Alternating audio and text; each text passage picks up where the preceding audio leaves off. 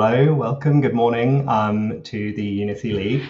We're going to be bringing some...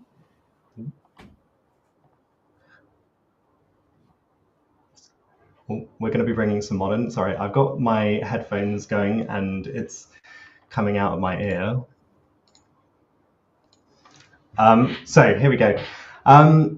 Welcome. We're going to be playing some modern today. We're pretty much ready to start already, so apologies for the brief intro. My name's Bobby. I'm joined by Sam. So we'll be bringing this for you. So yeah, as ever, we'll just go straight into it. Sam, welcome. Hello. Hello. Thank you. Lovely to be spending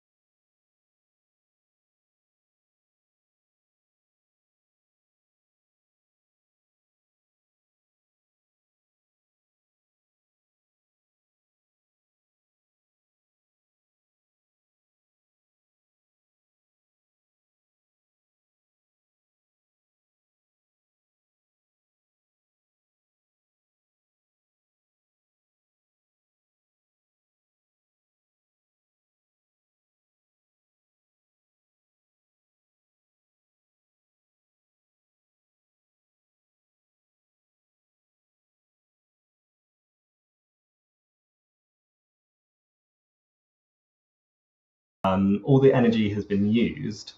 However, we're at a point where hang on, I think our faces have just appeared on the screen. Just a quick reminder for anyone at home if they wanted to know what I look like. And I do, in fact, I'm not in my basement today, so that's a good start to the day. Yes.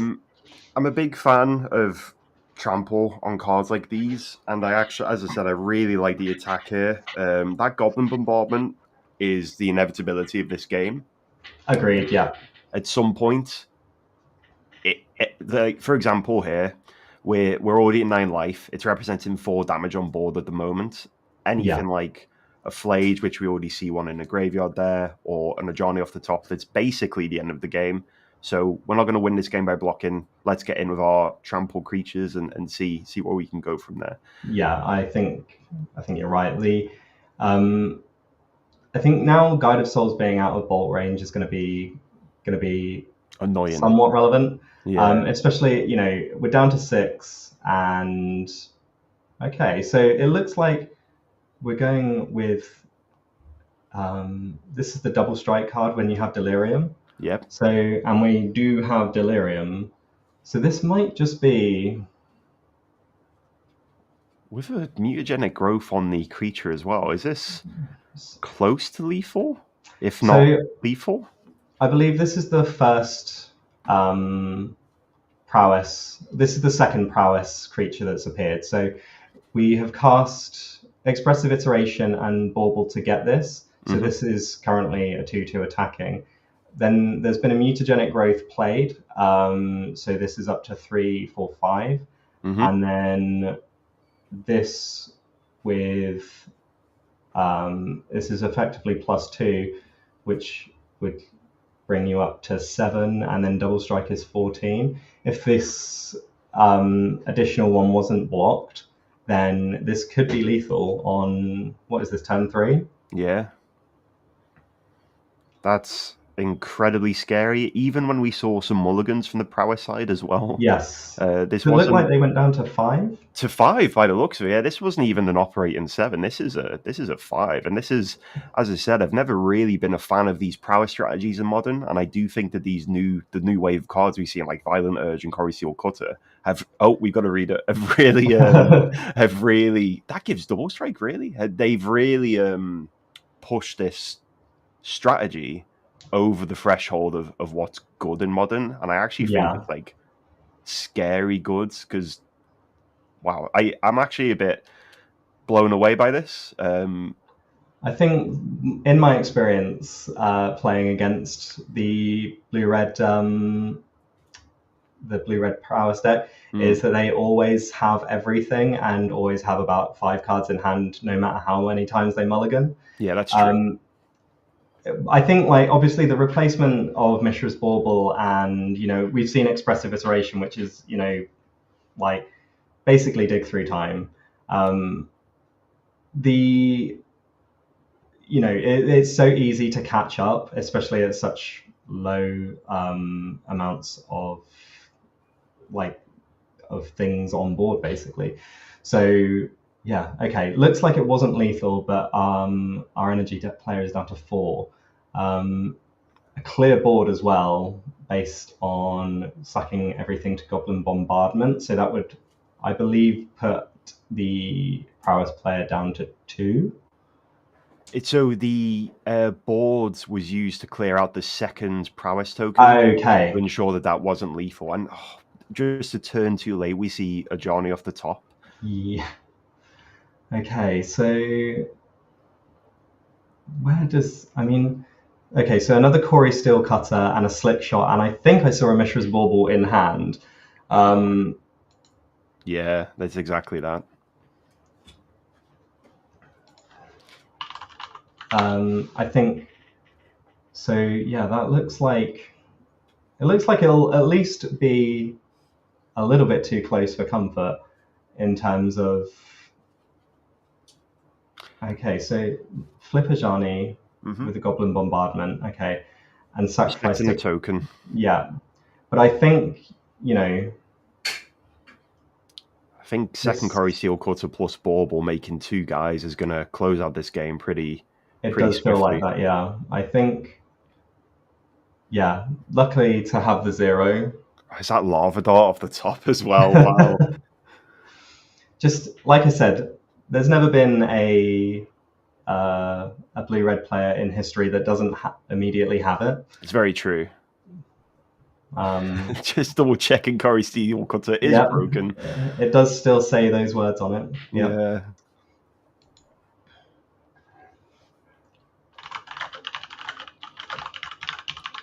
I have to say, though, I think that it might just be my ability as a player, but if I was to play Corey Seal Cutter, I'd never have it.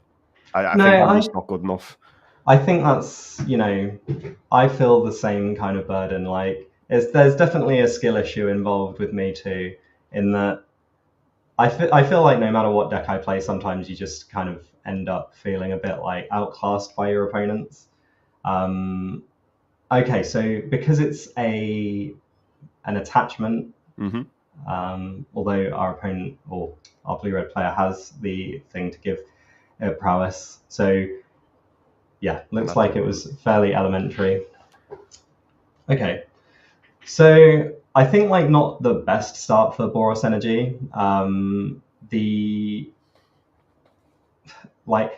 1 Guide of Souls, turn 2 Goblin Bombardment without an Ajani to follow up on is never really where you want to be.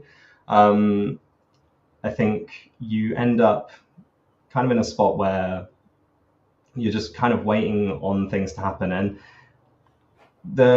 whilst you do have things like the Pyromancer,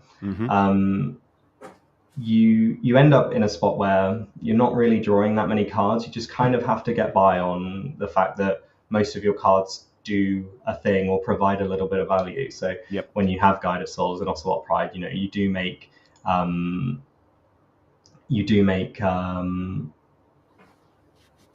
little bit of value. You are not exactly gaining a card, but you are gaining something.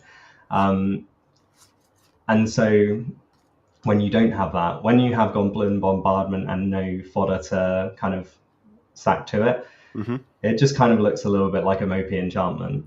Yeah, exactly. And I think that game was actually a little deceiving from the Boros Energy side, because as Magic players, I've got the 1-drop, I've got the 2-drop, and I've got the 3-drop. 3-drop is some form of card advantage stapled onto it. So this is I think you have to keep that type of hand.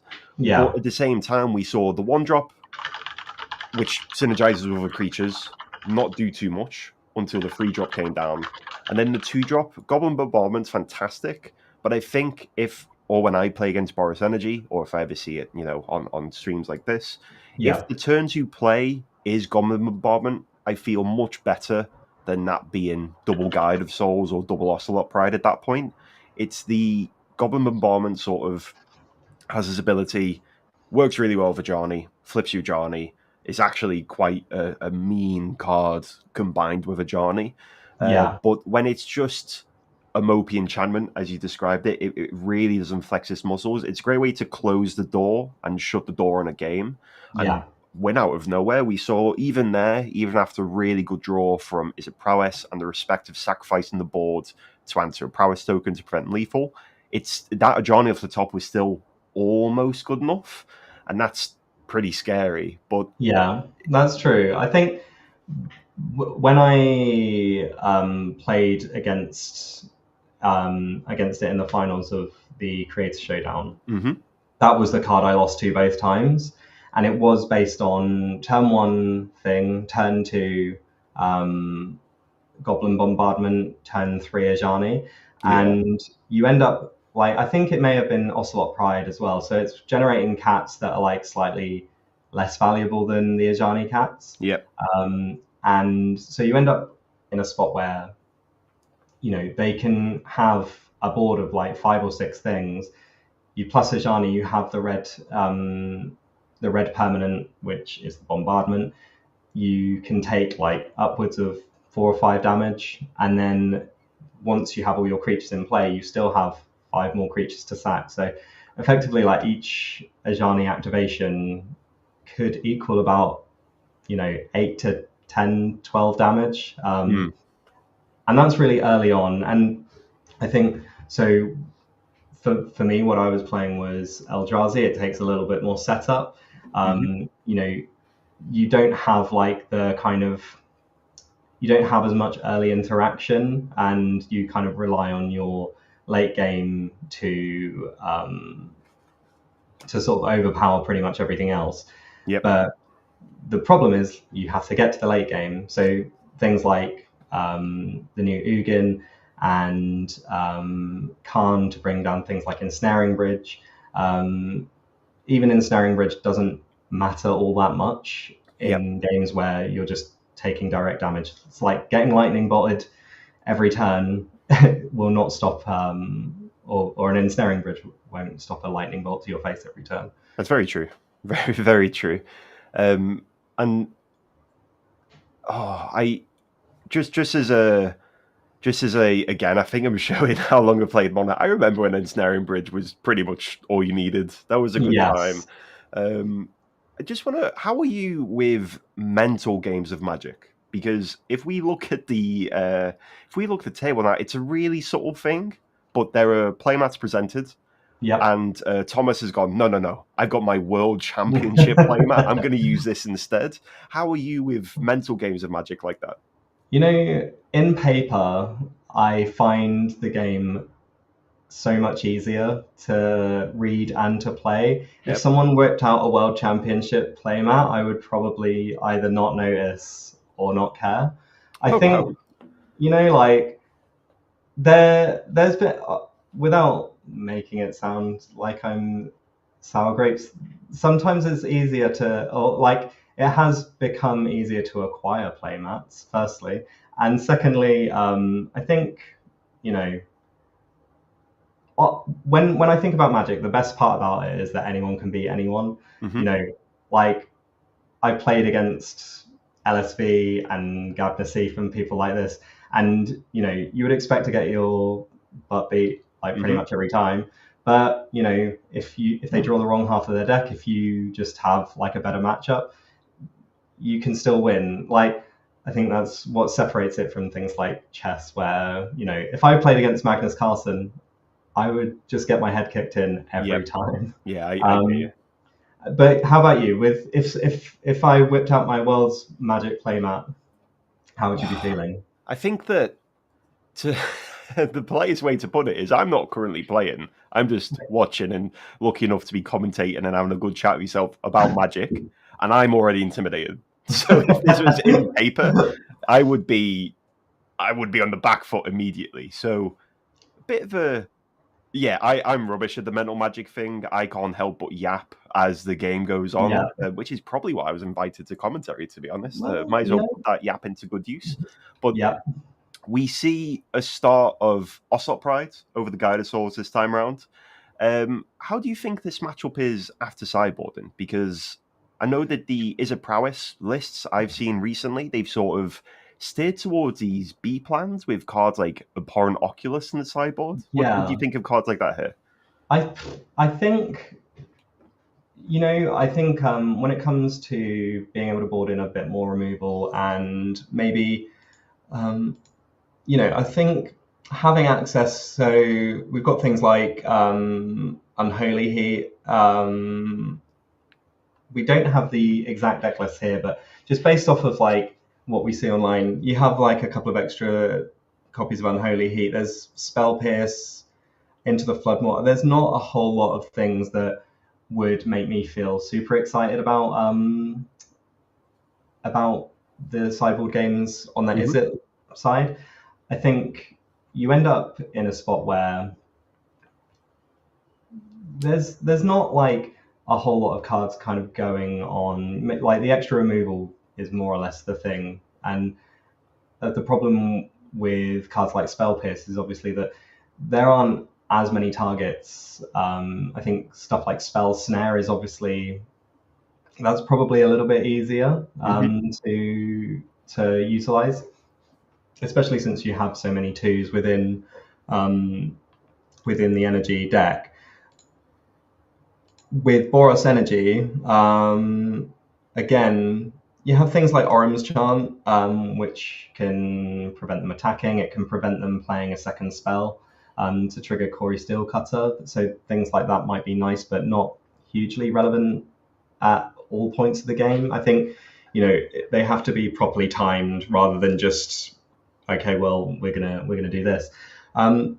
Things like Wear and Tear, I don't hate.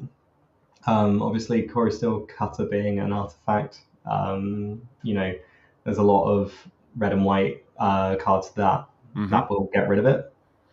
So I don't know. I think it feels like there's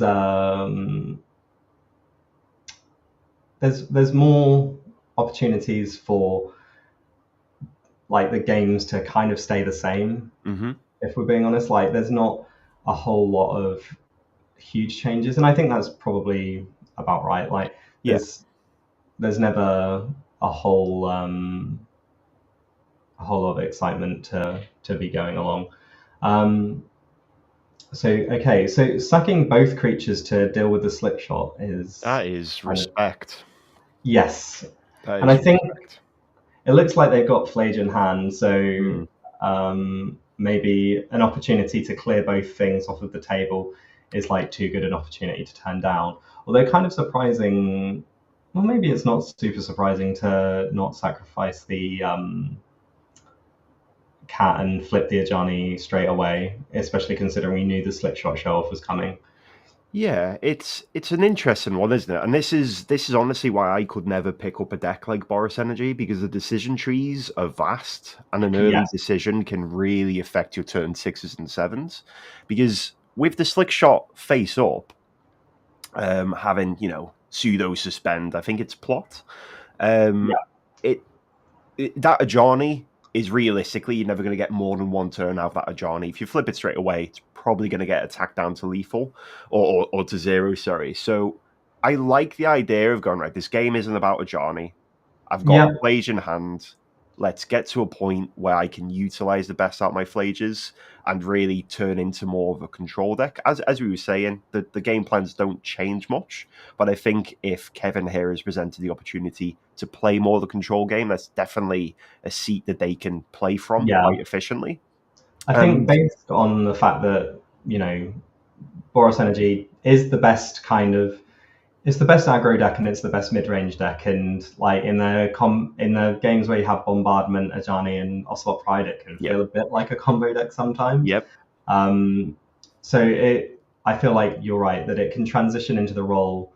It's just about whether it can really effectively, say, take the make use of any card advantage that it has. So do we have? We don't. So we have sorcery instant and enchant and artifact, and a land could come down. So Flage being played needs to target the Dragon's Rage Channeler. The monk token, it can be sacrificed to the Goblin Bombardment to kill the monk. So we can clear the board up here, and then a fourth land will mean that we can play Flage next turn. And then I think that's one of the big problems for the Prowess deck to overcome. Okay, so Lava Dart flashes back, sacrifices a mountain. That's quite a big cost, although I suppose if we're at 4 lands already, it's not the worst, but it saves the 1/1. I like this from Thomas's side. One thing, so you've started off with Slickshot Show Off, you've started off with Dragon's Rage's Chandler and Corey Steelcutter, each of which has been answered up the chain, which is definitely something you can expect in the post-board games. I like this to save the monk token, because at this point, no player is even close to being out of this game. So keep a threat in play when given the opportunity, and let's keep the ball rolling there. There's no reason not to do it. And, we curve out at 1.5, I guess. So we are already far ahead of curve, and I love the attack here as well. I think especially if there was a land in hand already, the Lava Dart Makes sense. sacrificing. Yeah, it does make sense. And basically free at that point. exactly. And I think as well that so if we're a land away from casting Flage from the graveyard, which it appears we do have a Bloodstained Mire in hand on Kevin's side. So the only brutal part about this is that the Izzet Prowess player does have Unholy Heat in hand, which is a card we did speak about being, what they're likely to bring in.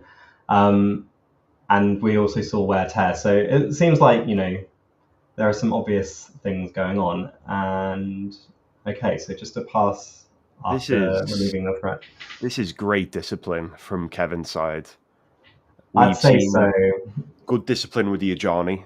I've never escaped a Flage in my Magic career. I think it's fair to call it career, but I've never escaped a Flage. And if the opportunity was presented to me, that Flage would basically, my lands would start that turn tapped. And I think Kevin, honestly, from this game, I think Kevin has reps with Boros Energy here. This is the way that Kevin's navigated these games is actually really impressive, and somebody who knows 3 and 2, by the way. Sorry, but, Kevin is navigating these games in a way which shows they know what they're doing, which is really impressive to see. And we see the Flage this time because now we have a second Flage in the bin, and this is this is great discipline. Yeah, so we do, I believe, still have Delirium on the other side. Yep. Although it looks like there's enough stuff in the graveyard that we might be able to even escape another Flage next turn. I think there's still one in hand.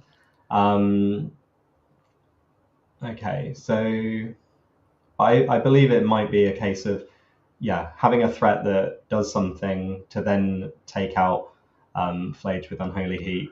I think sometimes, and I'm guilty of this. Oh, hang on. Is this the game? We have Lava Dart in hand, Lava Dart in the bin. So this is 3 damage plus 6. So this is so Lava Dart to face is 1 plus Slick Shot is 2, 3, 4. Sacrifice it 5, 6, 7. It's basically Lava Dart becomes Lightning Bolt every time. Okay, so maybe it just nothing ever mattered. Wow. Yeah. Okay. And look, I must be a bit rough from Kevin's seat there, but at least Kevin can go away from that game knowing that they played it really well, or at least But prowess does prowess things.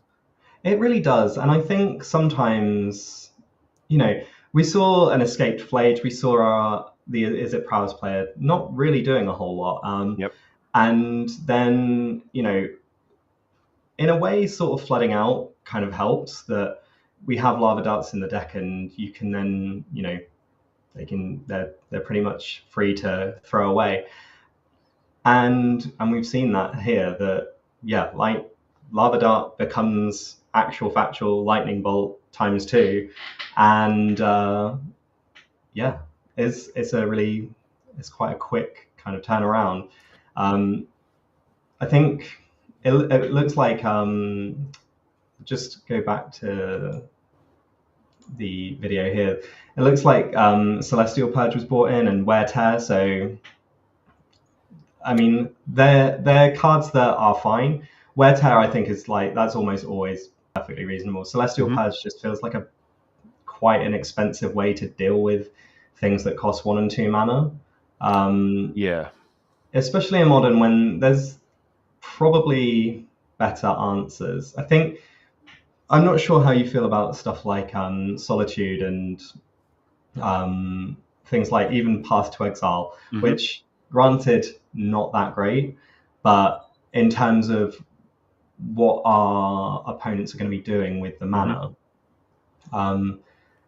whether you feel like, I mean, I don't want to advocate for Path to Exile's reinstatement to Modern, but you do see it popping up in a few lists here and now.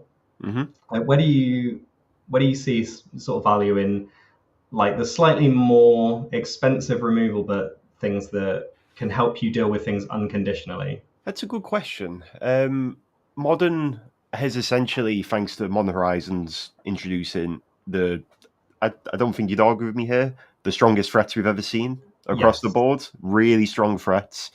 I have such a soft spot in my heart for Path to Exile, and I would love to register a deck that had Path to Exile in it again. But while Celestial Purge is not a card you want to cast, I think it's almost a necessary evil in this format. I could imagine a world where you have to Path to Exile a Monk token. That should feel rubbish. At least Purge can eat the Corey Steel Cutter. That's true. I mean, It's yeah, not I suppose ideal, but I guess it's wear tear 2 or 3 that can sometimes kill a slick shot as well, maybe. yeah. But I think that most games of Magic now, because of the level of threats that we have, become these really scrappy, almost wrestling matches where like every card is worth casting. Typically, is the person who casts the most spells ends up winning that game, especially with prowess, right? Because every spell has a prowess trigger on top. That is But true. even generically, the more powerful spells you cast, the more likely you are to win. And even though Celestial Purge isn't ideal and never really wants to be more than maybe one copy in the sideboard that respect, if it has to answer my opponent's strongest threat, sure. I Yeah. like Solitude from Boris though. I've seen a couple of Boris Energy lists starting to pick up on Solitude in the sideboard, or like one copy main as like a way to clear the door for your infinite cats. But no, that's actually made me quite sad now. I'd love to say the Path to Exile is playable. I really would, but I see. Have you seen there's a mono white land destruction deck kicking around? I haven't, but it sounds like the kind of thing I'd like to avoid. Yeah, it's something, but that plays Path to Exile. But Okay. I don't think I I could mean, register that. no, I think one of the things is, oh, it looks like we've been offered the metagame from day one. Fantastic. Okay, but yeah, I think, do you ever feel like, I mean, I think, like you said, Modern Horizons has introduced a bunch of cards that are kind of messed up, to put it lightly. Yep. But what I'm thinking is, do you ever find it weird that some of the cards that you kind of expected to go away have kind of made a resurgence? And things like Solitude, I feel like I don't see it that much anymore. Certainly, with everything operating like at so much more of an efficient rate, like things like the pitch elementals are, they can be quite a cost, especially in Boros Energy where you don't have that much opportunity to refill. But it feels like some cards are just impossible to answer, and I think the one that sticks in my mind is the Frog. I've got shivers down my spine. Yeah, the Yeah. Frog.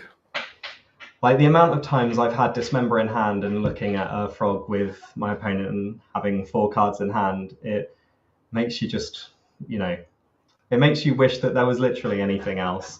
Yeah. And I think, obviously that's partly down to the decks that I play, which is mostly I don't want to like interact massively with my opponents. I just kind of like doing my own thing. But yeah, I remember when Ragavan was around like the first time, and people were calling for it to be banned, and there was a lot of heat on that card, and then that's all kind of gone away, and there's always like another public enemy number one. And so, but do you find the lack of things like Solitude a bit weird, or?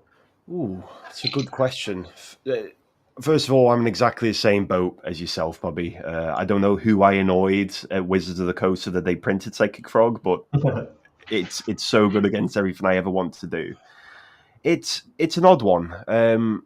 One thing we've touched upon this morning, even in just one round of coverage, is that Modern is in a very efficient and powerful place. Yeah. And any card that's straight up card disadvantage really has to be worth playing. I think the reason that Boris even now attempts to play maybe one copy of Solitude is so it has some game against a deck like Neobrand. You can Okay. Yeah. interact with the Shepherd or the Gristlebrand. You don't really want to do it to Gristlebrand, but the other creatures once you tapped out to have a chance. Yeah. But I feel like every Modern event I see or watch, or even sometimes I'm lucky enough to play in, are absolute snapshots in time. This is the perfect collection of cards to play for what's going on right now. Yeah. And you see Solitude pop up every now and then and say, cool, Solitude's great right now. But then next week it might just be absolutely gone because the meta's shifted so dramatically or just in a completely different way. I think that really does bring down the value of a card like Solitude or the other pitch elementals, because if your opponent is doing something really, really strong and you're maybe a week behind the meta, that can really punish you. And what I like from the pitch elementals really is the decks that are doing the pitch elementals things as a bonus. So like Living End, for example. Yeah. That's a great elemental deck. Yeah, I actually played a bit of Living End a couple of days ago, and I think I've been around Modern a long time, so I've kind of seen it work, know how it kind of operates. But the thing that struck me is just like, you think it's just dump a bunch of creatures into the yard and you cast Living End and that's it. Yep. The new flavor of Living End does seem super weird in terms of.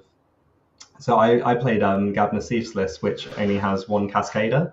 Yeah. And the amount of games you still get to play, I find really weird, whilst you're not always like digging for Shardless Agent. I think the Ardent Plea versions seem a bit more all in. Yep. And so maybe that's the cost of the elementals is slightly lower in that you just kind of want to dump stuff.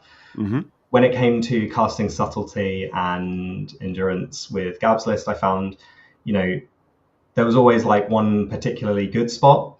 And then you had things like Build Your Own Force of Will, where you pitch a Subtlety to cast Flare of Denial.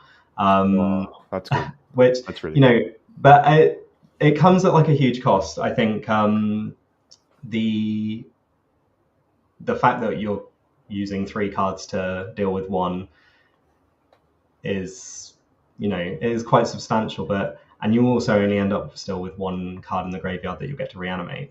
But yeah, I think you make a good point that we're at a point where things are so efficient that you really need a good reason to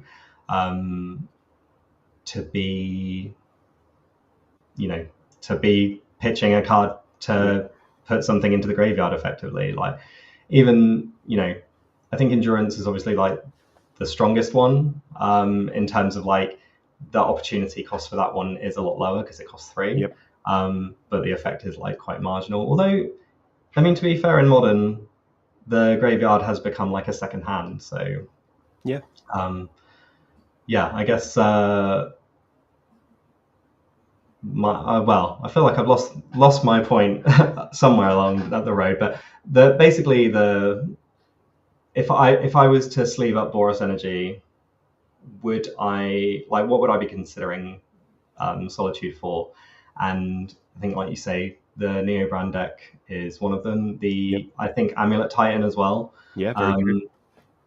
But I guess. So I used to play Amulet. That was like my main deck. I can't play it online because I don't have the brain power to put the triggers in the right order. Yep. I can explain it in paper. I can't explain it online. But I feel like the card I always feared when I played that was Subtlety rather than Solitude. But I think, like we've already sort of discussed, the fact that there is this cost, and the decks that want them probably just can't refill or recover sometimes from it. Yeah, for sure. And let's say, for one, we've mentioned it a couple of times. I think Subtlety is like very well positioned at the moment. Yeah. Subtlety's doing a lot of naughty stuff behind the scenes, but there's a good number of Subtlety decks starting to see more play, like Living End. And just to say as well, Living End isn't easy to play. That deck is like pretty tough. Yeah, I think I think the older version where you're just like cycling monstrous carabids and things like that. Yeah. You know, you had that consistency, and obviously you were able to you would be able to cast your living ends at instant speed. Yeah. Obviously that was like the big thing. It feels like, you know, living ends in a more in a fairer spot in that you have like an extra turn Yep. to kind of deal with it afterwards. But obviously most decks can't. Even things like Wrath of the Skies, you would have to have an awful lot of energy to be able to wrath a board which has like Waker of the Waves and Yep. Street Race and all this kind of all the junk that ends up in the bin. Yeah, I think well, speaking of Living End and things like that, we can have a look at the metagame. So today it looks like there's 105 players. Nice. So 16% on Boros Energy, which you would probably expect, given that you know, it's the most popular deck. Mm-hmm. I think in terms of percentage of the metagame, according to Magic Goldfish, it's 19%. So we're about at where you would expect it to be. Yep. Domain Zoo, which I think has had a bit of a resurgence recently. Yep. I mean, I played against it with like last week, and I think it's one of these things when they have their really good draws, you end up thinking like, okay, that's pretty good. When they don't have Leyline, Scion, and a 1-drop, it's a little bit mopey. Yeah. It's got. I like Zoo to exist. Zoo is a cool deck to exist, to be fair. I don't think people give Zoo enough credit to being cool. I'm not too sure what cool points gets you, but it gets you something inevitably, I guess. But Zoo's a very, very cool deck. It also has an absolutely monstrous Prowess matchup. It is so strong against Prowess. Yeah. Prowess struggles with the 5 toughness creatures it can get in play by turn 2. It really struggles with Scion of Draco. And Leyline Scion, I'm not dramatic enough to say that's game over, but it's pretty close. Yeah. You go, okay, cool, select show off plot, and they play a 2-mana 4/4 lifelink first strike. Every other keyword under the sun, it's build your own Sire of 7 deaths at that point, isn't it?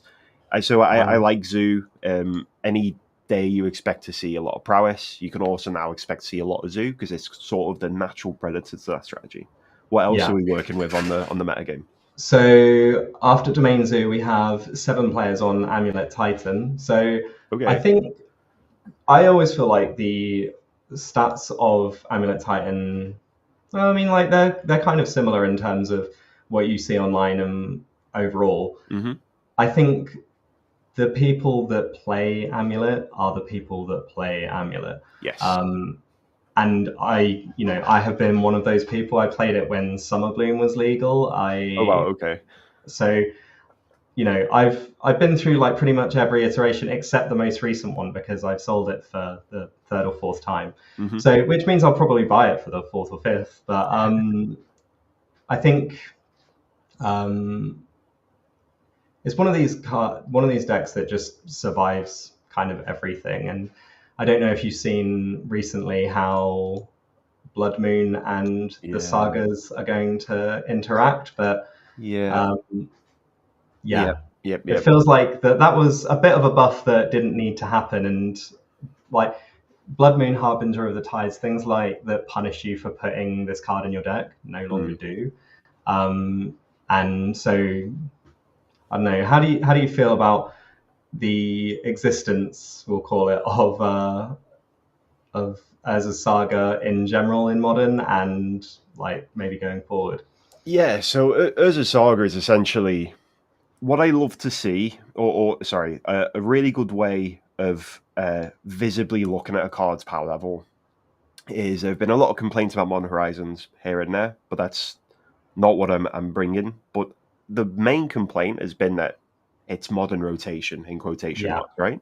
So when this modern rotation happens and we have a new modern format, I think it's always worth keeping an eye on what Modern Horizons cards from the past stay true and survive that rotation. yes, Essentially, Urza Saga is one of those cards. When it yeah. was first printed, I'm awful at card evaluation. I'll be honest. I just Oh, me play what, too. Yeah, yeah, I just play what people tell me is very good, which isn't good to admit. But Urza Saga was people were like, okay, and then it immediately flexed its muscles.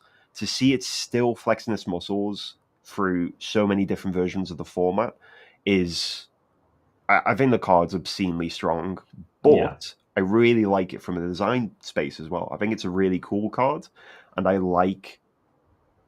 thought that the Blood Moon / Harbinger of the Seas was kind of a natural. Okay, my card can't be busted forever, yeah, forever. This rules change is quite interesting. I get why there is a rules change. yeah. It seems Um, more intuitive, like yeah, because I think whenever you like, I know why it doesn't work, but could I explain it adequately to anyone? Not really. yeah, I think you end up in a spot where you just kind of wave your hands a bit and go, "It's layers," yeah, and people will just kind of accept that that's fine. You know, that's okay. When it comes to, I mean, I would, maybe it's going too far to say, but is having the ability to have things like create a token every turn something that you would pay 3 mana for, or is the value in that card just incidental anyway? In that, like, you might create 2 tokens and then you get a third thing when it searches. Or could you imagine seeing a spot where someone's like, I'm going to put Blood Moon in my deck and I'm going to cast it when yeah. my Saga's got 2 counters on it, so that you kind of have this non-stop token making machine? It seems like fairly inefficient, but Yep. I can imagine, you know, it's not out of the question because that ability is quite strong Yeah. once you're sort of at that level. It's I personally don't see, maybe a mono red prison strategy that goes turn 2 Trinisphere with a Saga in play, and then I'm going to untap and I'm going to cast my Blood Moon. Now this is my win condition. I don't think we'll see that necessarily. Yeah, Don't hold me to that, please. Anyone, please don't hold me to that. But what I think it introduces is a really awkward way to tackle Saga.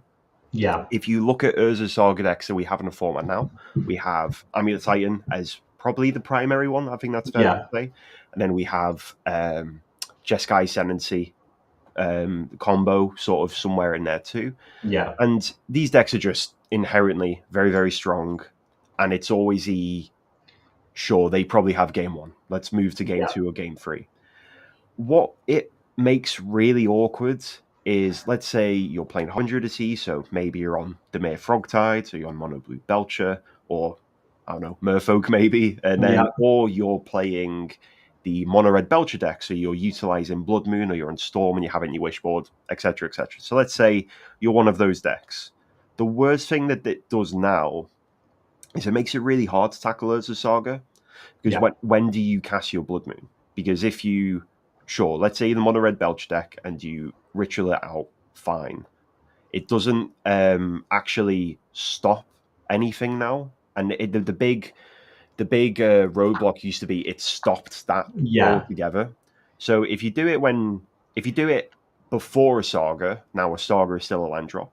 If you do it mid saga, it's going to forever make 2/2s, and you can't do it after saga because now they've yeah, gotten their advantage out of saga.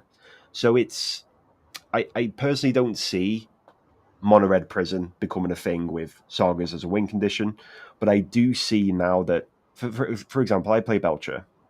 Saga is one of the strongest cards for me to deal with. Gets underneath my counter spells, and at minimum, it makes 2 3/3s. Really hard for me to deal with. Yeah. I play Harbinger of the Seas out of respect for that card, basically. But I can't accelerate out that Merfolk, so if you already have a Saga in play, I either have to let you have your 1-drop, which will likely be Piff and Needle most of the time, to name Belcher, or if I play it to prevent that, you now have 2/2s, and I think that's the weird dynamic we're going to see moving forward with Saga. It's almost like, where do you want to stop the pendulum? Yeah. Because none of it's good. No. And I think, I mean, like, I know Tron's not like a huge thing, but the fact that it retains the ability to tap for colorless again is like Huge. Quite a big thing under things like Blood Moon and Harbinger. So yeah, that's a great point. But I think, like, even on a base level, the fact that, I mean, when I played Amulet, I have sat with a couple of copies of Urza Saga in my hand, looking at Blood Moon, wishing they were pretty much any card that wasn't that. And now, like, you know, I still have 2 mountains at the very least. So like we said, you know, it's intuitive. It makes sense that I would be able to put my land into play and it doesn't die because of some kind of weird rule. The fact that it doesn't have a, you know, the Saga type means that it doesn't have any counters on it. It can't get counters. It dies. So yeah, I find that part of it somewhat like, I don't know. I feel like with just how strong the card is, and like you said, it's survived every Modern Horizons format it's lived through. There could be a time coming where its time is coming. I hope not. I mean, ultimately, like, I think it's only in a few decks where it doesn't feel like the card itself is completely busted. The fact that it's not like ubiquitous is a good thing, and I think in Jeskai Ascendancy it comes at a real cost because, you know, it's not like you have things like Deathrite Shaman to generate 4 colors of mana, and the fact that you know, if you want to play Jeskai Ascendancy on turn 3, you really have to work for it, which is probably a good thing. So I think, yeah. Oh, hang on. I do think that, like, yeah, good in a way, bad in others. Yeah, and look, I know that we're Magic players, right? I love a good moan on the internet. Oh, yeah. I am like first in line for that sort of behavior. But what I will say is that next weekend, when I'm playing Final Fantasy pre-release and I'm sat opposite someone who's never played Magic before, I don't have to explain that interaction if I, you know, there's always a blue enchantment that removes all abilities, right? So yeah, I think that it makes a lot more sense for new players, and as you said, very intuitive. I'm exactly the same as you. I kind of get how it works, but when it comes into play in paper, I'm like, this is what Modo tells me, so we'll do it that way. But it's a bit of like, it's very similar to how Teferi works with Cascade. Yes. It's kind of like, I remember I had to explain that once, and my opponent looked at me as if I was just chatting rubbish. But I think it's more intuitive, and to be honest, it will have an impact, but I don't think it's really going to shift the format too much. It's just, as you said, the amount of times you've got an extra Saga in your hand, you just get to play it now. That's pretty cool. Yeah. And yeah, it's an interesting one. I guarantee you in 2 months' time, I'll be completely wrong. But I think that we'll just have to see, really. But Urza Saga is... I don't think it's too much to say it's one of the strongest cards we've seen just in recent memory. And it's a really cool design space, so I hope we continue to get to see that. Was that 7 Amulet Titan players, by the way? So Yes, so 7 Amulet Titan players. Yep. That's kind of we've moved off onto many tangents, I think, so far. Yeah, sorry, that's all No, me. it's good. I think like it's sometimes nice to have like a bit of time between rounds where you just talk. Hmm. I think best bet for now. We can revisit the metagame shortly. Yeah, Maybe take a couple of minutes, and yeah, we'll be right back cool. Yeah. with round two.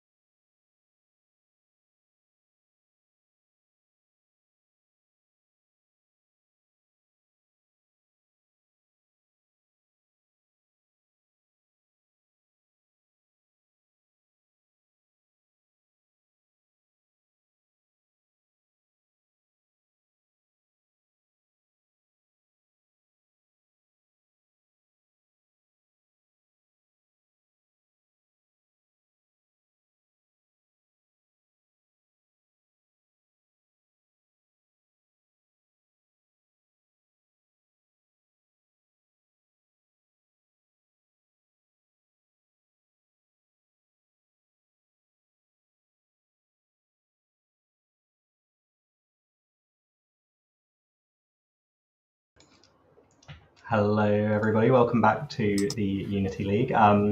We are watching some Modern. We're getting ready for round 2 here. Welcome back to the Unity League.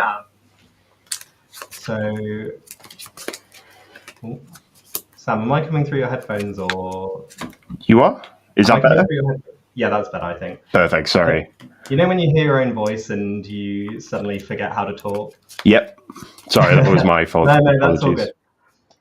So yeah, here we go. We are bringing you round 2 of the European Unity League here. So as we come in,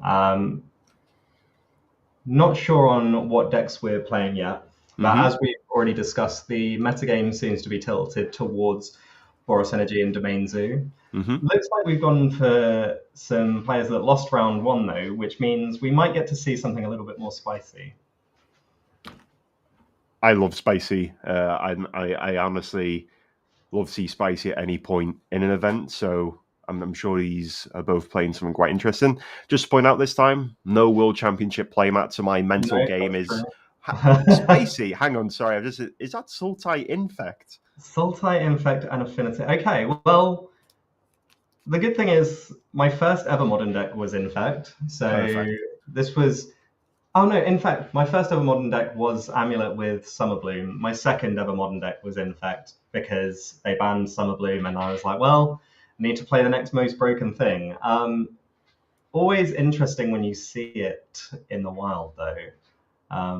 Okay, so it looks like a fairly, an okay-ish start for Affinity. And just a tapped Breeding Pool turn 1, so not... I mean, not massively where you'd want to be without Glistener Elf on turn 1, but yeah. It might pave the way for a Blighted Agent. Yeah, that's it. Wow, that is a card name I have not heard for a long time. Yeah, certainly paves the way for a Blighted Agent. And to be fair, this type of start is fine when your opponent's also not doing anything too crazy. I say that there is an active Tamiyo, which is one of the strongest weapons this Affinity has viable to them. Believe it or not, it's an incredibly strong card. And kind of relevant against that Inkmoth Nexus as well. That is true. I think the plus ability of Tamiyo, I mean, Hadrian could activate it now. Okay, plays Thought Monitor, it flips it anyway. Wow. The fact that there's no interaction probably on either side is going to be huge here. But so an Inkmoth Nexus that becomes a 0/1 when it attacks with a blocker in play. So not super exciting. And I think, again, if it's just a land and pass, it might be a case of being bottlenecked on mana. Okay. All right, so scale up. Now, I'm not like in love with it in terms of you use scale up and then attack and the Thought Monitor blocks. You're not really gaining anything like apart from getting rid of a 2/2, which is eminently replaceable. Yeah, if you're on Enzo's side, I would hazard a guess that this game is already not gone the way that you wanted to. Yes. I like doing something and scale up at least if you scale up and attack Tamiyo, you're presenting a lethal attack to the Tamiyo, which is a threat I think you're going to have to remove at some point to win this game. Yeah. But the Metallic Rebuke kind of made it all pointless. It was a pretty rough exchange for Enzo there, because now you don't even get to present the attack. You've just got to go. That Inkmoth Nexus is essentially a time walk for yourself, which, well, sorry, the Rebuke is acting as a time walk, so it's not ideal. But if this is what you got to do, then this is what you got to do. But this Affinity deck, I think we should take away Affinity and replace that with Tamiyo control, because Tamiyo is just incredibly strong. It's interesting. I think the existence of like 1-mana legends, like that do things Mm-hmm. has obviously started with the newer sets, like with Modern Yep. Horizons and things like that. I'm gonna tentatively include Emery as a one mana legend, Oh, although not I'll allow quite. it. But I think a 3/4 with flying seems like, that will probably lock up the game against any Inkmoth Nexus. I would be not happy right now if I was the Infect player. I mean, I probably wouldn't be happy playing Infect in 2025 anyway, but I think going back to one mana legends and the things that work with Mox Amber, it used to be, oh my god, Ooh, is that main deck Pithing Needle? yeah. Okay.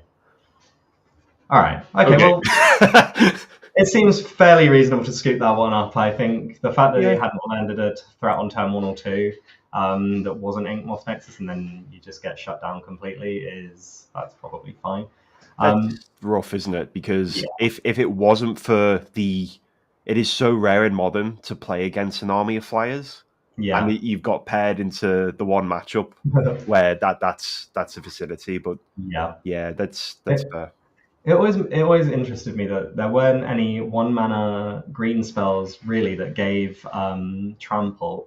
And I remember like back in my Infect days, going through, scaling through every single card I could try and find. Mm. And it just seemed like, most of them were sorceries or terrible. I think there was one from Kaladesh, which was +5/+5 and trample, but it Mm. was a sorcery. I think like you may have ever been on like a specific deck Discord or Hmm. subreddit Oh yeah. where pretty much any card in the color of the deck is discussed. Like, is this a viable thing? Are we Yep. going to? Is this like the thing that puts us back into tier 1? And it invariably never is. Mm. Um, I don't know. I don't want to sound too disparaging about Infect, but it does seem like the O1, maybe O2 bracket is probably where you'll find it if you ever do find it. Yeah. Um, I think the cards have become so inefficient, and there's just so much to kind of play around now that makes it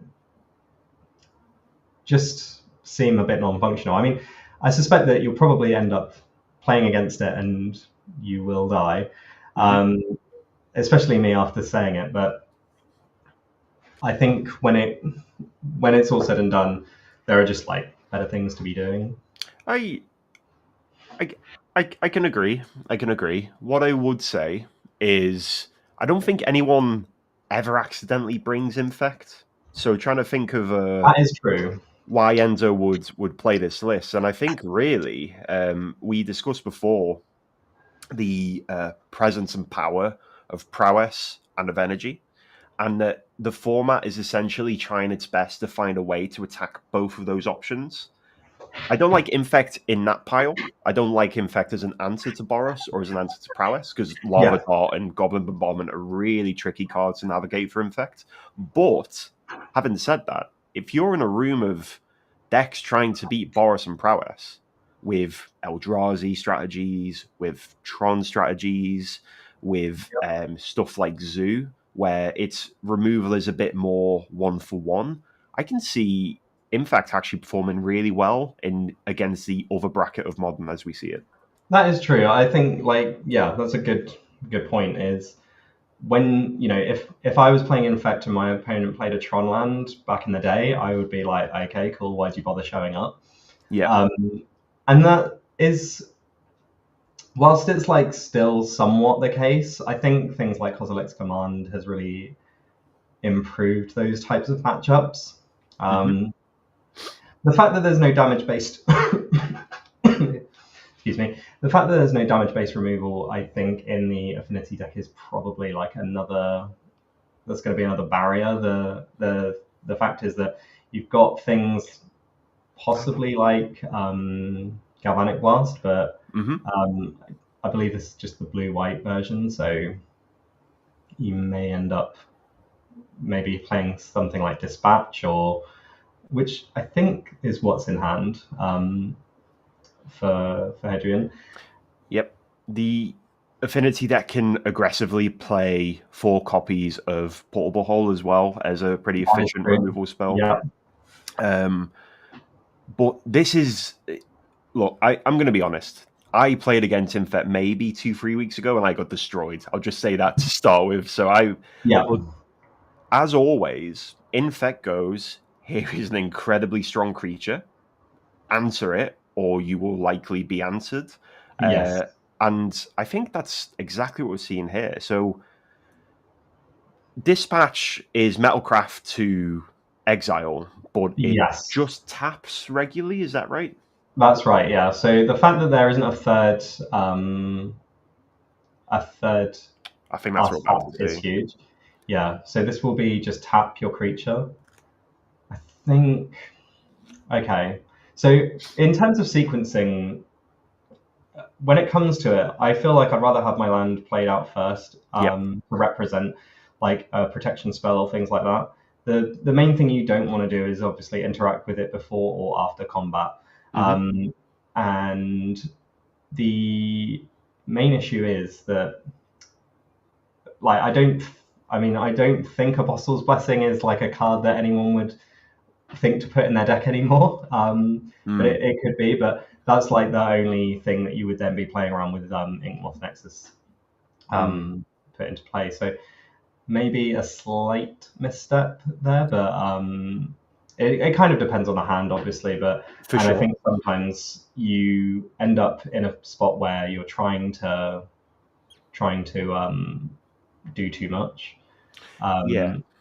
Or play a bit too quickly and especially on camera. I mean, like, I don't think I've ever played on camera in paper, so I can't speak to it, but I know certainly when I was playing, even streaming the Creator Showdown, I had my head in my hands an awful lot, and I had to turn off every distraction around me, turn my Yeah. phone upside down, Yeah. like close every app and just like fully concentrate, which arguably you should probably do if you want to win at things anyway. But Yeah. Yeah.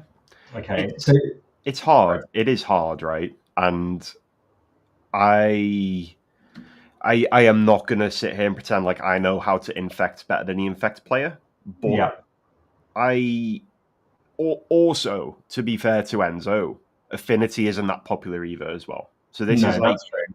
this might be the first time that both of these players have played this matchup, and Affinity's full of removal, instant speed interaction, counter spells.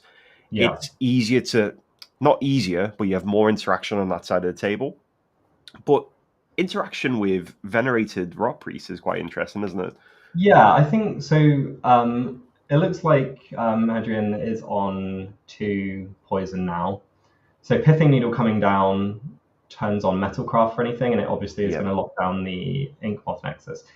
Not massively relevant. Like the fact that it just creates now 2 colorless mana Mm-hmm. um, is is kind of annoying. But if you have things like um, become immense, you can just dump your mana into that instead rather than taking it from the graveyard, which then fuels up the next one. Yep. So scale up targeting Blighted Agent will give another counter because of the Rot Priest. So Yeah. I believe it's whenever a creature you control becomes the target of a spell, That's your right. opponent gets. Yeah. So again, it's incredibly hard to interact with this now, especially again during combat. Never exactly where you need to be. It's another dispatch It looks like it. with Metalcraft this time. So Yes. do we So have the Blossoming Defense? what is this card? Ooh, I can't remember the name of it, but this is the one that gives hexproof and a royal token. Ah, okay. It's okay. I know vaguely the. Okay, so Oh looks like there's a wow. counter. Okay. Okay. Okay, Is it royal treatment? royal treatment. There we go. Okay, so a pretty brutal exchange. Although still getting, what was that, 2 additional poison counters. So Yep. I believe that would put um, Up to 4. Adrian on, so 1, 2, 3, 4, 5, I believe now, Okay. based on two targeting spells from Enzo and one from Adrian. I have to say, I know this isn't about me, but I'm very impressed I got royal treatment. Yeah, I'll no, give myself that one. this is the thing, is once you've been out of the loop of infect cards for a while, and I don't think I've read a new card for about 2 or 3 years. Mm. Um, I just kind of guess what they do when my opponent plays them now. I Royal treatment must have made waves in the infect Discord. I hope so. I hope they get what they need. Like, Look, you it's know, I, I, tough, isn't it? yeah, it's funny. I played against it in a tournament in Prague like 2 years ago, Hmm. and I was really impressed with Venerated Rock Priest. But I think my overall thing was like, it's good, but it's still like there's still just too many efficient removal spells and things that you can kind of do. Yep. Like the Rock Priest does give it like an extra edge, Yep. um, and I believe that it's only when targeting spells. So Portable Hold just kind of negates it as well. Yep. Um, yeah, I, seems like maybe the game might be locked up, especially if you're attacking with Emery for one. I don't think I've ever seen an Emery attack. That's fantastic. Yeah, Look, it's rough. It is rough because I imagine when Enzo sleeved up Infect, I'm not too sure what they played against round 1, but I would guess Affinity was not on there or super high on their radar. no, And I'm not too sure. Obviously, you mentioned that the second deck you ever played was Infect, and that's back when traditional Affinity was a thing. I'm not sure how the yes. matchup was back then, but taking I a look at this now, it looks pretty tough.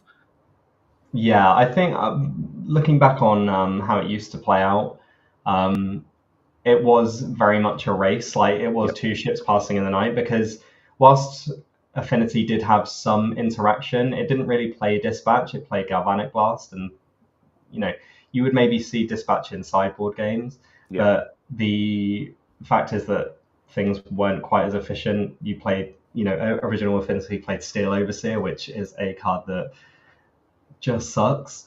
Yep. But back in the day, that was like a good card to have. Yep. And yeah, so I think it certainly seems like Affinity, at least now, obviously has the edge. Okay, a Fatal Push. So being Sultai, obviously, it gives you like a bit more of a reactive amount of things. I was thinking we might see things like Phyrexian Crusader. Mm-hmm. Um, which again, Yeah. not super exciting. And yeah, a scoop. I think that's probably reasonable. Like Affinity player had an infinite amount of Everything. flying. Yeah, Infinite amount of pretty much everything. everything that you could expect to have and hope for and want. And yeah, so There's literally 4 monitors in play there as well. It's yeah, just, I know. Like it's not often you get four of a kind. yeah. Speaking as someone who's been playing a lot of Alatro recently as well, not the hand you build your deck around, but once you're drawing 2 cards a turn every turn with the thought monitors and thought casts and everything, it's yeah, not impossible to end up with a lot of stuff, a lot of junk in your hand, a lot of 2/2s that kind of don't do anything, but Yep. eventually you just kind of die to.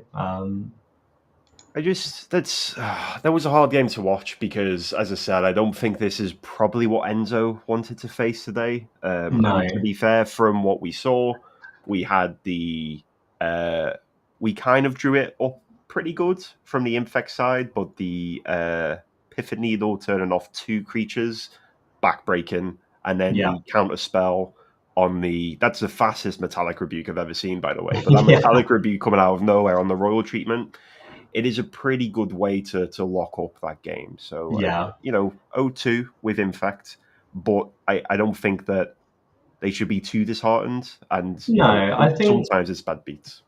yeah, I think when you play decks that are kind of unfancied and, there's a reason you don't see it a lot, Yeah. um, you know, it stands to reason that, you're probably just there for good vibes. Yeah.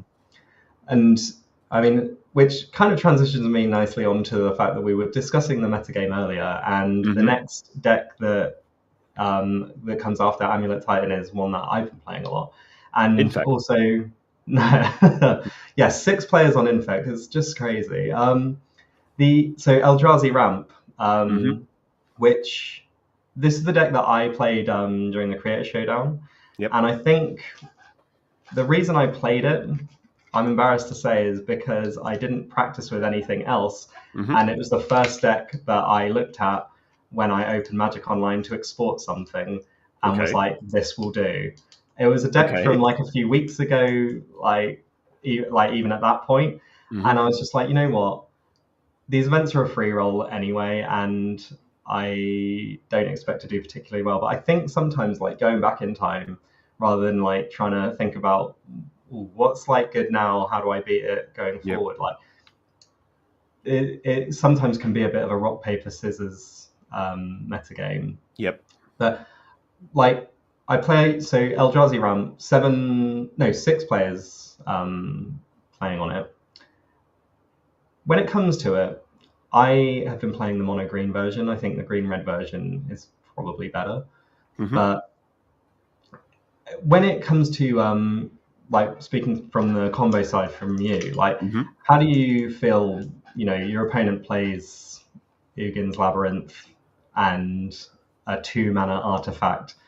How are you feeling once that happens from the slightly faster side?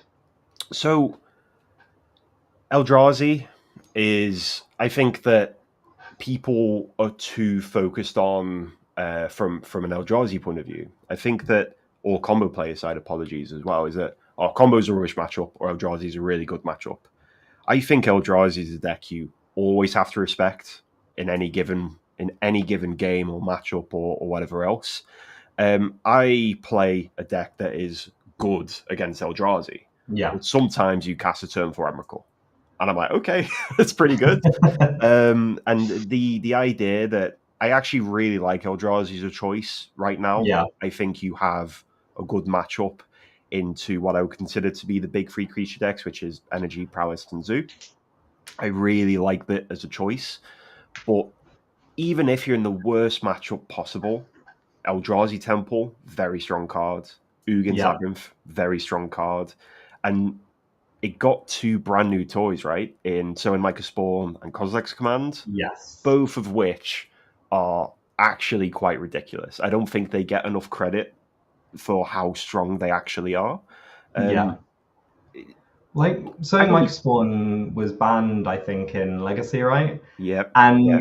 I play a decent amount of Legacy and Vintage and things like that. So from the side of, you have, you know, 4 different soul lands Mm-hmm. effectively in Legacy to cast Micah Spawn, and you've got things like Lotus Petal and things like that. Oh, Those yep. cards are messed up, and having completing the flawless victory where your opponent has no lands and you have many and no Yep. permanents in play, it does feel good. I think, like you say, something like Spawn does a lot to fix problems that Tron and the Eldrazi Tron decks had, Yep. which was, you can only play 1 land a turn, and so if you're at a point where you go turn 1 Eldrazi Temple, turn 2 Eldrazi Temple, and then you play Thought-Knot Seer, for example, in traditional Eldrazi Tron, Mm-hmm. that's pretty strong. But if you're then like, oh well, I've got Karn or Ugin in my hand, and I have 2 mana or 3 mana next turn, it alleviates a lot of the problems that you have with that deck. That it just fixes you, it ramps you, it searches up like the amount of times I've searched up a Bajuka bog Yeah. is more times than I care to admit. Especially like you say against is it prowess, which I took to be like it would be a horrendous matchup because they are quite quick. But when you've got cards like All Is Dust that can be cast off Eldrazi Temple, Yep. you know, again, it's just kind of messed up. Yeah, and from a combo point of view, I think people don't respect Eldrazi enough, to be honest. But when every sideboard, like, it's funny because people don't respect it in like combo matchups and stuff, but then everyone plays for Consign to Memory because it is a Okay. scary threat that's forever looming. What I really like from Eldrazi is for a deck like Eldrazi, which is typically strong front and bit of a weak sideboard. The sideboard at the moment is like really certain about what it wants to do and what it wants Yeah. to face. Like, how does prowess ever beat a Trinisphere, for example? Yes. So it's funny you should bring up Trinisphere because last night I played a little bit of um, Storm. Mm-hmm. So I don't know you. Well, I think you were at the Axion event, Yep. the modern one, which Alexander Gordon Brown won with Blue Red Storm. Yep. So I had a look at the list, played one league, didn't do super well.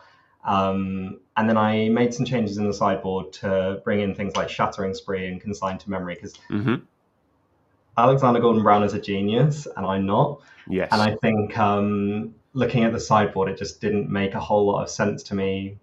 It's like the games I was winning were the games where like none of the cards in the sideboard truly would matter. Yep. And the games that I was losing, I was like, man, if I had Consign to Memory, if I had something that removed artifacts, Yep. I'd be living my best life. I think I played against Eldrazi, which, well, it was the Tron version. They went turn one Relic of Progenitus, turn two Thought Not Seer, and I was like, why has life conspired against me? And I also tried to flip my Ral, which they had Dismember for. And this was game one, so I was feeling a bit aggrieved.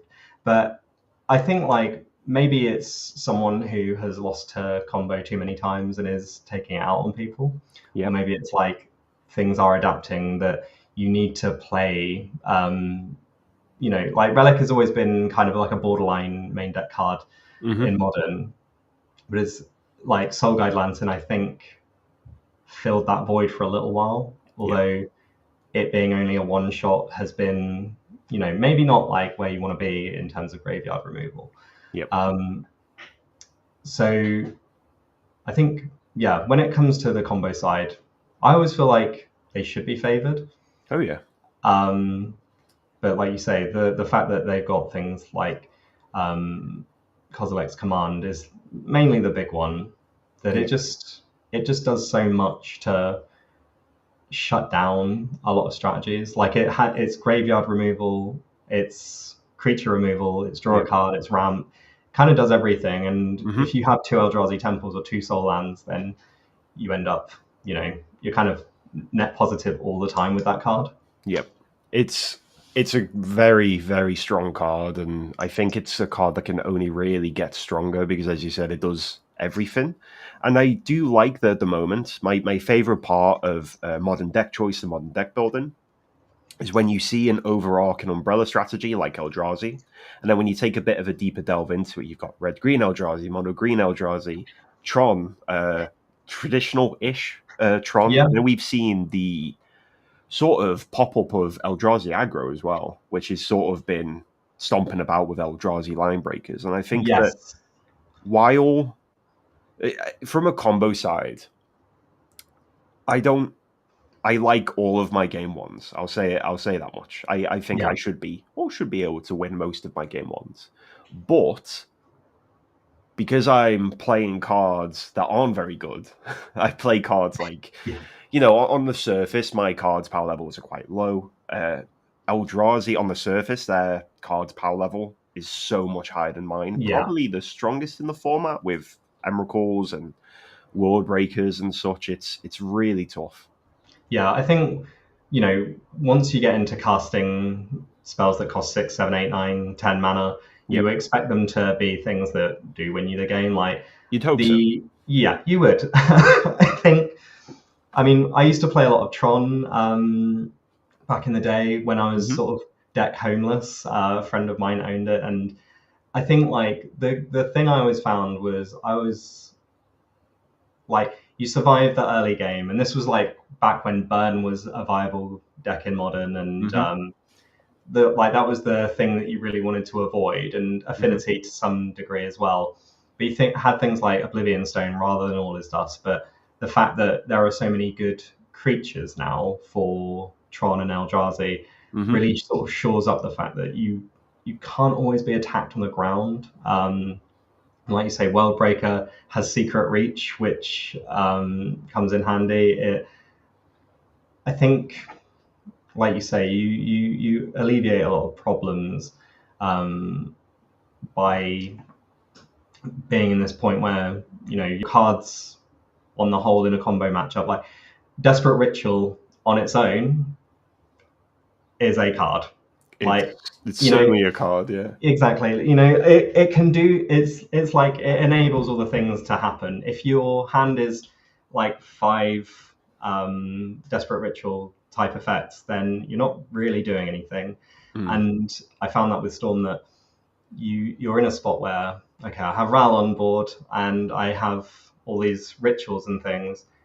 What do I do? Because if it flips, then sure, I um, might be able to like activate the ultimate and kind of go off from there. If you don't flip, you have all this mana and you're just okay. Well, I guess I'll pass the turn and hope to draw something that's a little bit more exciting. When when it comes to it, yeah, the Eldrazi deck has so much game once you get past like turn 3 or 4. Yeah, for sure. And I like Eldrazi's ability to ignore discussion and yeah, sure, this is meant to be a bad matchup.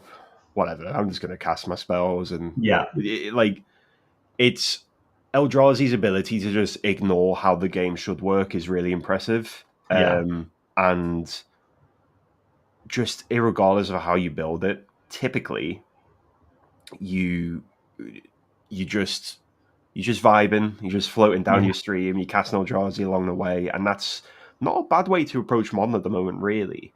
When everything is so intense and about every card and about this and that and the other and whatever else, it's actually kind of zen and nice just to be like, yeah, I'm yeah, going to do my thing. If you kill me beforehand, that's fine. I've got the tools to keep up with you. And I've seen a lot of traditional Tron way, way, way, way back when. I think it's safe to say that all the problems that that deck have sort of been solved by these newer cards we've seen as it yeah. goes down the line. It's not a perfect deck; it still has its problems, but the really obvious gaps and holes is sort of been patched up. I think it's fair to say. Yeah, I think Khan the Great Creator is like, obviously not a Modern Horizons card, but it kind of feels like one sometimes, Yes, in that it solves a lot of problems. And the fact that the Mulligan rule like help Tron means you always have Tron on turn 3. always. The I guess like my only issue with Tron is that sometimes sometimes I miss casting Khan Liberated. Yep. It kind of sucks that that is no longer like a good enough thing. But I think consigned to memory existing is the bane of my existence. Mm. It, like that card, I think, you know, it feels like good in so many different spots, and especially like at the Axion event, my opponent had one land for 2 or 3 turns, but had consigned to memory, Mm. and I lost the game. So it's I think it like speaks to the fact that yeah, we're still like even a 1 for 1, even when you're getting like 2 for 1 with like casting an Eldrazi and you get the trigger, Hmm. you still feel like okay, well my opponent could have counter spell mana up and negate all of my things that I'm doing, Yeah. and whilst you could argue that 7 mana isn't necessarily the cost of a lot of things in Tron. Getting your 7 mana spell countered by 1 mana still makes me feel pretty bad. Yeah, and back in the day, if your Wallbreaker got countered, at least you took something on the way out as well. So it's like, I guess, a bit of card disadvantage in the long run. But Consigned to Memory is pretty brutal. I'm not sure how much I like the card. I like that it's got a lot of play to it, but all I can think of, if I ever get a bit jaded by Consigned to Memory, all I can think of is Imagine a world without it. And Yeah, it's completely like, is it a necessary evil for what we see at the moment? Probably, I think. I think like you, I'm kind of split on the fact like if I was playing a blue deck and I was against Eldrazi, I would love that card. I think I'd be always happy to see it. Hmm. When it comes to being on the other side of it, I wish it was ceremonious rejection. Yeah. Like I kind of want my triggers from casting my big Eldrazi not to be negated. And yeah, I don't know whether it's like you say, is it a necessary evil? Should it be a card that exists? And like realistically, yes. Mm-hmm. But personally, no. We've It's been asked, do we want to see a specific matchup next round? So if we talk about, I feel like we've been on Eldrazi ramp for too long, and that's my fault because that's my thing. We have things like Dimir Frog, Black White Sewer, the Is It Prowess we've already seen. The Ruby Storm matchup, I think, might be something that I would be interested in. oh, for sure. Okay, let's say.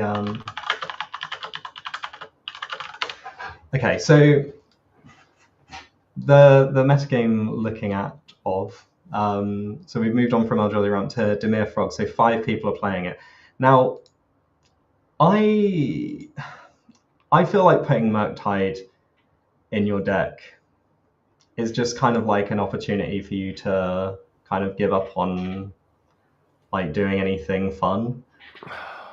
Yeah. And I don't know, I feel like whilst I appreciate like Orcish Bowmasters and Psychic Frog are like 2 of the premier cards in a format in some way, but I feel like trying to build control decks that are kind of covering too many bases, and this has been the case in Modern for a long time, like back when Jeskai was a deck, and there seemed to be like there were a few more strategies, I guess, that weren't so concentrated on specific cards. Like specifically around the Horizons cards and things like that, you kind of have to put them in your deck.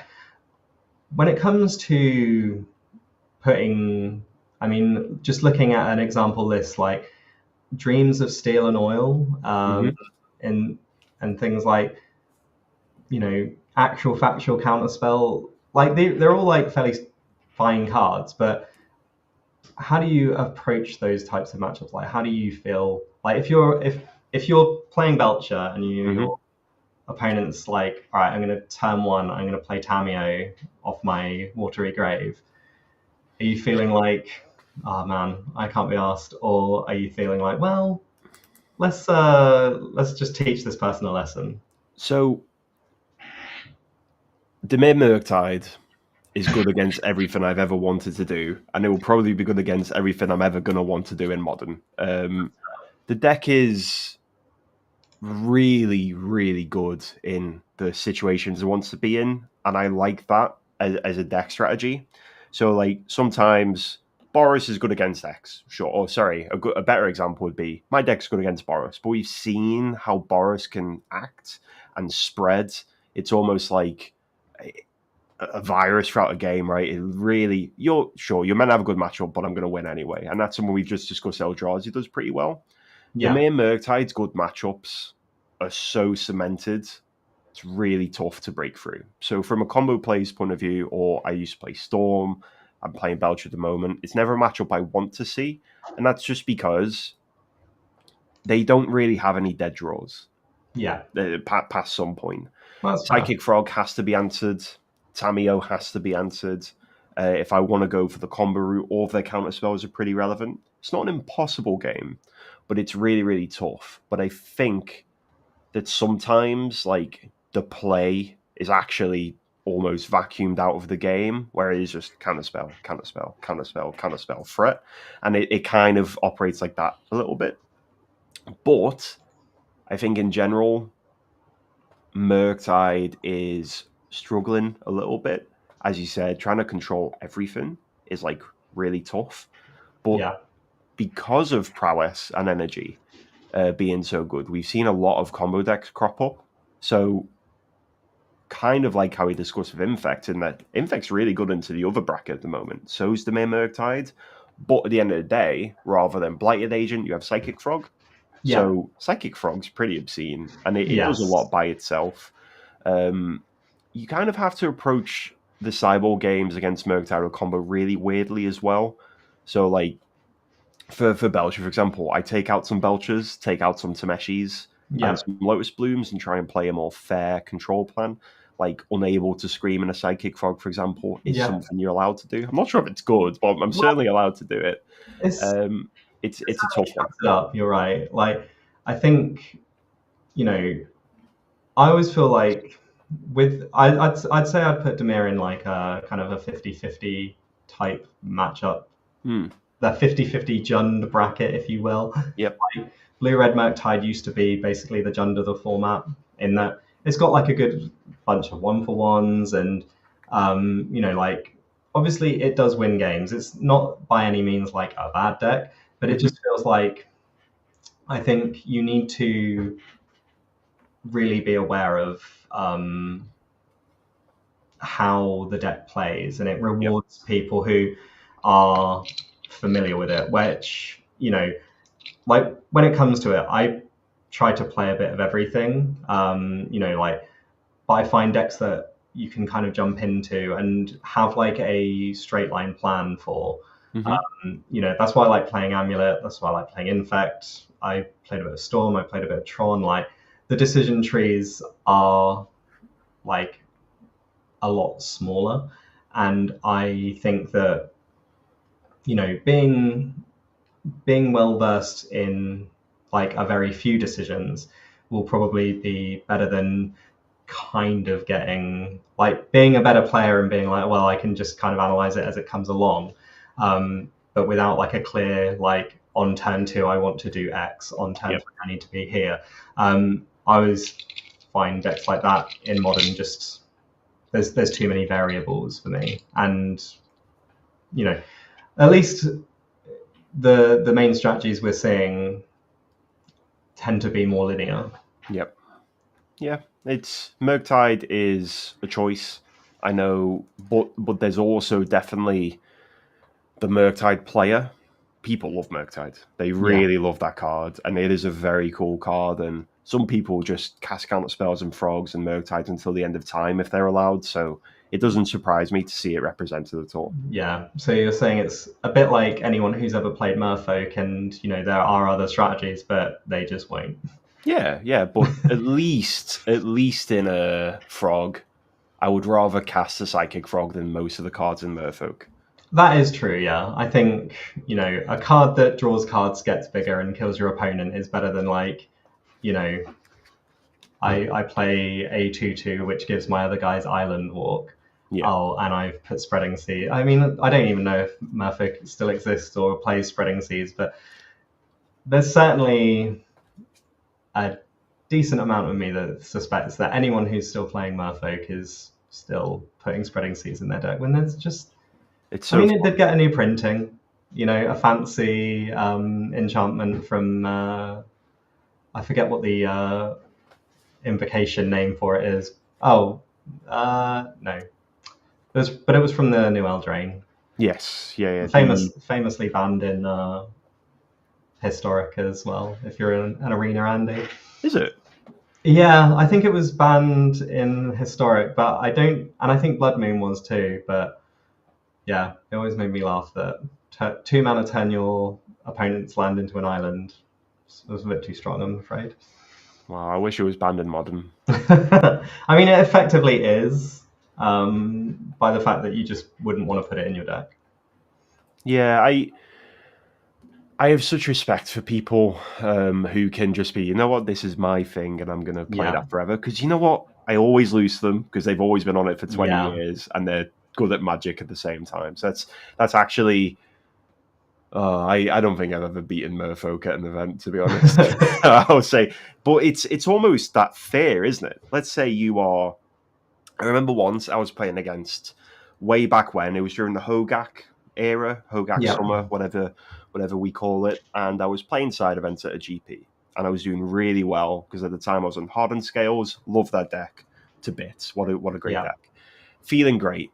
I'm like 2-0 in a double up or something, and my opponent goes like foil Future Sight Horizon Canopy, which back then was just Yeah. an obscene amount of money, and they tap it, take a damage, and they cast like foil Slippery Boggle, and I'm Oh like, I am God. not winning this Yeah, game. no. You don't do that by accident. That's very Mm, particular. no. I like back in my infect days, I had a fully foiled infect deck, and I Very hope that nice. it would also incite the same amount of fear. Hey, That, it's that but mental game. exactly. I mean, you know, the weekend at Axion, a friend loaned me Eldrazi, and it was fully foiled.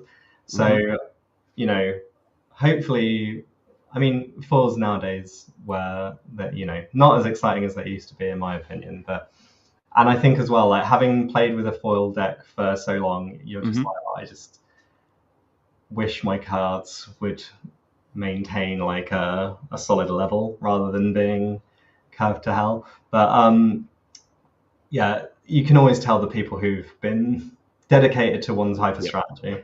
for sure, for Um, sure. And I'm jealous of that dedication, to be honest. I'm such a little jumper. I jump from deck to deck every other week, just trying to yeah, figure out what's good. But yeah, I it's think something. it's funny when you do have access to like, so I've got one of the Magic Online accounts with every card. I can Mm, play anything I want. It it feels a bit like, well, I imagine it's like if you won the lottery and you've been like working hard your entire life to save up for something, and you're like, oh man, I've now got unlimited access to everything I want. Will it be as rewarding? Will I feel like, you know, it's given me the joy that I would have had I been like, you know, saving up for something for months?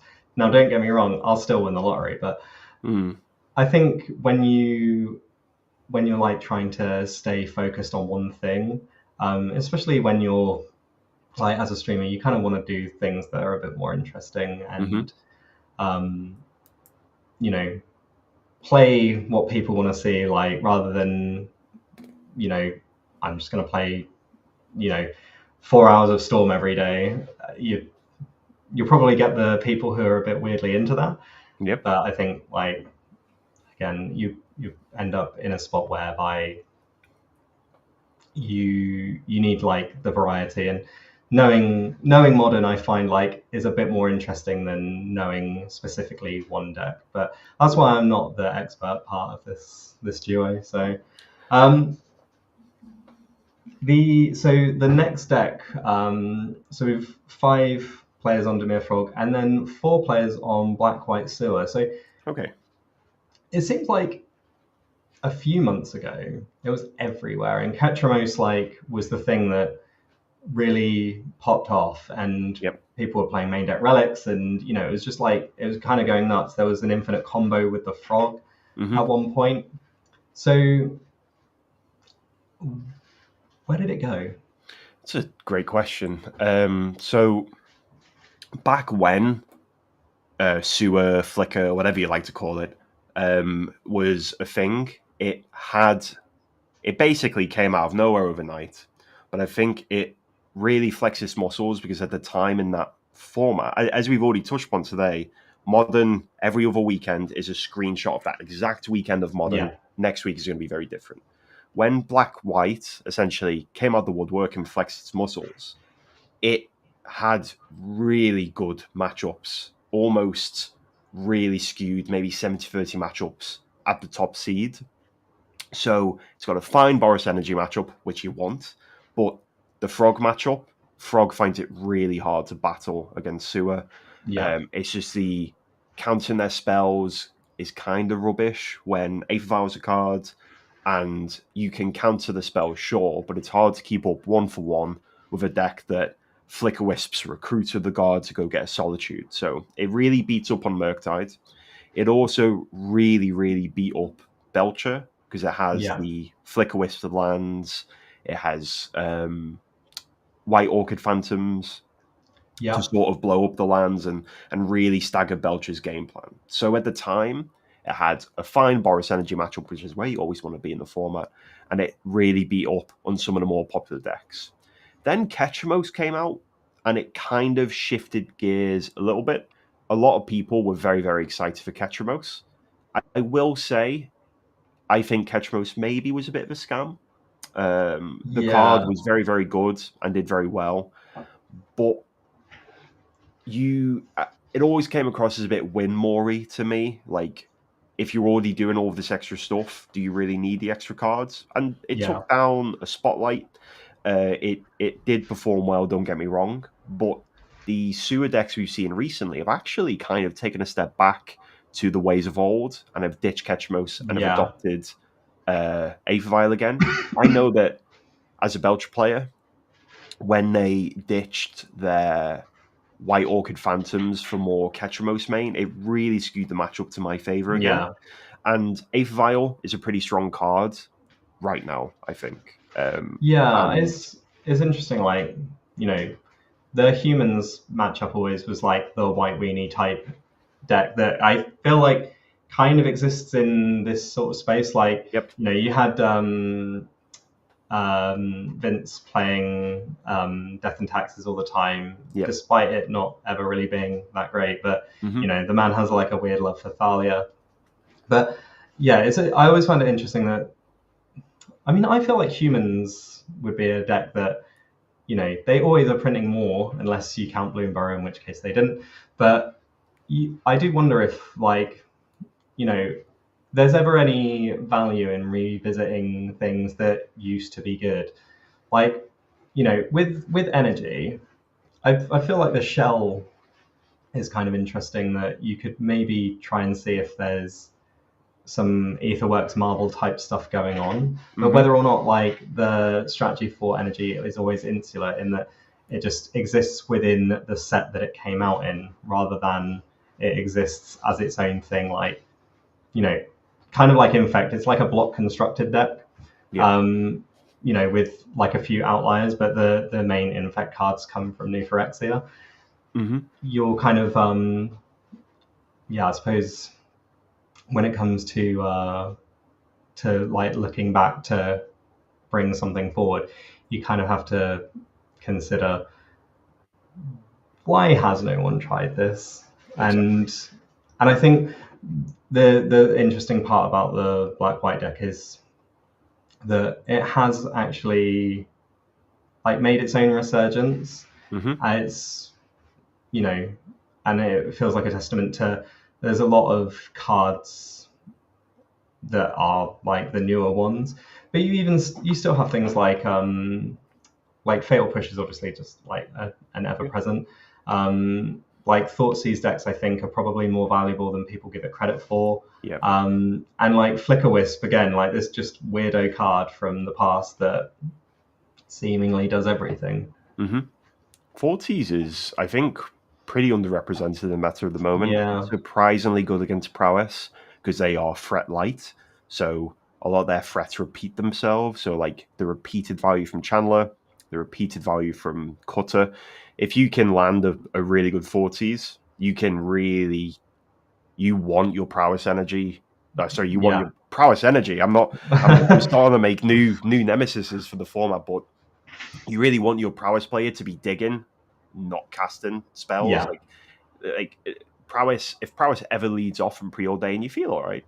It's Yeah. better than so. Forties is really well placed at the moment too. I think that block constructed's a good way to refer to it, especially with decks like Boris Energy.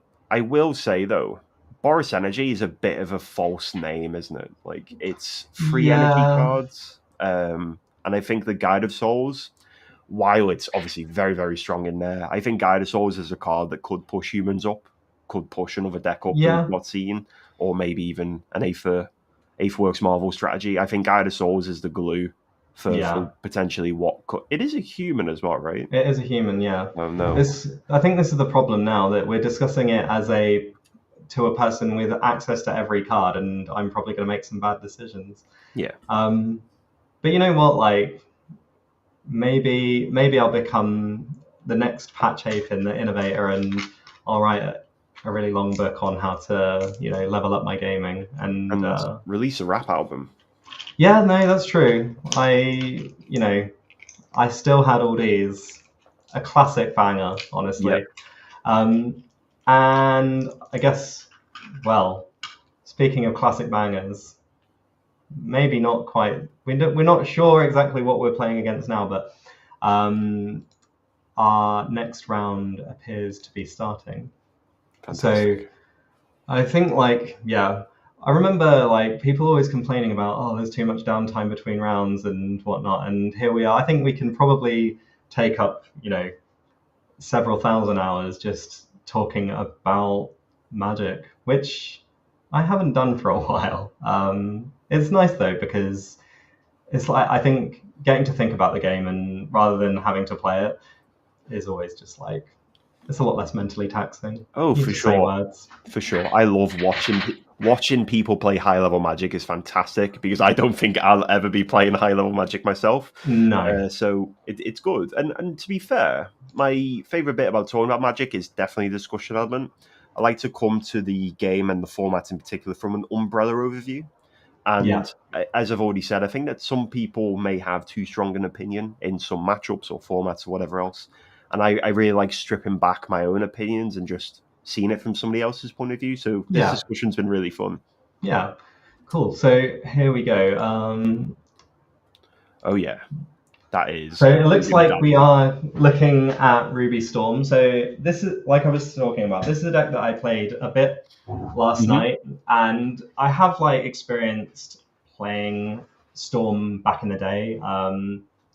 So it's not like an unknown quantity. I think one of the best parts about Storm is your opponent doesn't get to do anything, and when they can't interact, you just feel like you're having a good time, and you get to do your thing. They don't get to do their thing, and you're loving life. When your opponent does interact, you feel like, why have I been punished? Yep. So last night I made some changes to the Alexander Gordon Brown sideboard. I put Shattering Spree in my deck. I put Consign to Memory in my deck. I played against Eldrazi round 1, which they had the 10-1 Relic, 10-2 Thought-Knot Seer, 10 whatever it was, Dismember. Yep. To kind of stop me in my tracks. In game 3, I cast Shattering Spree, replicated twice to destroy 3 artifacts. I still lost the game. Yep. Which I didn't feel like it was possible, but their follow-up artifact on turn 3 was or turn 2.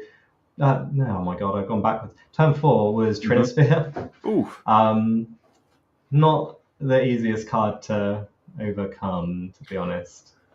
Yeah. Especially when you're digging for the next copy of Shattering Spree, which you didn't bring in. Yeah, okay. Yeah, that's really hard to overcome then at that point. I have been, one of my friends qualified for the Pro Tour at RC Bologna. Shout out to Marco. And he is currently looking at, they qualified for Atlanta, which is Edge of Eternities, which is a modern Pro Tour, and they are a standard player. So they've been looking at modern from a new perspective. And I've been more than happy to yap about them for any deck forever. Yeah. And they are currently looking at Eldrazi. So we tested the Storm Eldrazi matchup. I've played a lot of Storm, sadly. But yeah, I've played a lot of Storm, and I give them a run. And this is how the game should work. Here's how your sideboard cards come into effect. I beat triple Trinisphere, and I was like, Marco, this is not how this is meant to go. Don't let this put you off from Trinisphere. This isn't how it's meant to go. But Ruby Storm is an all or nothing strategy. Yeah. You are doing everything or you're doing nothing. And it typically comes down to a window or what I like to call a trigger point in the game. So there is going to be a turn where you have to go for it, irregardless Yes. of you could be looking down lethal. Your opponent could be kind of out of cards, so you kind of pressure to go for it if it's a matchup like Frog. But Yep. or you've just removed a hate piece, for example, like Trinisphere or like Relic or like another hate piece that's escaping my mind. But Yeah. sometimes you are forced to go for it. So how do you actually play the game up until that point? And it's really about your opening hand. Yeah. So I can see a Fort Scour in hand from Mika or Micah. So it looks like this is Frog versus Storm. This Okay. is going to be a good watch because this is a winnable matchup, but it really comes down to the prowess and presence of both players here. Yeah. And Storm, I'm sure you noticed it when you played it last night, Bobby, but it can't beat a Chalice on 2. So let's see a 2-drop. Yeah, Chalice on 2, I think I mean, I scoop to pretty much anything anyway, but Okay. certainly if my opponent plays a Chalice, I would just cry, scream, and then move on with my life. Yeah. So I played, I actually played against Elves last night, Okay. and I feel like what I'll say is caveated by the fact that it was against elves, but also caveated by the fact that I don't think it would matter what deck I was playing against. Mm-hmm. It wouldn't have won. I won on turn 2 both games. And I think like having stuff like Ruby Medallion and Ral, where Mm-hmm. your stuff becomes cheaper compared to like Goblin, Electromancer, and Baral, like I think AGB was cooking when he put the blue cards in his deck. Yeah. I think the red green and the red white versions seem like they rely more on the impulse effects and they're a little bit more all in. Whereas having access to preordain and less so Serum Visions because that card felt absolutely rancid every time I played it, but it felt like the traditional Storm plan where you're getting to sculpt your hand and dig for what you need rather than just 2 randoms off the top. So we see, This is huge, right? yeah, Because Mika has not had a second land drop, which is kind of a disaster, this especially if you're, suggests nerfs, right? yeah, Yeah. I And think, okay, so a Reckless Impulse. so this is so from a Storm. This is a bad matchup. It really can come down to the prowess of the players, but this is not a matchup you want to see 3 or 4 times in your event. You No. typically see it once, scrape a win, and hopefully not to see it again. Yes. But we've seen these cards, both decks have really important 2-drops. Frog, Ruby, Ral, and the fact that we've been able to resolve a Ruby Medallion Yeah. and we've missed a second land drop and discarded a Frog to hand. To me, that suggests no force of negation. So this No. might be the window I was just referring to. If turn 3 wins with untapped Medallion and some land is actually like pretty common. Yeah, I think it's interesting to go for a Surveil land here. Although, I suppose, excuse me, if you've got rituals in hand, you can kind of go for it. Especially like Manamorphose, being the draw engine as well is also huge. So Desperate Ritual in hand, another Ruby Medallion is not like particularly relevant, and a Manamorphose in hand. I think yeah. Make double red. I like this. If mana's not Yeah. the problem, let's try and curve out or stack stack the deck a little bit. Yeah. The Ral is much better with the Ruby already in play, isn't it? Because then they just cost 1. Yeah, exactly. I think one of the big things to I guess consider is like at least so the turn 2 wins that I had, I started by casting a ritual into Ral into another ritual. and those are the ones where you just feel like, well, the deck is unbeatable, and it literally doesn't matter what my opponent does. Mm-hmm.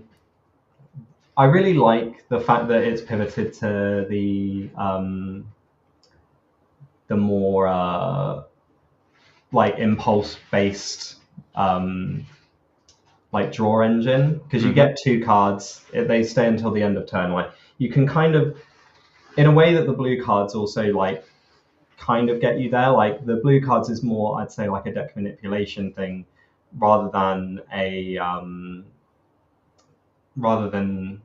your traditional like just draw 2. Like if your ancestral recall draws you 3 lands, is it a good card? Like obviously yes, but if your preordain draws you 1 card but you scry and you have then been like, okay, well I've got exactly what I need in a certain situation.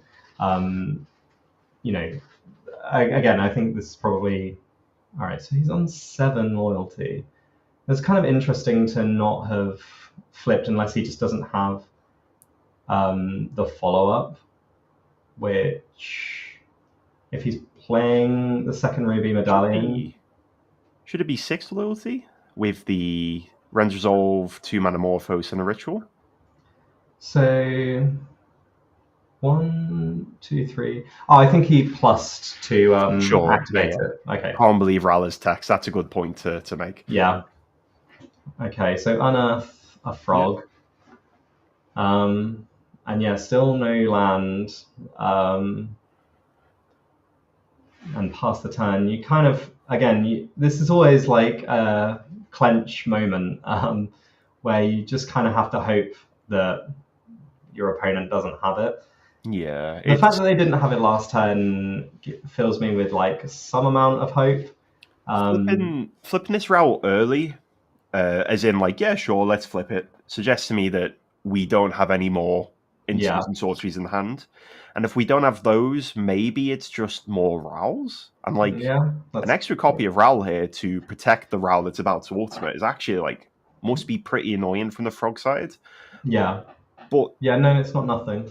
Surely like there has to be a fatal push. If there's no counter spells, it has to be like a fatal push in there somewhere too. So this might be the last relevant turn of the game, I think. If we can protect this Rowl, it could be, because that ultimate is pretty nice. I mean, yeah, you kind of have to hope. All right. So, okay, it looks like it won't be able to ultimate just yet. Dump your hand, I think, is like probably the only reasonable thing that you can do here. Because, like you say, if this pops off, then the game's over. Yep. A second land might, obviously still looking for it. Doesn't find it. I think that may have been subtlety. So a tap Ral. Yep. Oh, it's an Oculus. So dump this. Okay, now you have Unearth and Oculus. Like, I feel like Unearth Oculus is, again, it's like a good-ish strategy in that it sort of like insulates you from like some of the edict effects and kind of thing, but like ultimately Oculus just isn't a very great card in my opinion. I mean like the fact that there could be a win from Frogulus on 1 mana is kind of insane, and maybe I have to respect Unearth a little bit, but I probably won't. But okay, so Valakut Awakening. It's a nice one. Yeah, especially for 1 mana, dump your hand and draw. What was it? It would be 4. Yep. Okay, that's not bad. You just kind of have to hope that it's 4 good ones. Okay, I think Past in Flames was in the hand. Yeah. So this game is pretty much over.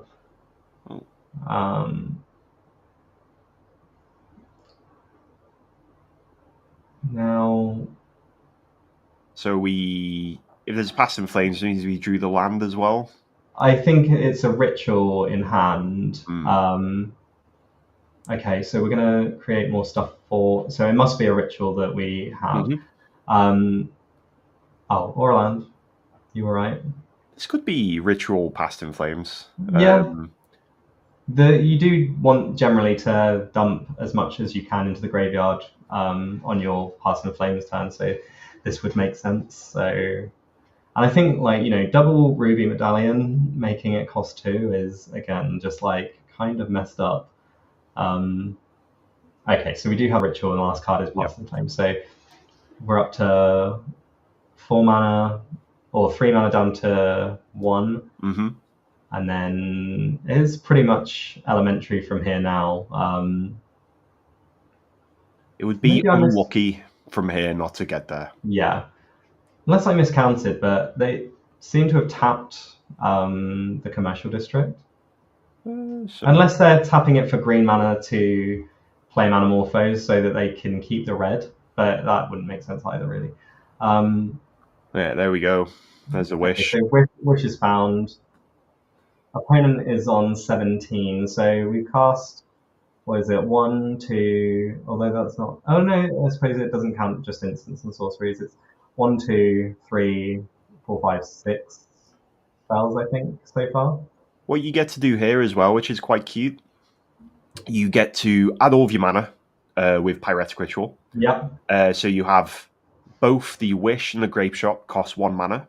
And then with the remaining mana, you get to bump up your Artist Talent twice and just turn your Grape Shot into 3 damage per storm. That is also true. To be honest, I haven't read past the first ability of Artist Talent, so it's getting to learn what the cards do is such a nice one. But yeah, so I think you may be right in that might be what they're up to. We're going for the flashback Past in Flames. Yeah, okay. Well, I mean, the fact that the game ended up being anywhere near close is kind of insane to me that, the deck can operate on 1 land, but obviously not quite where you want to be, discarding to hand size to then unearth a frog to, kind of go off.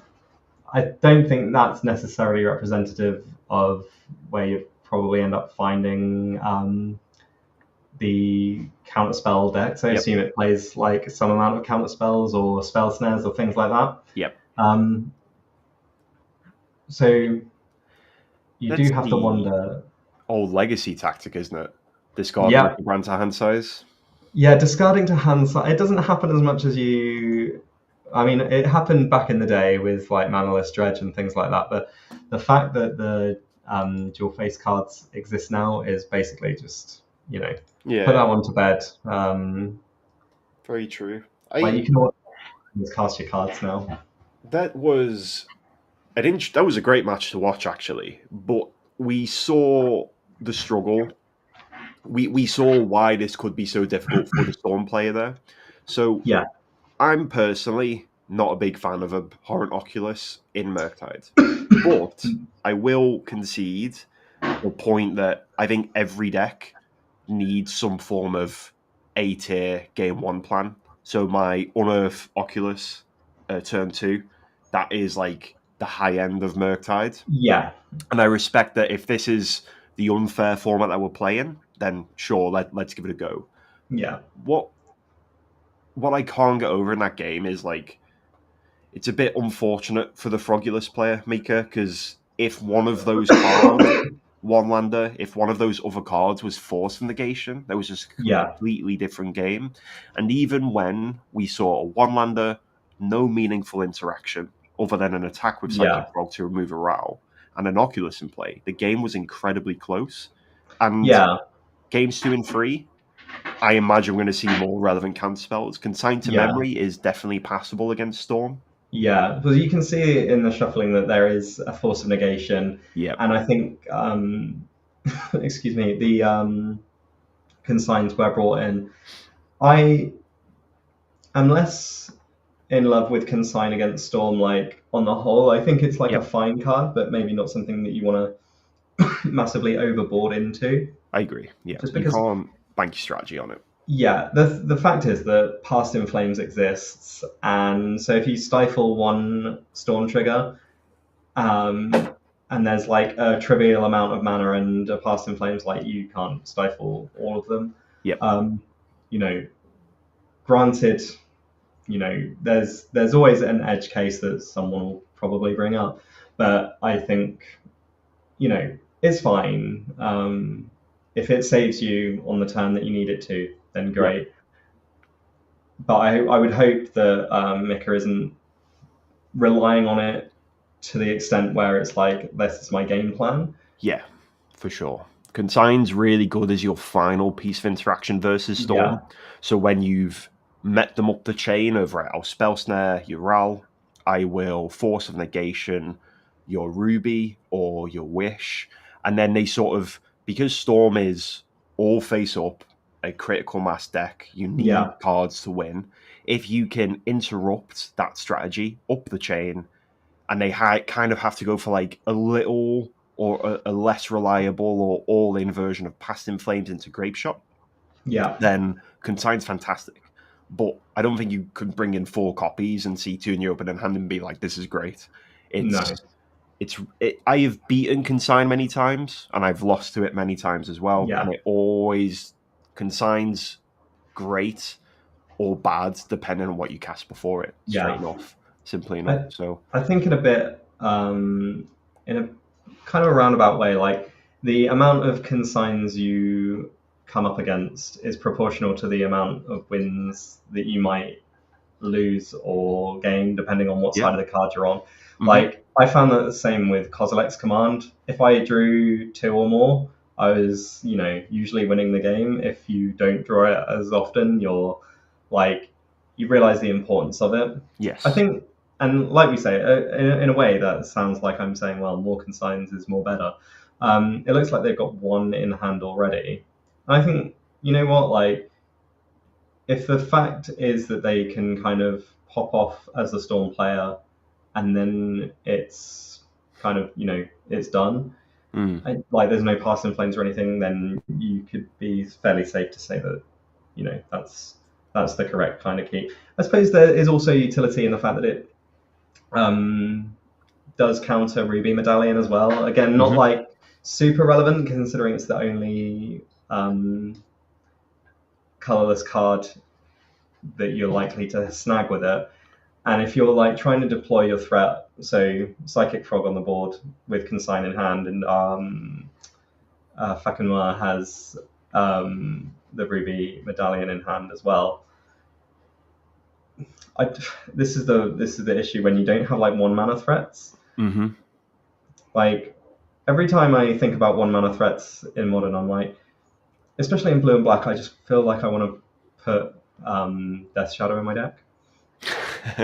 yeah.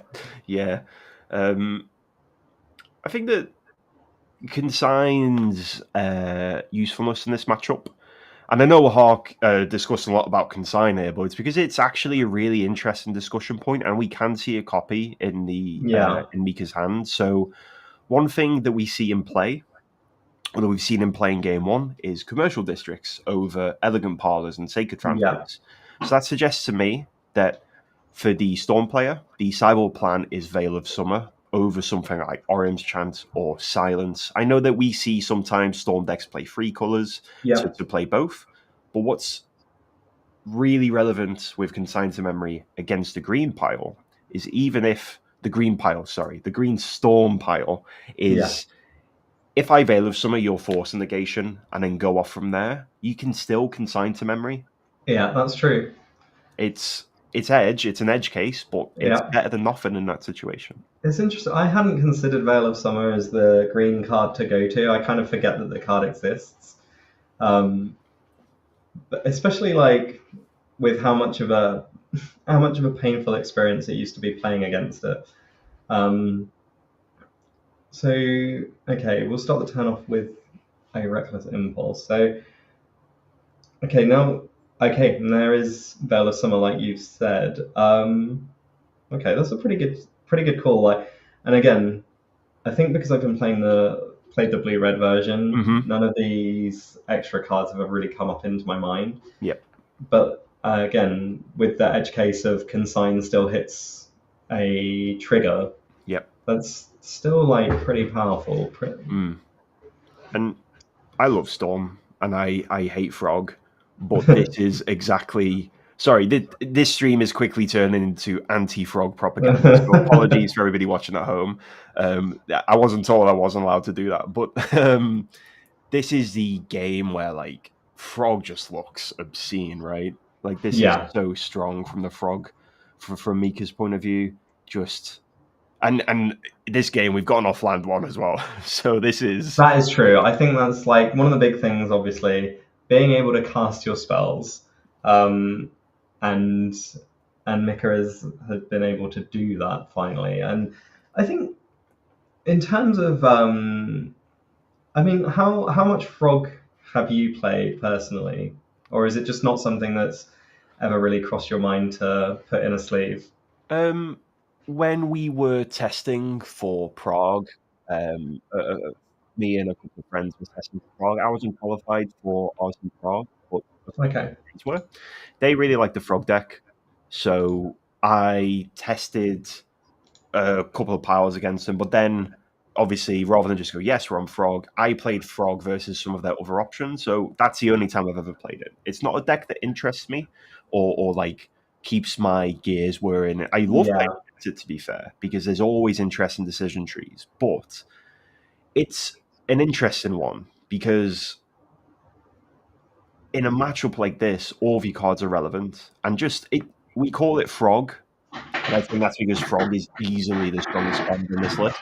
Yeah. And see an unchecked Frog, like, is just absolutely ridiculous. Have you played Frog yourself? I have, and I think like my main issue is like when do I discard my cards to make it bigger? Um, I feel like I I consider a lot of points where like is having like a big dude better than just like the threat of activation. Like if Mm. you know you're not playing against as much unconditional removal Hmm. in modern. Like a lot of the time, it feels like it's more damage based. So that is why Frog's like particularly good. But my I always feel like a bit scared when you are like making those decisions of yeah like is dumping an Oculus into the graveyard just basically like the thing that you always want to do because Hmm. so we've seen Mika with one in his hand and you would expect maybe that um, that'd be like the first thing you get Yeah, out of there, especially with such a high cost and the fact that um, you know like you don't really want to tap 3 mana and put a 5/5 into play, regardless of like the words on it, yeah. unless it's like going to kill your opponent that turn. Hmm. The so I think yeah, like I say, when I play with Frog, I'm always like I always feel hyper aware that um, it's like quite a difficult card to play if you get what I mean. Oh, Like for sure. Yeah, yeah, definitely. It's very similar to what we saw round one with the. I've got a Johnny and a Goblin Bombardment in yeah, play. For me, I would just flip it straight away, right? And yeah, it's exactly that mentality of these players have obviously played their decks and know what they're doing, and this discipline is again very impressive to see. And I kind of like the. It's hard to say with Frog what you should do at every turn because you see yeah, so many cards and it's so matchup dependent.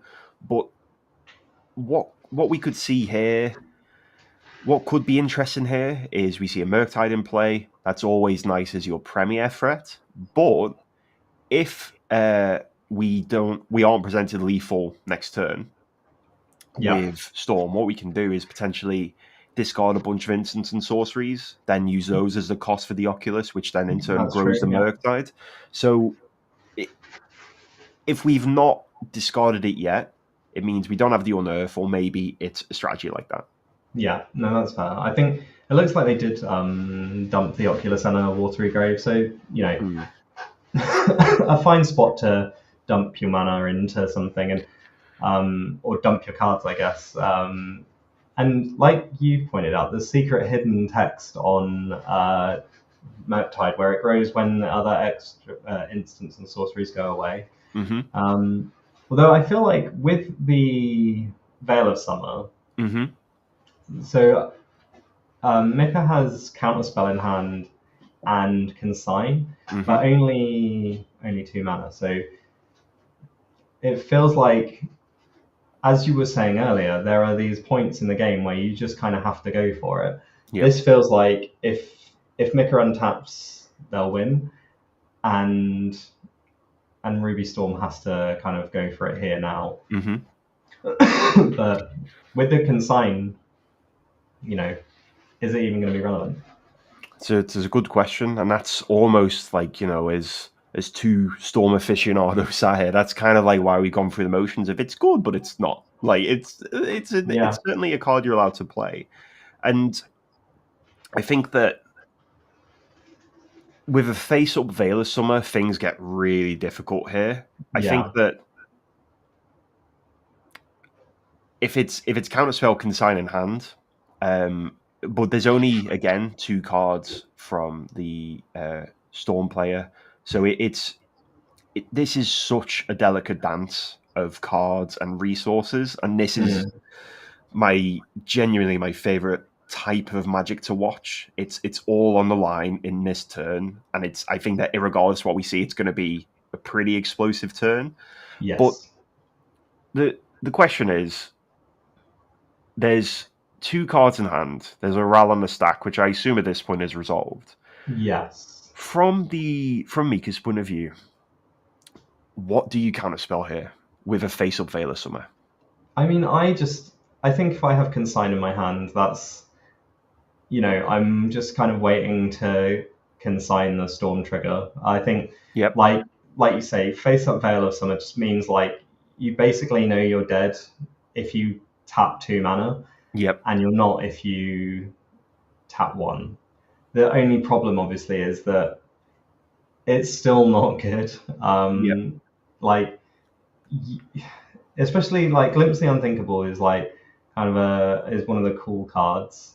I love this card. I love the art on this card as well. The art's fantastic. It's funny. I remember being asked, like, what's one of my top cards from this set, and I, like, not only is the art sick, but I was like, you know what, like, it might not be super strong, but I feel like there's something that wants it, and I got laughed at. But who's laughing now, considering it? Oh, okay. Oh, wow. Interesting. Right, so it looks like the Storm card of choice now is it's the dragon with Storm. Storm Scale Scion. Which it also buffs each other dragon. Now, this is a card, like, again, that I didn't get to play last night. It's one of those things that wasn't massively on my radar, but I have played against it. And it's kind of like Empty the Warrens on steroids. But the heart failure comes from your opponent rather than you.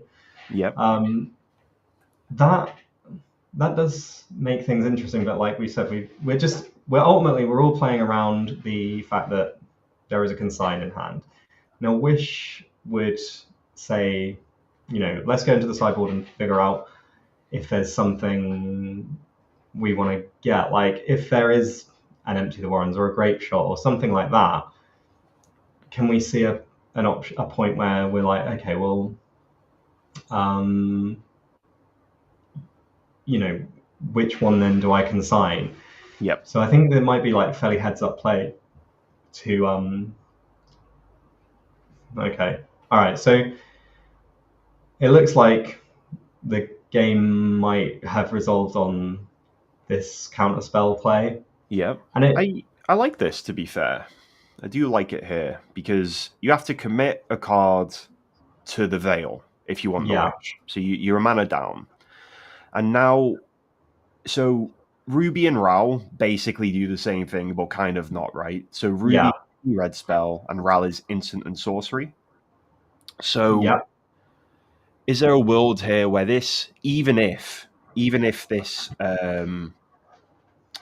counter spell gets veiled, so you've countered my counter spell, is there just a world now where there is not enough mana to be able to get this Stormscale Scion into play, or anything else particularly relevant? So I'm not entirely sure how much mana they are on, but I feel like the fact that we've got two cost reduction things going on means that we're like we're pretty much in the end game, and it depends what they wish for. But I think if you wish for another ritual, then yeah, the game is probably over. I guess with this ritual face up, you can go grab your Passing Flames now, and then from there, Yeah. it is what it is. Yeah, no, that's true. I think that with the face up Scion, I think I might have, especially with the face up veil is so tough to play around. But I think maybe with face up veil and the Stormscale Scion, I would hope my opponent to maybe go all in on the Scion and then counter that Storm trigger. But that's a really hard call to make. Yeah, I mean, you've got a face-up Storm card and consign into hand. Like, you obviously have brought it in for something. I would say that I think that counter spell on the thing against face-up Veil is just, yeah, not that great. And this is Ralph flipping as well. Yeah, okay. So it feels like I can't remember how many spells have been played this time, but if it ends up on 8, then not that the game wasn't already over, but it's over now. Oh no, it's Xaxes. Exactly. That is 8 loyalty. Yeah, unless did they tick up? It's the problem when you. I think the problem is you kind of end up. Okay, so it was on 8 exactly. Mm-hmm. So yeah, gonna be pretty tough to figure this one out. I mean, not tough. Like, the game's over. Your spells can't be countered, so Force of Negation, if it did exist, would have been cast on the Veil anyway. Yep. I guess the only thing that you could conceivably think of now is the dragons don't have haste, so have you got a turn where you can deal with however many dragons it is? My guess is no. Yeah. With Wish being available again as well from this Passing Flames. Yeah, Passing that's Flames true. Wish is great. This might just be Grape Shot territory. Yeah. No, I think you're right. It's fairly academic at this point that the counterspell was the thing that you kind of needed to just chill on, and it's surprising in a way, because I think that, like you said, represented a lot of know-how and a lot of discipline there to not go in on the cards that we were discussing. So it was it felt quite surprising in a way that we ended up in a situation where consign wasn't the thing considered, especially considering it looks like they brought it in at least 2 or 3 copies. Yep. So yeah, I mean, okay, Damping Spear and Pyrite Spellbomb are the other cards that were brought in. So I guess, yeah, fairly straightforward. But yeah, Ruby Storm doing Ruby Storm things, I guess. Yeah, for sure. It's so from the combo matchup. Sorry, so from that combo point of view, you are, I think, like I said earlier, that being on a linear game plan just makes your life so much easier. For sure. And I think like with Frogulus and the blue-black decks in general, you end up being in a point whereby the skill trees are big, and it rewards like the players that can play out like a game of chess, I guess. More so than people like me, where I click the buttons and hope that the right things happen. Cool. So yeah, would you say that this was like fairly representative of what you would have expected from this kind of matchup, or would you say that maybe like the critical decision was, do I counterspell with face up Veil of Summer or hold on to the consign? Yeah, it's so. Firstly, you hate to see Psychic Frog. You don't particularly mind seeing Psychic Frog backed up by an Oculus, because to play the Unearth Oculus package, you have to play a lot less counter spells or force negations. Or I think regular Murktide is literally 4 counterspell, 4 force negation, and the Oculus Unearth variant just can't really afford to play everything, and they're the first card to get cut. So in the matchup, I'm feeling a little bit safer because I've seen Oculus. So from I think that whole face-up Veil counterspell versus consign is, I think that it's a tough one, and the Storm opponent, to be fair, had absolutely everything. They had the Wish, they had the Passing Flames, they had the face-up Veil, they had the Ral and the Ruby in play. I said that consign was really good if you're able to navigate up the chain of removal. But the Oculus player just didn't see those cards, which is fair enough. You can't always draw them. No, that's true. At that point, I think it's Reed Duke who says that you have to expect your opponent to make the correct play. You can't just bank on them making a mistake and then capitalizing on a mistake for the victory.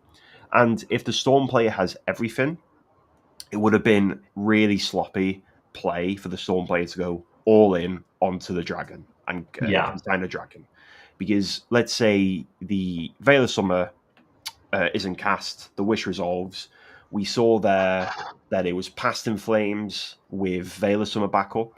And then from there, even if you consign the Grape Shot that they may steer towards, then they have enough mana and a Past in Flames just go, fine, that resolves, do it again.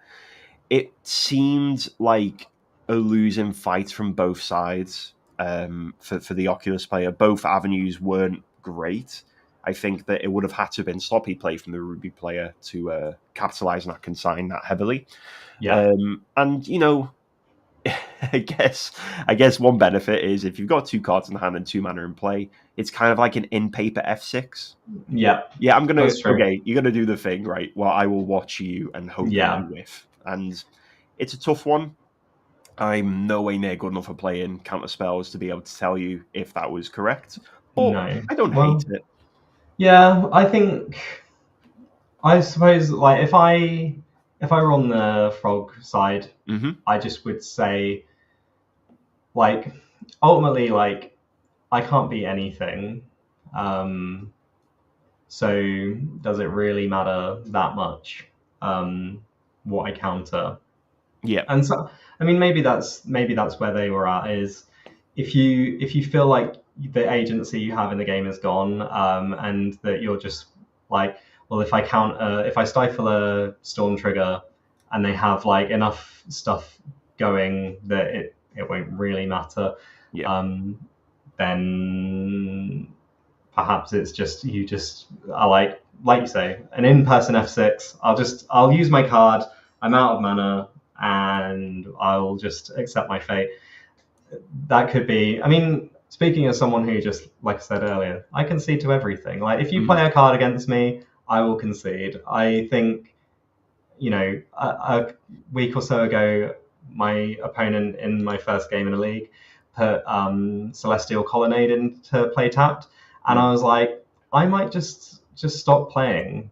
Like, you know, granted that maybe that's my my mental game. It's not World's Playmats or Foil decks. It's Celestial Colonnade tapped on turn 1.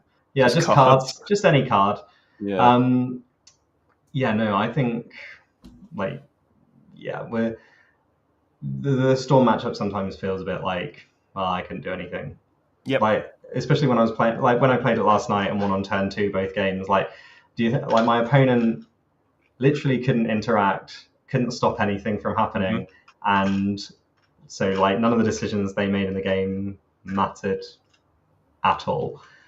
Yep. Like, I'd hate that if I was me. Like, if I was on the other side where I'm just like, well, I didn't really do anything and the game ended. Being on the side of it where you're like, I won on turn 2 twice. That's pretty cool. Really cool. Yeah. Do you play Gemstone Caverns? No. So the list I played was pretty much a straight copy of Alexander Gordon Brown's version. So, you know, I think the only things that were really not what you see in New Storm, we'll call it, is Preordain and Serum Visions. Sure. And I think like the Sink into Stupor like didn't come up massively all that often. Like, it was mostly a land. But it bounced a Thought Not Seer to draw a card, which ended up being a ritual, and that was my only then card in hand. So when it came back down, I lost it again. But yeah, I think if I were gonna say I'm gonna play Storm again, I'd definitely be interested in things like the Veil of Summer in the sideboard, like the more impulsy versions to draw the cards and glimpse the it's not glimpse the unthinkable, but the glimpse the impossible. Yeah, the red one. That actually feels like quite a nice addition, especially if you're just like churning through. It's, you know, you see 3 cards for 2 mana or 1 mana maybe, and it can help set you up for the next turn as well. So yeah, all in all, not terrible. Glimpse is really cool. A Glimpse also like has a subtle flavor text of leaving you with 0/1 for every card you don't cast. So if your 2 mana reducers have been interacted with, that actually can sometimes give you enough mana to just do it the old-fashioned way for full mana cost. I know that I love the idea of turn 2 wins. If you play Gemstone Caverns, you can find the ever mythical turn 1 win on the draw. I feel like it's I pretty would good. like that. That sounds like something you would enjoy. Yeah, I mean, like, you know, we can't all be Steven Speck and Palmer opening 7 to have a turn 1 win in the Summer Bloom days, but you know, if I feel like the luck I have tends to be against the things that I'll be anyway, and the unluck I have, I'll blame the Arena Shuffler. Yeah. Despite playing on Magic Online or anything. I was about to say, yeah, I play on Modo, but I'll still curse the Arena Shuffle every chance I get. Yeah. Okay, I think what might be a good idea, just have a couple of minutes. We'll return shortly with some more Modern, round 3. Was it round 3 or round 2? That was round 3. Oh, blimey, we're motoring through this today. So yeah, round 4 will be coming up. Yeah, make sure you tune back in. And yeah, like I said, we'll be back in a few minutes. Probably talk a bit more about the metagame. We're making our way through the list of what we're expecting to see, and then yeah, we'll go from there. So join us soon.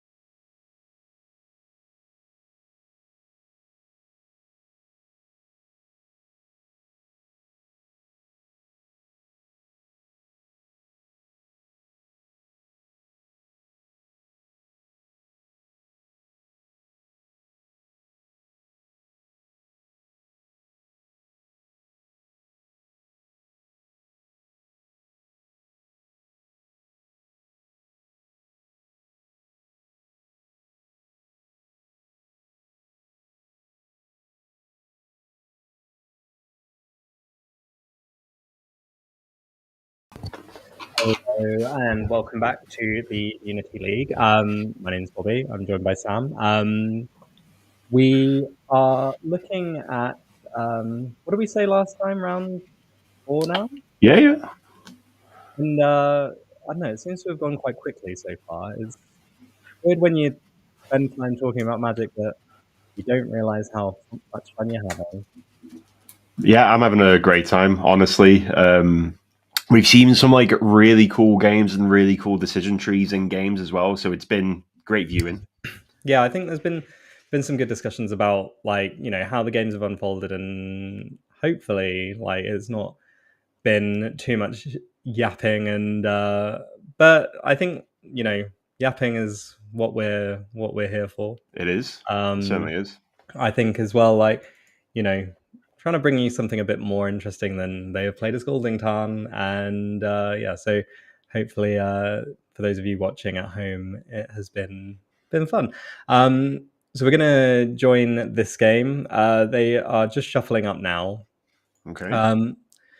Not quite sure what the matchup is, although there's an energy counter on the table, so I'm going to assume that there's energy at least in our immediate future. Mm-hmm. And again, one of the things that one of the sort of premier decks of the format, the most played. Now, okay, I think the stream might have just popped off a bit. All right, we'll come back to us for the time being. So, just want to ask, we've discussed mental magic quite a bit today. Yes. What if that player is not on energy? If that player is not on energy? Yeah, sit down, energy token, cat tokens face up, turn 1 to spend Lotus Bloom, go. Fantastic. I think, my mental would be like, I've already lost, but that's okay. Yeah, like I say, I'll concede to everything. So... Okay. So it's not. It is a bit of a red herring because it's not energy. It's just energy cards. Yes. Yeah. No. Okay. So it looks like. Okay. So the matchup here is energy, and as you said, energy may be a bit of a misnomer in terms of is it really just based on the energy cards, or is it just good cards that happen to have energy incidentally? Like Ajani, not an energy card. Flage, Goblin Bombardment, like Ocelot Pride, not an energy card really either. Like I think you mentioned it earlier that the power from the deck kind of comes from the fact that have they just tapped this to exert it? Looks to be the case. Okay, and how are they what white mana did they use to cast Ajani? That's a good question. It's a question that Spell Snare holds all the answers to. That, yeah, I suppose in a way it kind of doesn't matter, in a way it kind of does. But it could have been. Oh no, maybe that's interesting. Maybe the I guess we'll see when we move to untap if that was exerted, or maybe it's just a But maybe it's the always classic. It works in paper. It's paper play. Exactly, the argument that you can always level when things don't actually work out quite right. We don't have, sadly, the ability to tell anyone about this, but okay, well, happening again. And here's that card that we discussed earlier: is Path to Exile. Yeah, while this Ajani's on the stack, arguably on the stack, I have seen Erwin's Hand, and I love it. We have Path to Exile. We have Cryptic Command. Yeah, I didn't think it was possible for Cryptic Command to ever see the light of day again. But here we are. It's 2025, and it's 2025. I think that Erwin did this exactly for our sake, because before we were talking about old cards coming back into fruition in Modern, perhaps, and thanks Erwin. This is I'm having a great time. Yeah, I might no. just sit and watch for the next 50 minutes, to be fair. So I think when it comes to it, the Mm-hmm. first deck I ever played in Modern, not owned but played, was Jeskai Control. Mm-hmm. And I don't know why or like what possessed me to say, you know what, this is probably going to be a good use of my time. Mm-hmm. But certainly, I think at the time, Blue-White Control was a deck in like the Return to Ravnica, Sphinx's Revelation, Supreme Verdict type thing Yep. going on. And excuse me, I think I was like seduced by the fact that I like casting Sphinx's Revelation. But in Modern, even back then, it was dubious as to whether you should or not. Mm. So, but you know what, like the board is like fairly well contained at the moment. Axel only has 2 energy, although looks like it's going up to 3 Mm-hmm. with Flage coming down. So Lightning Helix on a dude, gain an energy, gain a life. Well, gain 4 life, I guess. Mm-hmm. Not like the worst card in the world. No, it's pretty good here. Obviously, this matchup in particular isn't really about life for Axel. It's more about utility and late game inevitability, and that Flage represents a pretty strong inevitability. Yes. But I have to say, Flage is very cryptic commandable. That is also very true. I think, you know, if it looks like Owen is on 7 already, that's not nothing. It's been a pretty aggressive start from Energy, and I think there's been a bit casting the Flame of Nor main phase suggests no 4th land for those cryptic commands lining up. So I think it's been a bit of a clunkier draw. But I think there's a Scrabbling Clause. Yeah. Okay. I was just about to ask the same question. Am I seeing things? That looks like Counterspell in hand. Yep. Okay, so yeah, that is Scrabbling Clause, and I think their own Flage. Yep. So yeah. Okay. So this actually, Wrath the Skies for 1 energy. Destroy your stuff. Then Scrabbling Clause. I mean, to be honest, you probably just keep up Counterspell at this point. Yeah. That Flage becomes less scary if it's almost rushed out into an open Counterspell. Yeah. But I think this Bombardment's probably going to resolve. Okay. I think Bombardment's like, it's one of those things where if it sticks around and they've got things to deploy, then you're like, all right, cool. And you can see there's a Lightning Bolt in hand for the Boros Energy player as well. So Scrabbling Clause, exile Flage. I have a reader. Wait until Cryptic Command goes on the stack. I guarantee that one's going to be red. Wait. Okay. So you have to sacrifice it to exile the target card. Okay, that's fine. All right, so it's just kind of like Relic, but worse. There's a lot of these like 1 mana graveyard interactive eggs almost, isn't there? And I am not smart enough to be able to say, well, this meta specifically calls for Scrabbling Clause, but I can, you're a Flage deck, you can't really play Relic because Relic's got hits you as well, and this is sort of a one-sided Relic that draws a card, so I get it. I mean, I think I'd rather be putting Soul Guide Lantern into my deck at this point, but I mean, as ever, like sometimes it'll just be like a vibes-based thing. Yeah, for sure, or collection thing maybe as well. Yeah. Like they all kind of do the same thing. Yeah, I'm devastated. Cryptic Command was not red. That was just explained. The thing with this Bombardment, the issue I have with Bombardment is you've got a Flage in hand, and Bombardment now, any creature that you can't counter is probably going to present lethal. Yes. Through that Bombardment. And I have a bit of... I rate bombardment really high, because that's how energy Adeptus, like typically scrappier creatures, can sort of pull through this back-to-back cryptic command. Yes, that's true. And 2 life is not a lot of life to deal with at all. No.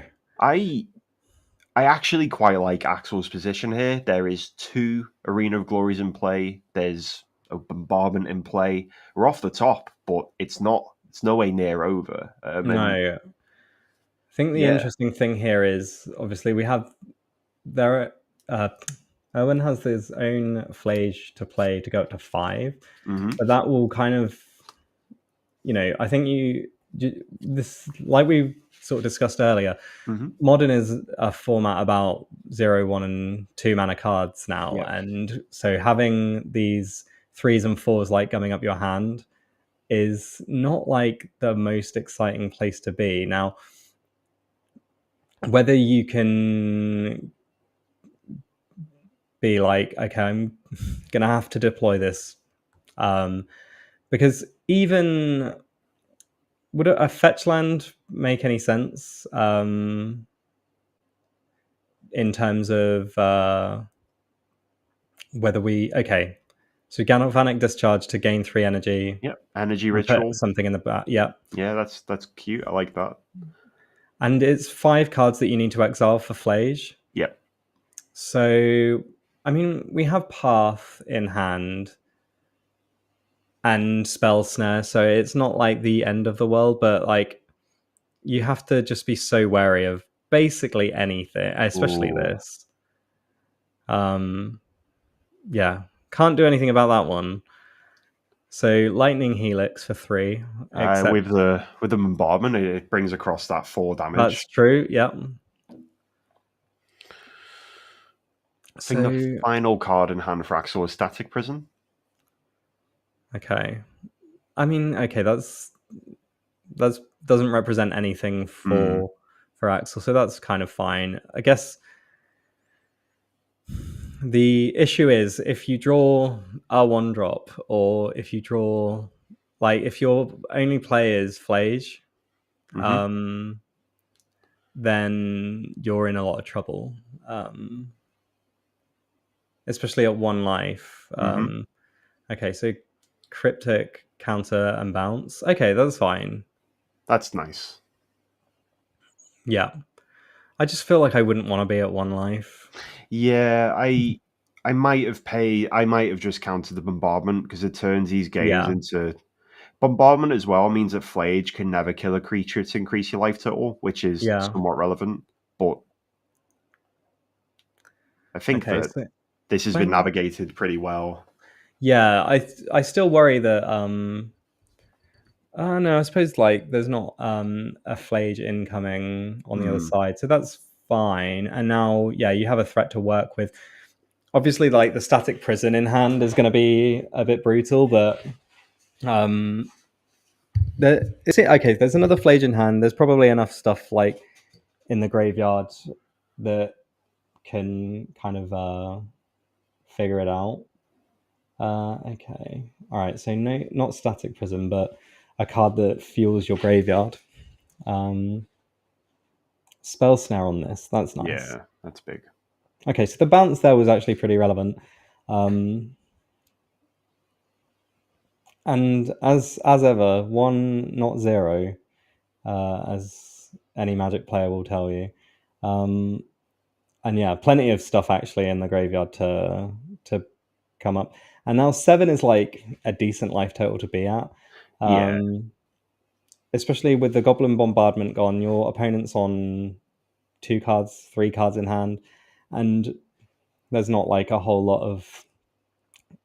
Well, I'd say there's not a whole lot of things that can go wrong. There's always something that can, but it's just as to whether or not it will. Okay, so as you called it, Energy Ritual, and then Static Prison. So, all right. So counter spell is like obvious. Interesting. Okay. I suppose you do sort of have to be wary about the Flage in the yard. Like, you'd need like a 2-for-1 to put 2 things into the yard before you actually get to carry on. But yeah, whether or not that's doable, like something like a fetch land wouldn't work unless it's fetch land, elegant parlor, put anything into the graveyard, I suppose.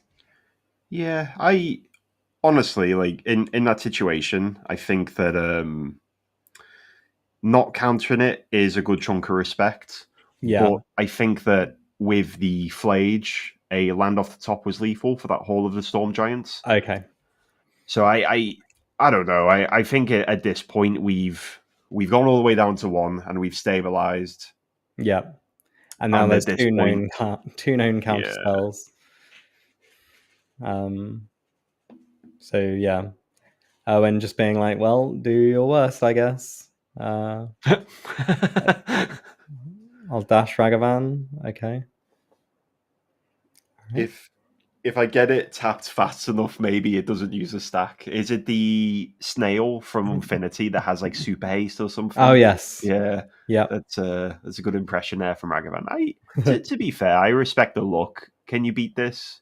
And then I also respect that I'll play it out anyway. It's all I always feel like when there's inevitability, like if your opponent, I played against like Twiddlestorm, and I was like, I messaged my opponent on Magic Online. I was just like, should I concede? Like, what are you doing? Yeah. And you know what? I think people kind of appreciate, like, in paper, I'd say it's probably more fun if your opponent looks like they want to do it. Yep. Otherwise, I'm always a fan of like getting lunch and lunch is good. Finishing early.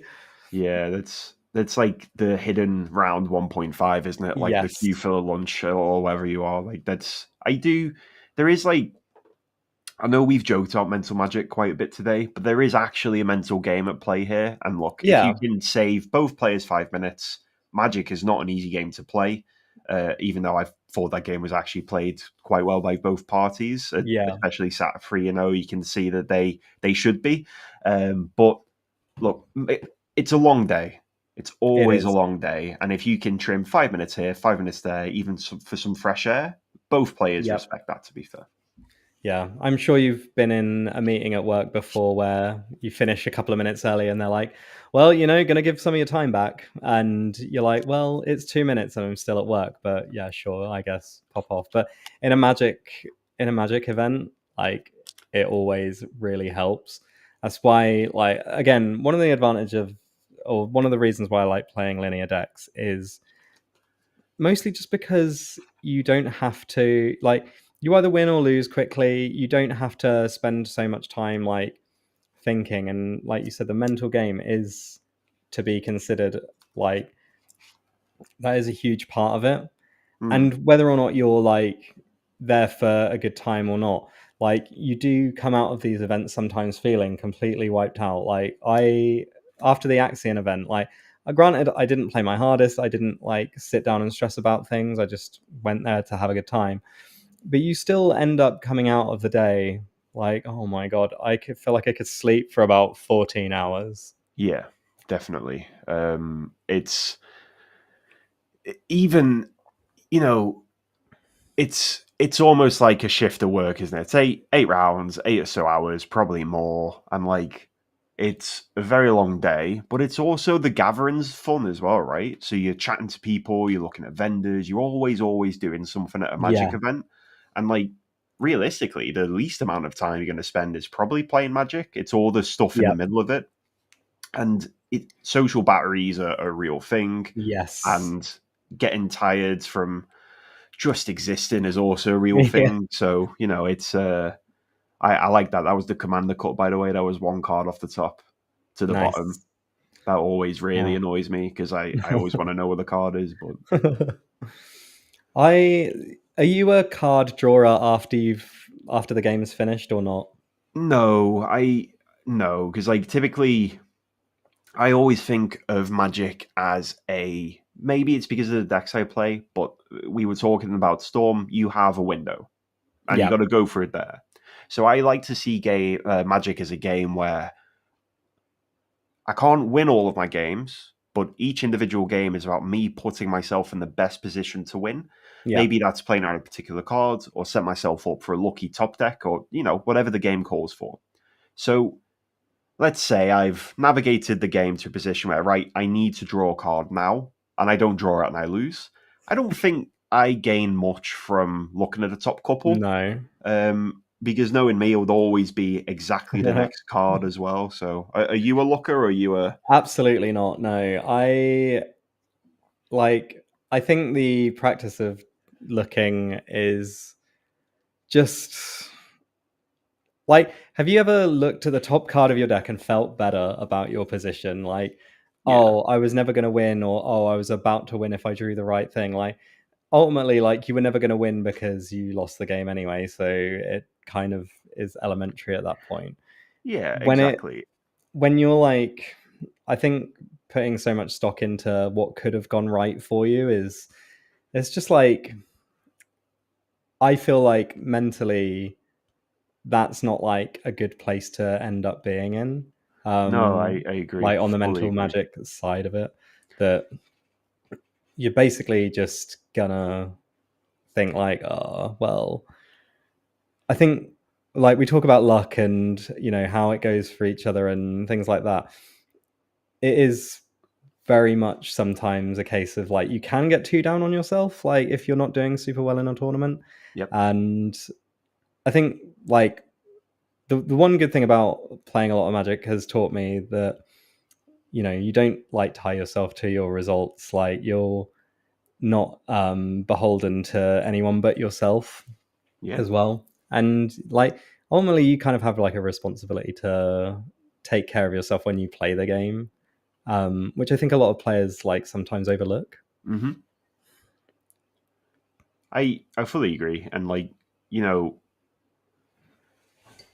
there's so much variance in this game. I think it's so easy to beat yourself up or whatever else up over just, every now and then somebody needs a win, but you're never owed one, if that makes sense. Sometimes you can just get so unlucky.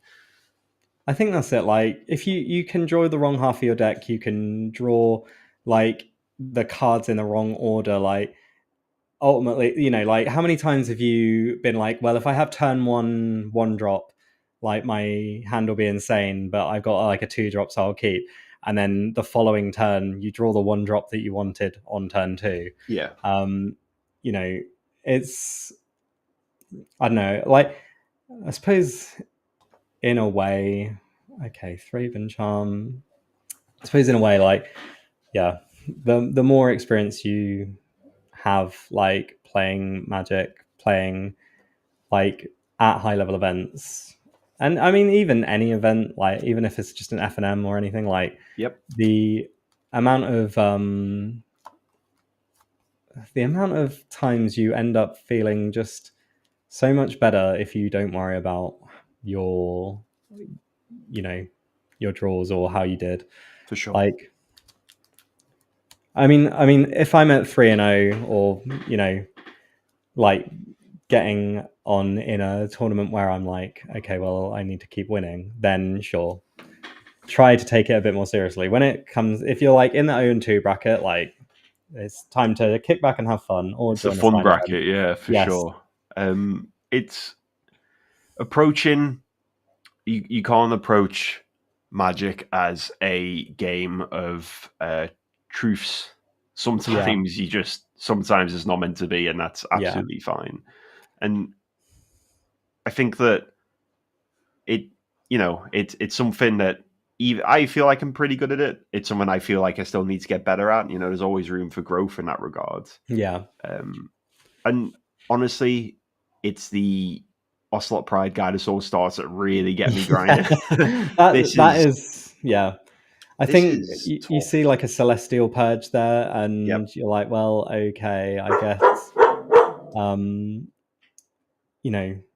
well, Ocelot Pride has set off the dog, but here we have like, Celestial Purge for a Ragavan, and against a bunch of other white creatures, it just looks horrendous. The good thing is there's a Flame of Anor, which it will take out the Guide of Souls, I suspect, here. just to stop things getting more out of hand. Okay, I was wrong. So apologies about that. My post arrived, and my dog isn't happy that I've that's ordered okay. yet more rubbish Magic cards. He's waiting for good ones to come through the door one day, but not in this Well, house. no, So absolutely not. this is an awful position for the control player because there's two facts here. The first fact is that at some point you need to draw Raffler Skies. Yep. And then the second fact is that if you draw Raffler Skies, there is a Flage in the bin, and this is like the control deck stumbled a little bit.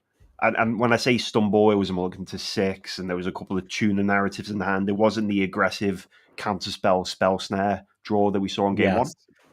one.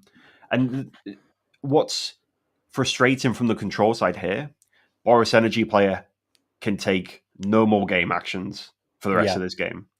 It's either the plan that's on the table, or if that plan gets answered, it's the plan that's presented itself in the graveyard. Yeah. And those two facts are going to be really tough to come out of. And this is just, we've seen, I just want to say as well, for those keeping count, that is a free entomb we've seen twice today. I am keeping track. Nice. But it seems that, I mean, like, the next turn is going to be Cryptic Command, Fog, yep, and draw a card. Like, I suspect the only thing that will like make this turn look better is if Axel draws specifically Arena of Glory. Yeah. Because then you're more or less priced into casting the Flage. I wonder if those. No, it is Fog. Yeah. I was like, oh, maybe they have gone to combat now. But okay, so it's like, again, the 4 mana cards that need to do something. Wow. It's just, Fog draw a card is just not something I'm interested in putting in my deck. No. And even now, it's like, sure, you've stopped combat this turn, but now we start to get silly with double City's Blessing, double Ocelot Pride. This is the issue with Cryptic Command versus such efficient threat, because Cryptic Command, as much as my heart will always belong to Cryptic Command, it is not an efficient answer. No. See, I think where I would probably have been in Owen's spot would be to have used Flame of Anor on the Guide of Souls, because it just seems to be like that's the main thing that's generating all the value, right? Like, it's gaining life regardless, so Ocelot Pride doesn't even have to attack if you have a Thunder Trap Trainer. It's flying, it's basically generating so much. And tune the narrative, like, okay, it digs you a card and gains you some energy into like maybe the thing that you need, but you're kind of spinning your wheels at that point. And at 6 and soon to be probably 3, and then 2, it just, I feel like, like we've sort of mentioned the Guide of Souls, Ocelot Pride starts, they're usually quite hard to beat. And that's kind of, again, in the end game of whether or not this is going to be doable. Like, so I can see a line here, though, where now we've committed the Flage to the board, where Wrath Skies is actually a decent answer to everything that's going on here. I would have left the Flage as sort of my plan B, because I've already got my plan A already looks pretty good, right? So I raffle the top one time. I think you go. I suppose Thunder Trap Trainer is like the card that you need to do. Yeah, I love this card. It's weird. It's such a weirdo card. Okay, there you go. All right, couldn't pick that one up fast enough. Yeah. Thunder Trap Trainer is such a weirdo card in terms of like, it's made its way into like pretty much every format that it's legal in, which like even in Vintage and Legacy, you're like, well, that seems like a 1/2 that draws you a card. Like, it's not far off Augur of Bolus. Yeah. But the fact that it's like it kind of does everything, that it's a wizard, so it's like relevant for Flame of a Nordex.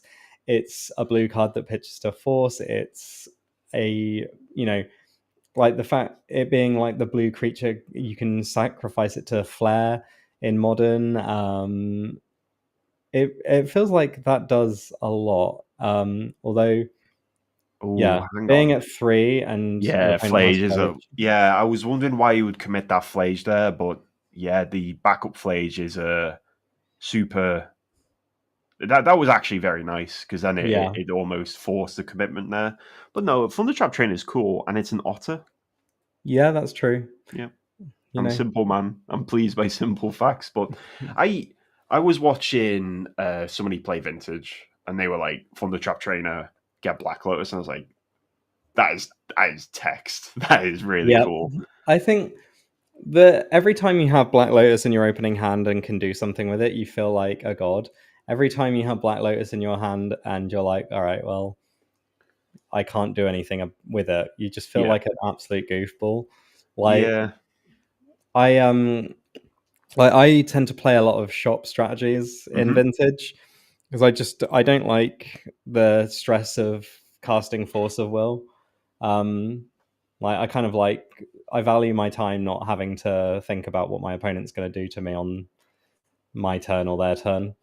Um, but yeah, like it's I don't know. Have you played much Vintage, or have you played like Vintage Cube, things like that? Just Vintage Cube. I'm not Okay. particularly.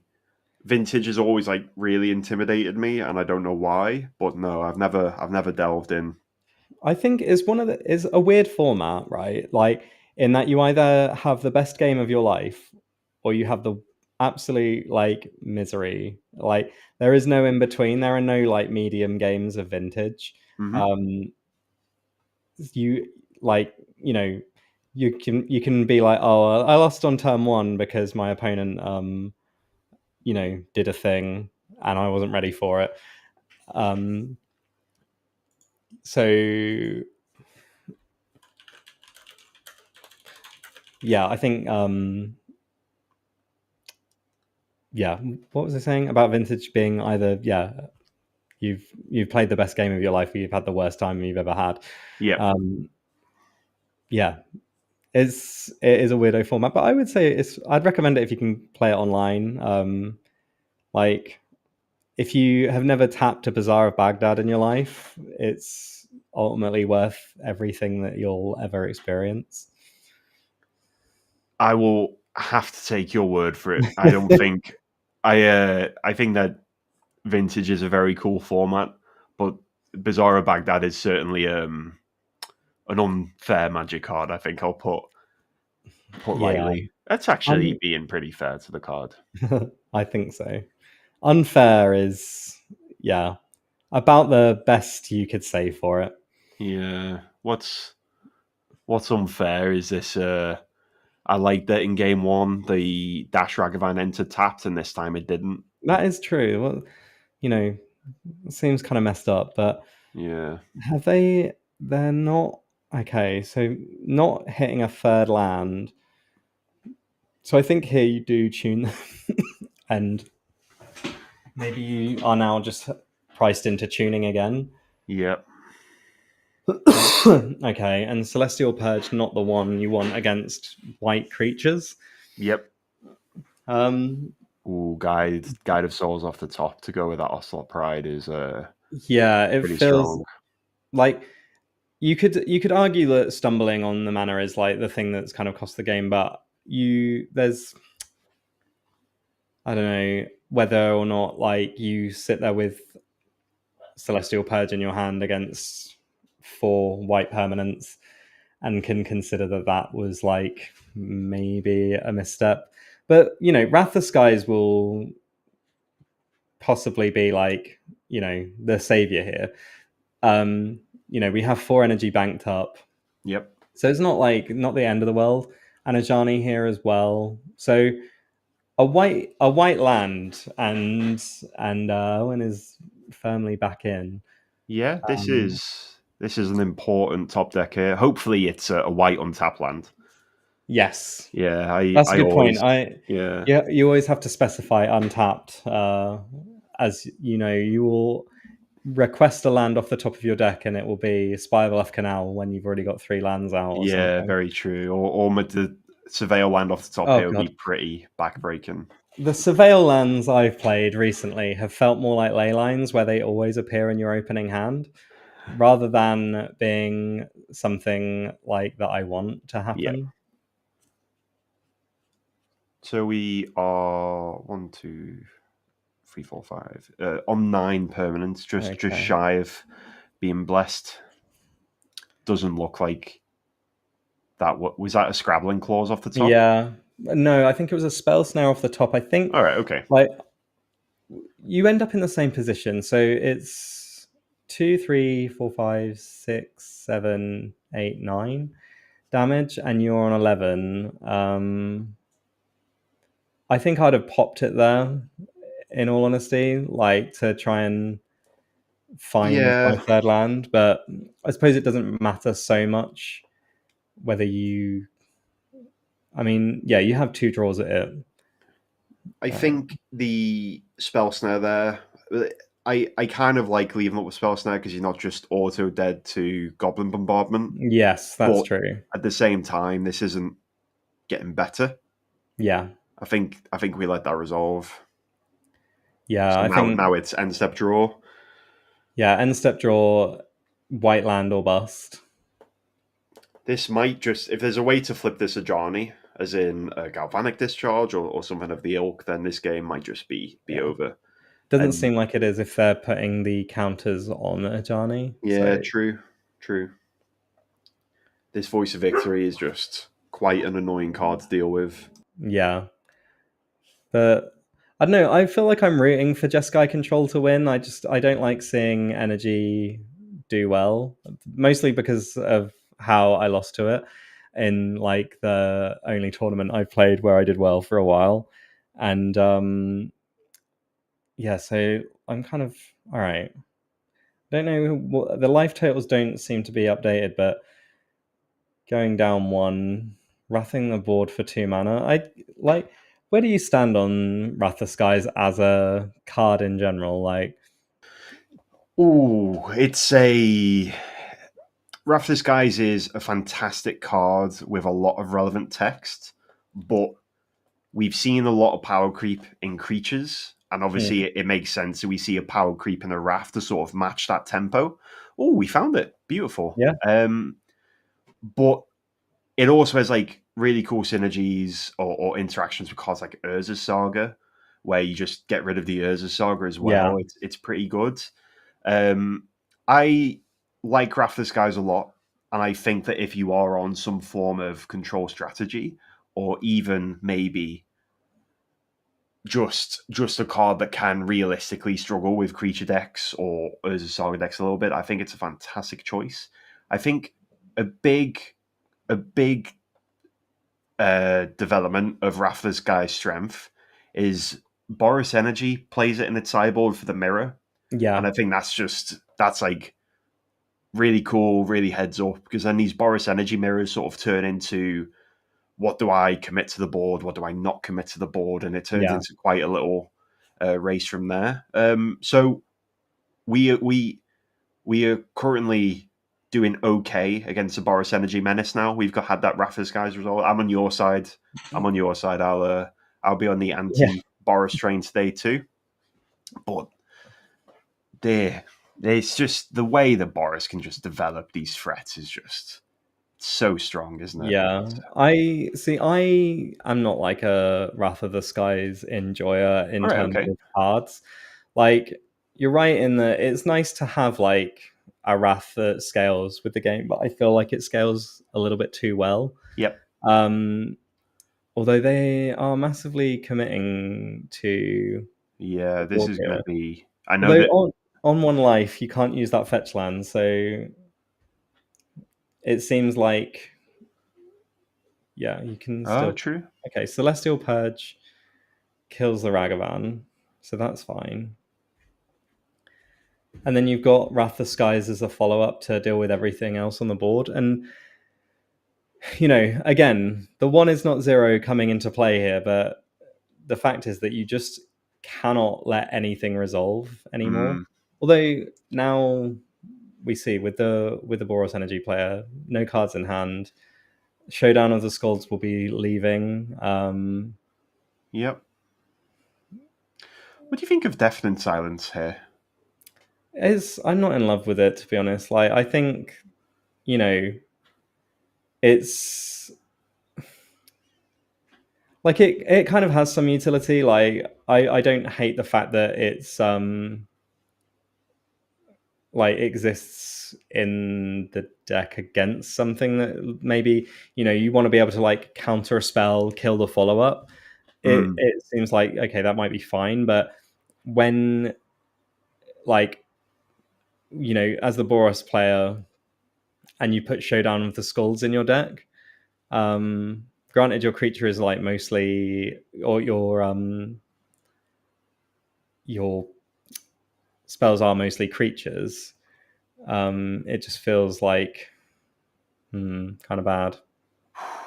This is an uncountable set of 1/1s is so backbreaking here, but we had a double removal spell. Yeah, I think double removal. I get what you mean about Wrath of the Skies, by the way. I really do understand, but I think it's a similar argument to Consign to Memory. Like, can you imagine the format without it? Yeah. I mean, like, luckily it doesn't pop up that much. Like, it's not like a ubiquitous card that you're just constantly worried about. Yeah. I just think, like, in terms of like design, I mean, to be honest, I think Energy's like not great design, full stop. Although it looks like here, there's not a whole lot that can be done. Like, at 1, you have Cryptic and they have 4 lands to replay. Okay, so oh wow. Flage, the Eternal Menace. It was like, I think, the Celestial Purge might have been like one of the cards that I was really not excited to see, but stumbling on the 2 lands at the beginning with like they had Lorien revealed to get 1, and then 2 tune the narratives to get the others. Bringing in 3 Celestial Purges, like, you either don't have that much going on, or like there's maybe a bit too much stock put into that card. There is currently quite a few Celestial Purges on the table. Yeah. It's like 5 in total, I think. That's quite funny. Yeah, I'm not sure if I would be like super excited to see that. I feel like every time we mention Celestial Purge, it spawns another one into somebody's 75. Yeah, that is true. It's definitely felt that way. Yeah. Going off of that, have you ever played Balatro? I've played Balatro once. Okay. And my partner had gone to bed early for work, and I was just up and vibing, and I was like, wow, this is really fun. I blinked and it was like 2:00 in the morning. Yeah. And I was like, I have to put this down. Yeah, that's how it gets you. But maybe it's kind of like the DNA card, where the first played Celestial Purge will spawn another into your deck, and it will just keep getting out of hand until you can play 4 or 5 of a kind. Sounds like an alchemy card somewhere down the line. That is true. True, actually. I always forget that alchemy exists. So, like, I don't know. It's funny because I started streaming playing Arena, and I think, over the course of however long I did it, you start to fall out of love with Magic. But thankfully, I get to play, like, the formats that I enjoy, let's call it, nowadays, without having to spend 300 quid on a set. Yeah. So used to be an Arena enjoyer, and then it kind of got too big for my laptop to handle. So I was like, I'm going to have to try out Modo now. And I was like, hang on, this was great. This is sick. Yeah. Oh, okay. So that was round 4. Okay, cool. In which case, I think, sadly, we only have one more round left together today. That's right. So yeah, I think although it seems like their stream has gone down a bit, but we'll see where we're at in a couple of minutes. So we can, going back to it, which seems like a long time ago since we were talking about it earlier, but the metagame. So obviously we've seen Boros Energy at 3-0 and now 4-0. We've got Jeskai Control at 3-1. So that will be in the others category, of which there are 32 others. The next decks we're sort of seeing are ones that we've already looked at. So there's Is It Prowess with only 4 players on it, and there's also Jeskai Cutter, which I would say I'd probably put in the same kind of bracket with Grixis Prowess as well. So of the kind of prowessy decks, there's about 8 in a room of 100 people. Like, it seems like fairly underrepresented. And with Ruby Storm as well, only 3 people. Like, it seems like a fairly good spread of different archetypes. If you if you ignore grouping them together into the cutter decks and the everything else kind of decks.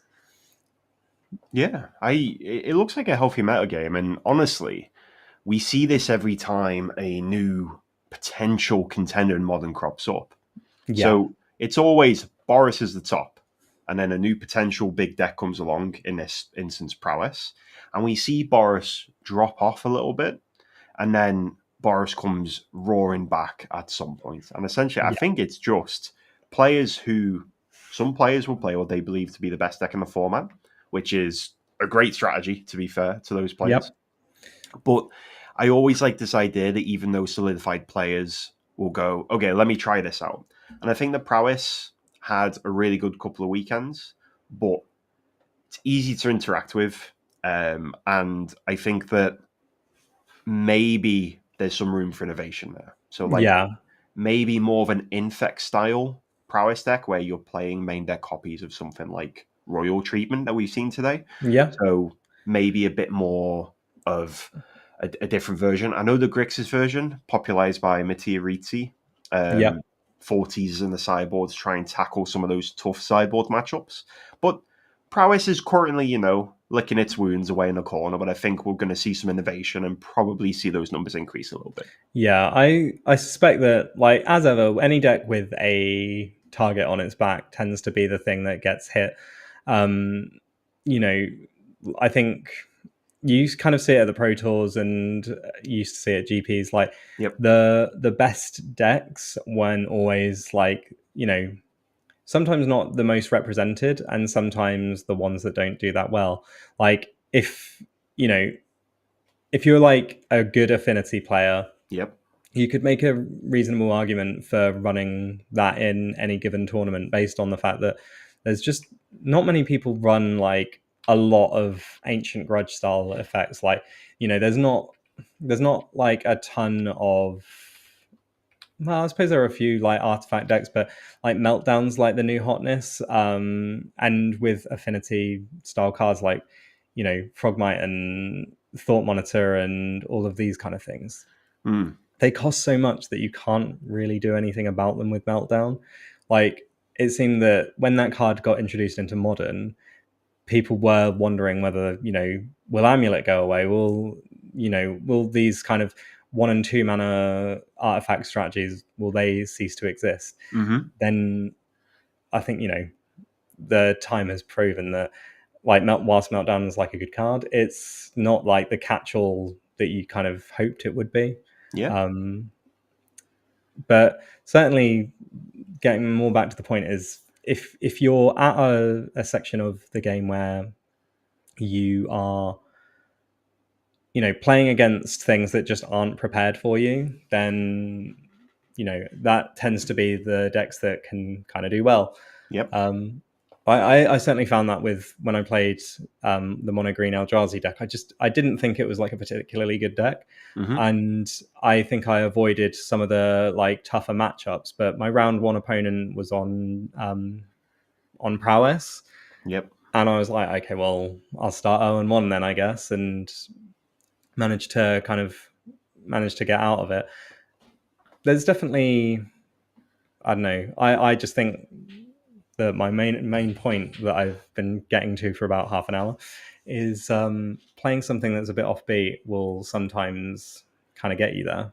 Yeah, for sure. And if you look at modern sideboards, I played a lot of standard in preparation for RC Bologna. Yeah. Not really a standard player, so it was fun to take a delve into a different format. But the main dichotomy between the two, I guess the tension between those two formats, is the sideboard options. In standards, the sideboard options are actually very slim, and your cards are much more. It's less Stony Silence versus Artifact deck, and more. Yeah. This can be. It's quite nuanced in standards, and in modern, your sideboard options are always like pretty black and white. Meltdown's a great example. Stony Silence, Orim's Chance, Deafening Silences, which you've just seen on camera there. These are all like for the one thing. So, especially if you have affinity for a deck like Affinity, and no one's prepared for it, they've not brought their black and white sideboard cards for you, and you can play the deck well, and you get maybe a bit lucky in the matchup lottery, you can actually put up really decent and respectable results. Yeah, no, I completely agree. I think, like you say, you generally can't prepare for everything. And especially in modern, it's just kind of like, a lot of cards do a lot of things now, but there's not one that you're like, oh, like Stony Silence is like, you can't bring it in against every deck with artifacts in. Like if you bring it in against stuff like Amulet, their artifacts don't do anything. Like their active triggered abilities and things like that doesn't stop them.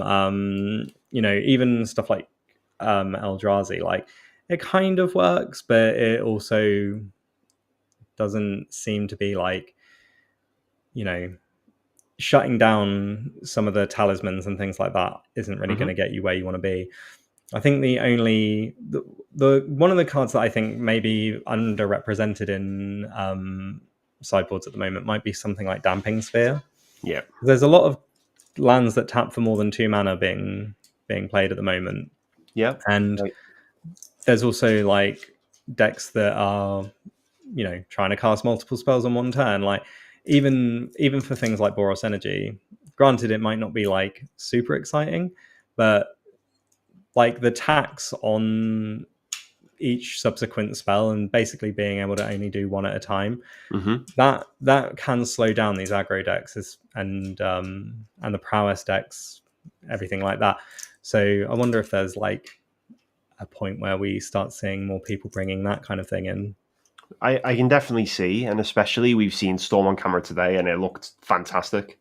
So if more Storm players start to appear from the Storm trees that they come from, it's all going to be the sideboards are once again going to shift in another direction.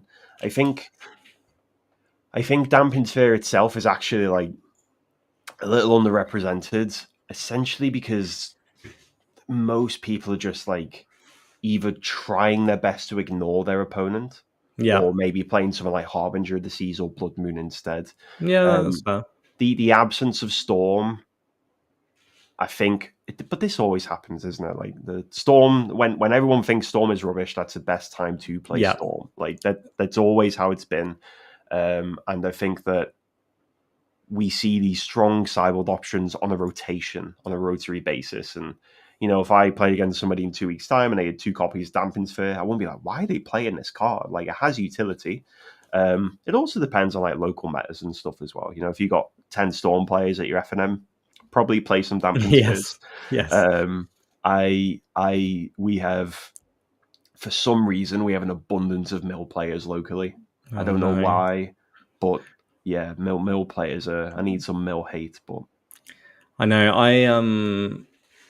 I was playing Painter in Legacy the other day, and it like kind of slipped my mind that my opponent was playing Emrakul, and I was like, man, they just let them resolve. That's crazy. And then I activated it, and I was like, oh yeah, this is why I literally can never win the game.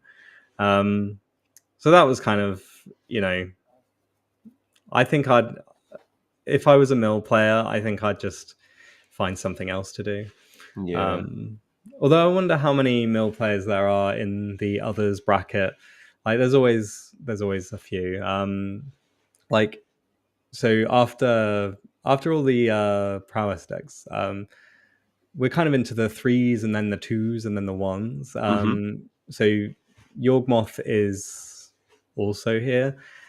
And it's weird, like this deck's kind of a bit of an odd one that it kind of disappeared for a while and then has come back recently, and it doesn't seem like there's been a huge amount of changes. Although whether you classify the Samwise Gamgee version with the Cauldron Familiar as the same deck, is like that's another thing. But yeah, I suppose in a roundabout way, are kind of like 3-card combo-y type things good in modern? Like if you're like, you know, Splinter Twins 2 cards, right? And that's fine. Like Jeskai Ascendancy is basically 2 cards as well. Like it's Ascendancy and Emery. So are you like less interested in something that requires a little bit more setup, or are you thinking like, oh, that's pretty good, like it can do the thing pretty quickly as well? Yawgmoth is my heartbreak story in modern because that deck is so cool.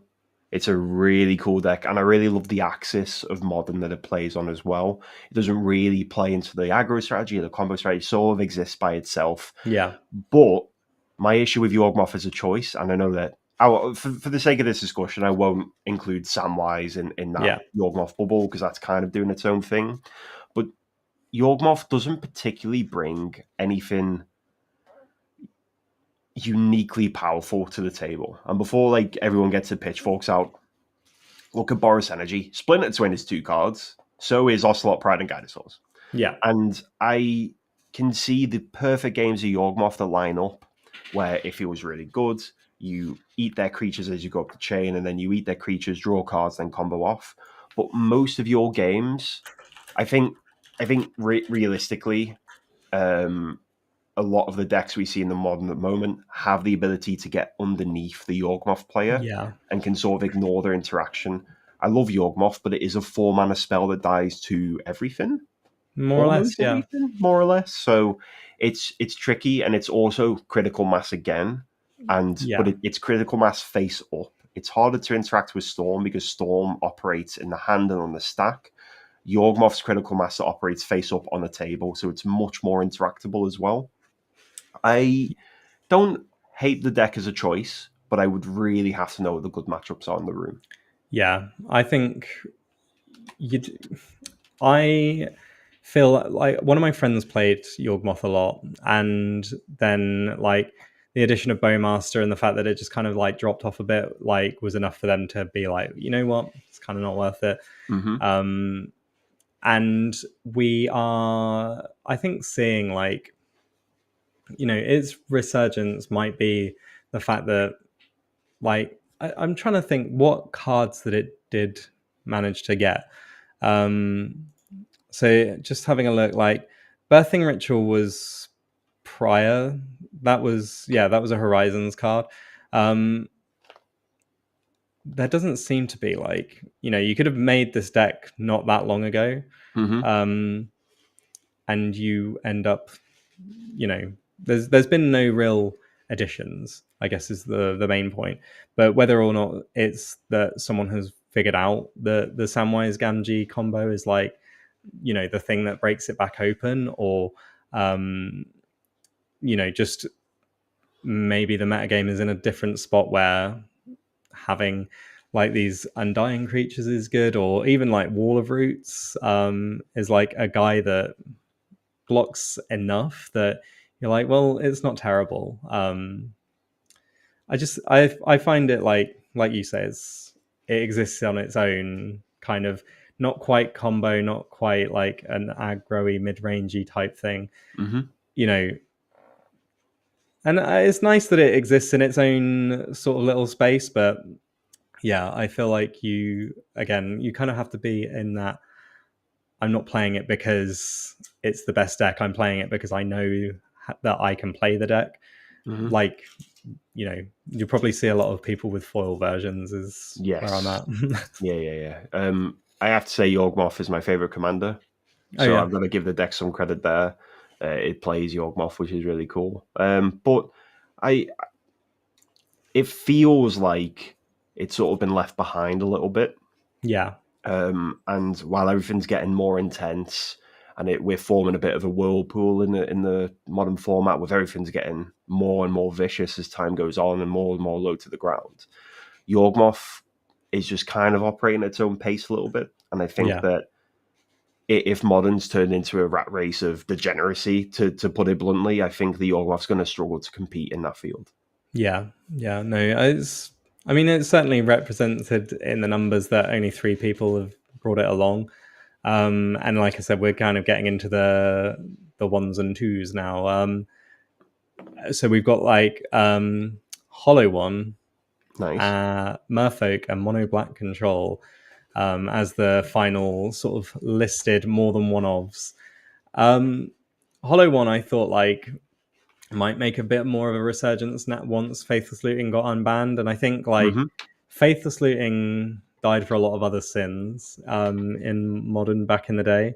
Like Dredge was a big problem, Hogak was a big problem. Like the things that it was enabling were, you know, kind of like the best things to be doing, and like the best kind of, I don't know how to explain it, but just if you didn't have it in your deck, you were probably not playing the game correctly. A bit like, you know, if you didn't include any Horizons cards in your deck now, like you'd kind of get laughed out the room. My main experience with Hollow One is casting it off Bazaar Baghdad now. Okay. But have you in your travels, have you like encountered many people casting Faithless Looting? I think definitely not. Not. I was obviously, when that was just before RC Prague, there was a big rumor of a big shake-up for Modern. Number of cards getting unbanned, as well as the One Ring going to sort of keep Modern players happy, which was the right choice. Thank you very much, Wizards. Very cool. If you told me, if you asked me a week before, can we unban Faithless Looting, I would have said no. I don't think you can unban Faithless Looting. And they were like, oh, well, we're going to unban Faithless Looting, and we're going to unban Mox Opal. And none of them are kind of remotely playable now. Like, Faithless Looting being nowhere is so surprising to me. And maybe it kind of suggests that Wizards know what they're doing some of the time. Sometimes it depends, but, you know, like you could look at Modern and Modern Horizons and question whether they do know what they're doing sometimes. I think, like, I don't know, without being too boomery about it, like, I think that Modern feels like really powerful standard now, in that it's not necessarily about your old cards that it used to be. It's good to have like shake-ups every now and again, but I think like you've said earlier, Magic players love to complain. Like, whenever anyone asks what it's like to be a Magic player, I will sometimes say like, you know, you could put a folded £20 note in every booster pack and Magic players would complain about the way it's folded. But I think when it comes down to it, like, Modern is kind of like a fun format.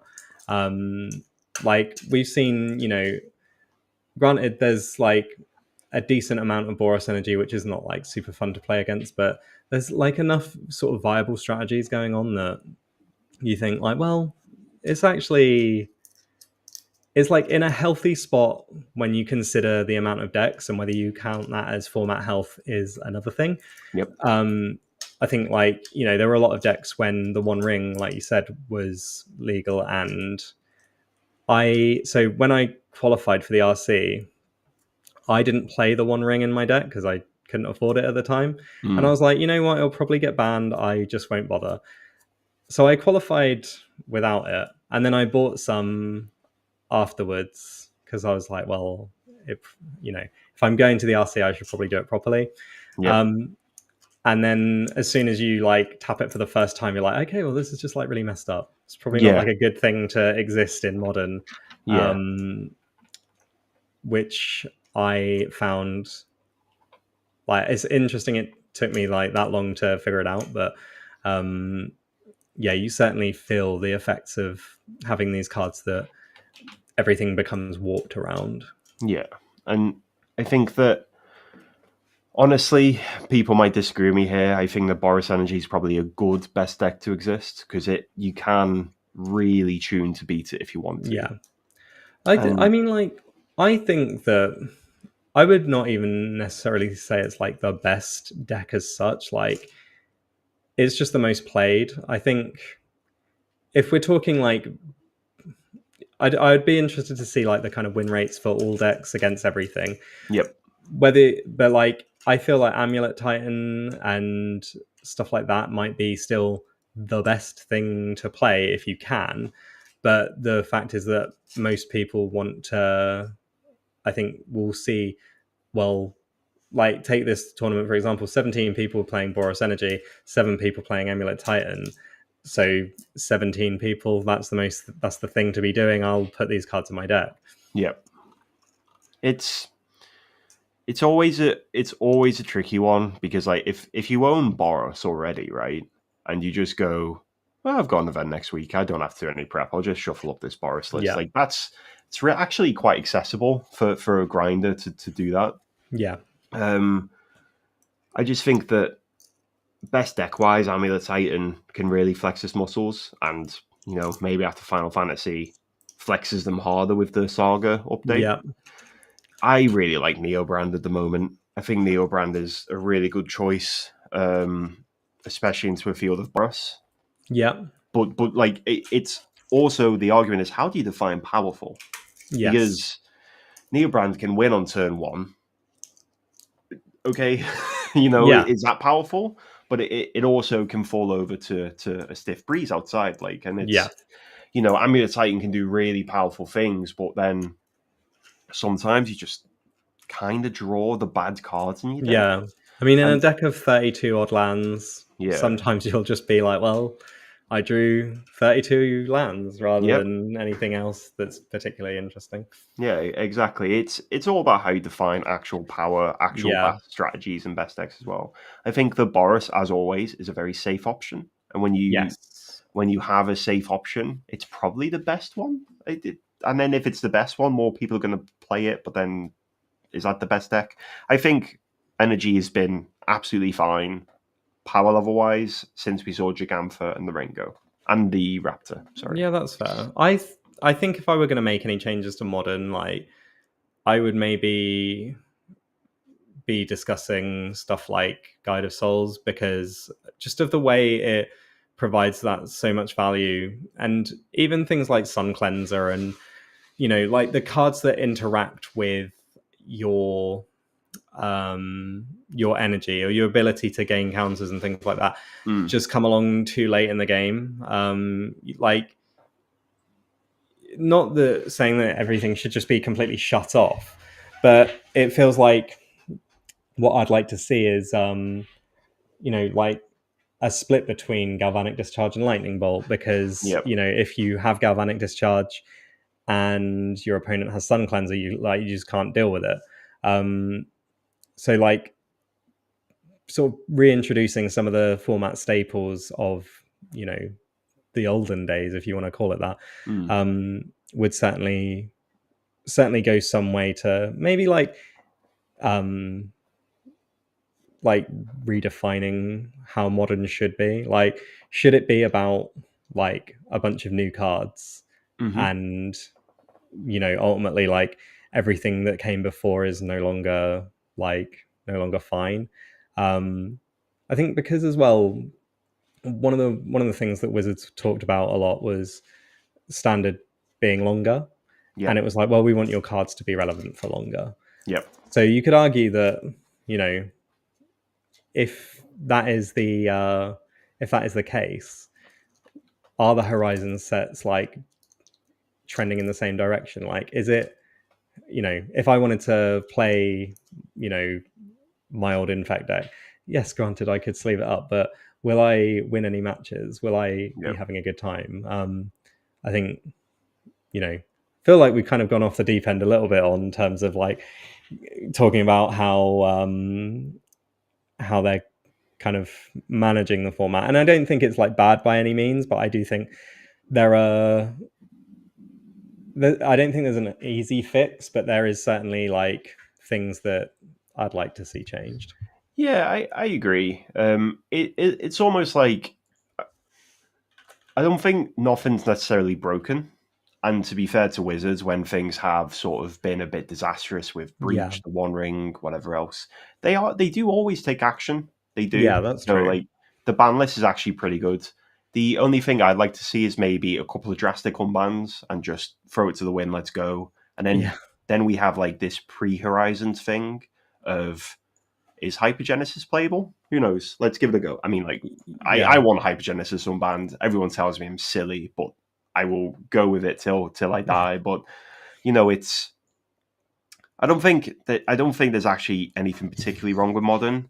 No. And for me, I like playing with powerful cards. Yeah, I think that's it. Like, you'd hate it if you had to go back. Like, I tried to play Khans of Tarkir Limited, and I was like, it just feels like a lot different to how I remember it. Yeah. Anyway, speaking of, nothing really in particular. We're ready for round 5, so we'll go straight in.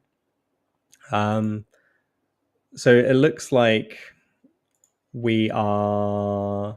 I think I saw a ley line of the Guild Pact on the right. So Okay. I think this looks like it may well be a zoo strategy versus not sure. Although Death and Tax is on the okay, it's an RK post. Maybe okay, so it is like a Death and Taxes ish. It's the black white deck. Yeah. Okay. So people are really like leaning into accessorizing how they're going to be playing the game. Yeah. So in terms of Zoo versus Blink, Yep. like I think one of the important parts is if you have things like Philia that can blink ley lines of the Guild Pact, and you have like one of my sort of bugbears, and I know it shouldn't be, but it is that basically your zoo players they'll tap the fetch lands to cast the spells. Yep. And I just wish there was a way to punish that. Yeah, I've never played Zoo, so I'm not deep in the Zoo lore or knowledge or anything like that. But I do need to ask a Zoo player why they do that. Is it because it's cool? Because it brings along some cool points with it, to be fair. But why? I think it might be that there could be. It's quite good at damage preservation and such. Like if everything's a 5-color whatever else, it makes that your traditional 20 to 17 plays not play out like that at all. Like actually, I'm just going to stay on 20. And I've seen good Zoo players navigate their mana really, really well. It's almost like a sub game. When do I fetch? What do I fetch for? Elements like that. I think that it's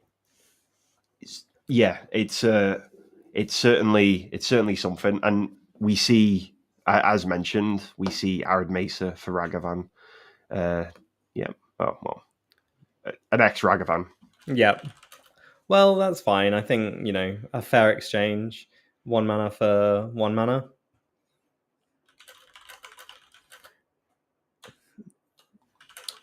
Definitely. But from the suicide, I think that when Sewer develops its engine and really starts going, that's a great position to be in for that deck. As much as naturally you kind of have to fatal push the Ragavan, this isn't really a matchup where you can rely on 1-for-1 removal, especially if we see a Scion in the next couple of turns. Yeah, it looks like Zoo may have been like slightly land heavy in terms of how they're starting the match, but I can't think that there's any flash threats. But it could just be that you pass the turn, you sacrifice both your fetch lands to make sure that, like as much of an edge case as it would be, like Ophelia would be pretty bad. Yep. To blink Ophelia the would guild back. be a big Like, game here. Yeah. If there was a creature on the table, I guess. Yeah. It's because if we go Felia into Flicker Wisp, into Flicker my Witch Enchant to destroy your ley line, that's like really backbreaking. Yeah. The Doorkeeper Thrall has flash, I guess, as a 2-drop. But yeah, I don't think Bolt's gonna be. I don't know actually. Bolt is a great answer to Ophelia. Yeah, Doorkeeper Thrall's just such a weirdo card, like especially in the Flage world. Like I've had people play it against me where it's just like, okay, well my Flage doesn't die now. But I've also been on the opposite side where there's been a Torpor Orb effect in play, and you're like, well, good. Yeah. I have now just got this 6/6 into play for 3 mana that doesn't die. Yeah, it's definitely matchup dependent. Yeah. But what I will say is Doorkeeper Thrall is incredible against the sewer deck. Yeah. Although it's a weird hand for the leyline player, like the domain player. That like Tribal Flames is obviously the card you probably take. Okay, Consign is the card that goes away, and Relic is all right, fine. That makes some sense. Yeah, I'm not like, I don't know. That's a weird keep to me, I think. But also to have main deck Consign is somewhat interesting. I think if I were on the Zeus side, yeah, I'd be looking for a Surveil land here.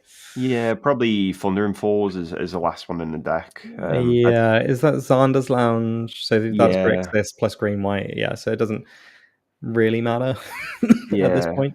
We have Domain.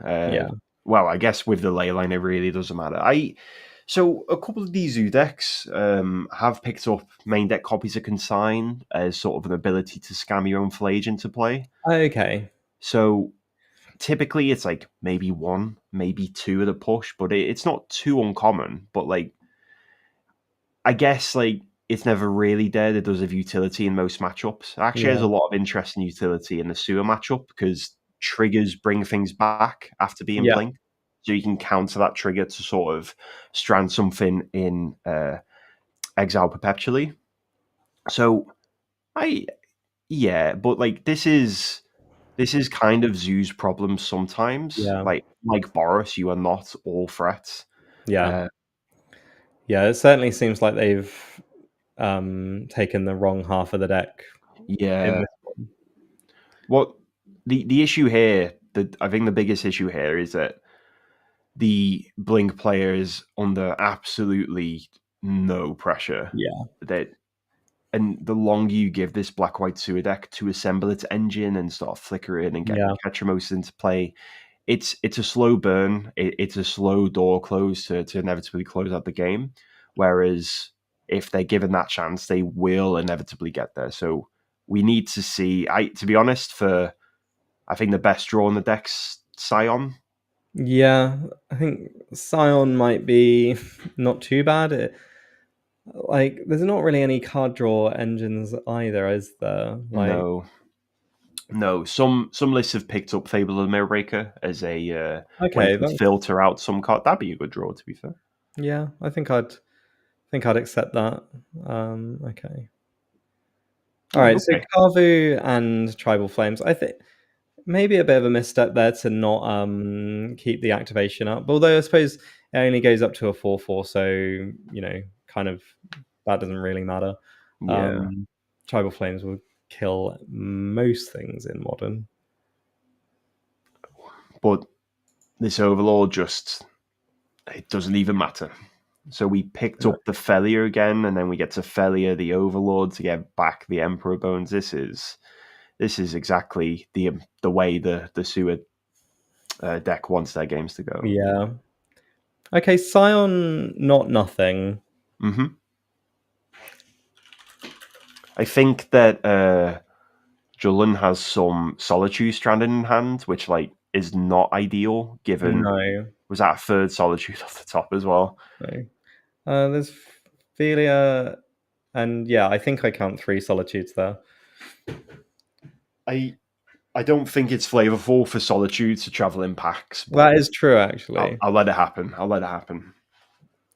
Okay, well, all right, Ragavan. Uh-oh. Oh yeah, it has hexproof and all the other Yeah. keywords. I mean, he does have a ephemerate in hand. Do we I ephemerate the Ragavan? I think you do. I mean, well, maybe not. I mean, maybe it's not like particularly relevant, but here you just now flicker the ley line and then kill the guy. Yeah. I think that was the 4th Solitude off the top as well. Oh, for God's sake. Yeah, yeah, wow. Okay. Well, yeah, feels like Balatra has come up a lot, but certainly one of the premier hands is 4 and 5 of. If to be fair, if we get to 5 of a kind, I'd probably be wondering what's going on in the game. But yeah, 4 of a kind, pretty good. Okay, Ragavan. I mean, I feel like you just kind of. I'd be wondering if I like ephemerate that. In all honesty, like to just have the ability to attack on the ground still, like. This is I think this is the first time I've said this today. This is really well disciplined play from Julian here, because I would have ephemerated there as well. But now with the Overlord, you just get to get back whatever you want. And at this stage, I don't think there is a winning avenue for Idris. This has been a pretty brutal game. Yeah, I think like it felt like a land heavy hand and like a bit more reactive anyway. Yeah. The fact that we've got Philia to, the blink ley line kill your Scion was like pretty huge. The Overlord is like now just going to be too much value, I think. Yeah. And there's a Ketramose in hand, I think. Or did Julian take it off of so Overlord or not? I believe Julian took a Solitude. Okay, fine. So now the Overlord can fetch the Ketramose, and then from there it should be pretty elementary. Yeah. Yeah, no, it's been again a bit of a clinic in terms of what's going on there. Like I feel like there's just not a whole lot your opponents can do sometimes. Although I'm not sure I'm in love with the flickering there. Mostly because I guess the game is kind of locked up. But it would be better just to be hitting for 5 damage in my mind. Like, call me crazy, but I don't hate that. I guess your opponent is on 21, so like if you've solituded them a million times, it doesn't. Yeah, I suppose you're right. Yeah, although, not entirely sure whether life totals are like super up to date, but I think it might not be relevant at this stage, but I think that was a doorkeeper frill off the top. Yeah, I mean, a little too late to the party. Yeah, it's not nothing, but it's not much either. We've assembled the engine, so Ketramose plus Blink Creature plus card at this stage is the engine, and I think that maybe it would take. Yeah, I think that's a good concession. It's a smart concession, to be fair, because Julian had 40s in hand, and this kind of keeps the Thrall hidden for games 2 and 3, because it is such an impactful card in the matchup. But I don't know. Do you consider this black-white blink deck to be Death and Taxes, or should we go get that mat collected? I think I would be revoking their death and taxes playmat. Like, there's no taxes, and I suppose like it depends what you consider a tax. Like, is blinking your guy a tax? Probably not. I think for me, like whenever I played the black white deck, I felt like really underwhelmed by it. And I think like similar to, I don't know, like if you've ever seen the initiative deck in Vintage, Yes. it feels like everyone else can win with this, but I can't. Yes. And again, skill issue, I'm aware, but like most of the time, it just feels like a pioneer deck. It's such a strange type of thing, and that's how I kind of feel with Blink, is that when it goes off, like when you're doing the thing and you're like kind of uninterrupted, which it was here, like I think any deck can look good. When you actually have to overcome something, that's when it starts to get like problematic.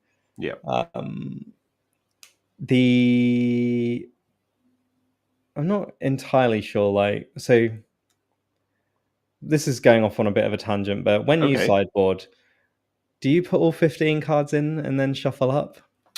No, because I would definitely forget to take some of them out. Like easy. When I played Storm, I used to have my Storm board in different coloured sleeves, so that if I had wished for a Past in Flames, I would never shuffle it back into my deck.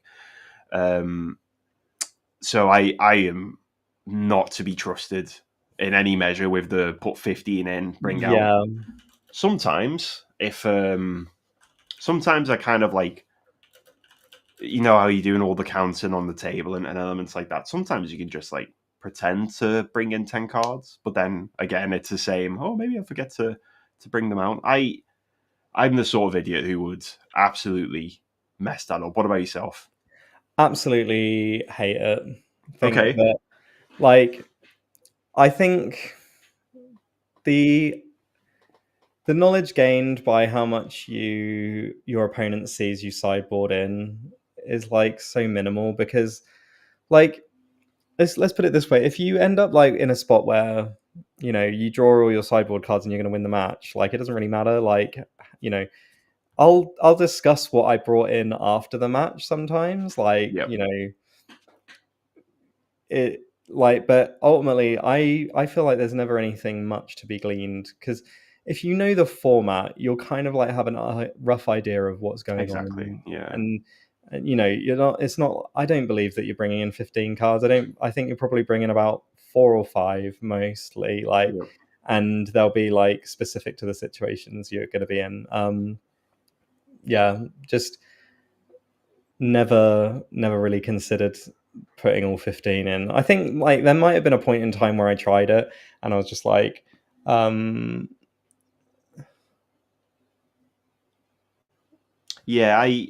think whatever 0.1% it can get for me in a match is not worth the 10% chance I might forget to board something out. If that makes sense. I think that's it. Like nowadays you can't get in trouble for having fewer than 15 cards in your sideboard, which is a good thing. But again, like back in the day, like if you presented 61 and had 14 in your deck, like you just end up in trouble.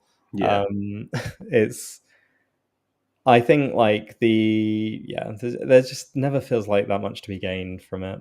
So like the fact that Julien has done it means I'm rooting against them even more. Wow. I know. Wow. That's they're not even on Boris Energy.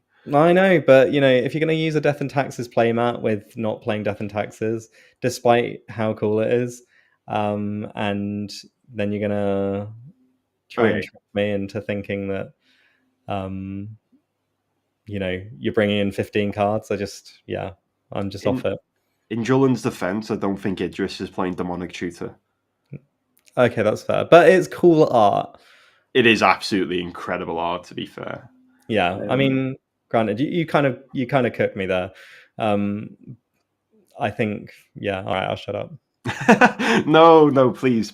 So to talk about, there's been a lot there has been a lot of good playmat today, but I saw an interesting card in both Idris's 7 and 6. Yeah. And that's Rest in Peace.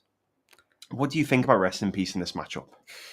I don't think I'd be putting it in my deck because it's not really like a graveyard centric thing, and if anything, it turns on Ketramos a little bit quicker. Oh yeah, so it does. That's quite funny. I can understand the logic behind it. So essentially, it switches off the Overlord of the Balemerc Solitude loops. Which, can you beat that? Probably not. We saw it in game 1. We saw 4 Solitudes in game 1 be really good against a hexproof threat. Like that's how strong it is in this matchup, and that's the amount of nuance and interaction that the super player can have. But I just think that the issue we saw in game 1 was we just give too much time to develop. Yeah, we deployed a threat on turn 1 that got answered, fair enough, and then just not another one for a while. And I really just want to put creatures into play and turn them sideways here. I'm gonna make my opponent have it. And I think with Rest in Peace, like the fact that he's just not had a threat like both games has been really brutal. And there's Ketramos, wow. Okay, there's a Doorkeeper Thrall. I mean, it's just so mopey. And Rest in Peace, like, there are 2 cards exiled with Rest in Peace on Julian's side. So Ketramos will get turned on like pretty quickly based on the fact that there isn't anything else kind of going on. So I think like when it's incidental, like when your deck it plays on an axis of like my graveyard is not quite an extension of my hand, it's just part of like there's a bit of a value engine going. I just feel like I wouldn't bother, like like you'd be crazy not to bring in Rest in Peace against Dredge or something, like, but when it's like I say, if it's just incidental value, like if it's I can't pass my Balemerc like the Overlord of, it's just it's a tough sell for me. Yeah, very much so. I fully agree. I think that we saw the lack of respect that Julian had for that by not even taking it with the 40s. From the look of the hand, though, this Doorkeeper Thrall was actually going to do a lot of work until Fatal Push was top decked, which is pretty cool. Which then switches on this Ketramos, and this Rest in Peace looks a bit awkward here. And Flicker Wisp, Resurveil is a crazy line. That's so pretty cool. Good. Yeah. But like I was saying, the Rest in Peace turned on Ketramos way sooner than it would have. So very true. If you end up dying to that, like, I just, like we've sort of said, the fact is that we want things to be you want to be like turning your creatures sideways with Domain. You are not really the control deck in this matchup. Yeah. Just simply by virtue of the fact that your opponents will get a bunch of cards all the time. Also, I think one thing to note is the Surveil land put a card into exile. Put into exile from graveyards it's from graveyards of the battlefield, so it doesn't count the library too. That's fine. It's I am trying to think. is a very strangely worded card. Yeah. I understand it has to be, but like it's not too intuitive to play. Oh, we have a second Doorkeeper Thrall, which is actually somewhat relevant here. Yeah, I mean, Vindicate in hand is, and Fatal Push, I think, as well. It seems like, the Blink players just lined up quite nicely against them as well. Fair enough. I think, like for a player at 4-0, you kind of have to respect the fact that they probably know what they're doing. Is just maybe, like, I'm not quite sure what happened there in terms of like mulliganed a couple of times, just seem to keep like not particularly functional hands. Yep. And so not been like a stellar showing from it. It's But, tough to mulligan against a 40s deck. yeah, Really that is tough to mulligan. true. I think, yeah, I still think the Rest in Peace was just like a weird card to bring in. Yeah, I can understand the logic, but I think that like this is the classic. I'll bring in Surge Core in every matchup type scenario where like sometimes like if that Rest in Peace was any other card, it might have put a bit more effort on. But you know that's how Magic rolls sometimes. We can see there that Idris is obviously moving into the 4-1 bracket, which is a beautiful bracket to be in. And realistically, as you mentioned, they obviously know what they're doing, and this is why the best Magic players in the world have like a 65% win rate, because sometimes you just have games like that where, yep, it's all wrapped up. No, it's true, and I think, yeah, we've seen like a couple of like matchups that could have been great, and they've been slightly spoiled by the arena shuffler. It's always difficult to call sometimes, like on, you know, will you do a Seth Manfield and just kind of draw what you need? Or is it a case of there's just not really a lot that you can do? Like when I think everyone's had a game where you just like feel like it's a functional hand, and then you get thought seized, and then it becomes like slightly awkward, or they're like in this game we've just seen that the answers just aligned with everything that they had going on each time. Sometimes it happens. I was playing yesterday and I was against Urzatron, pretty good matchup for Belcher. Opening hand, 3 Lotus Blooms. I was like, let's go, this is great. They went Chalice on 0, and I was like, gotta counter that. And then they went into Karn, and it's like sometimes you are not meant to win that game. That's fine, and that's fine. No, I think, well, yeah, definitely, yeah, the gods will be against you on some days. Yep. Especially, yeah, having double Karn and, having Karn and Chalice on 0, yeah. It's pretty brutal. That's pretty upsetting. Yeah, I was very upset. Yeah, well, I think, so in terms of rounds, that's round 5. We should eventually have some other people coming in to take over from us. So, like, based on, the first 5 rounds, like, have you seen what you were kind of expecting from the tournament, or do you think that, like, some of the matchups and maybe the metagame share, like, surprise you, or is it just kind of as you were? Yeah, I think we've seen stock modern, to be fair. We've seen Boris Energy versus some lists to sort of metagame for Boris Energy and prowess, and then, the big the household names like Zoo and Suo we just saw there. The one thing that is surprising is such a low percentage of prowess. But I think that does make sense. And I'll say it till somebody asks me to stop saying it. That's a snapshot of this weekend. I'm sure next weekend prowess will be back from licking its wounds and in full force.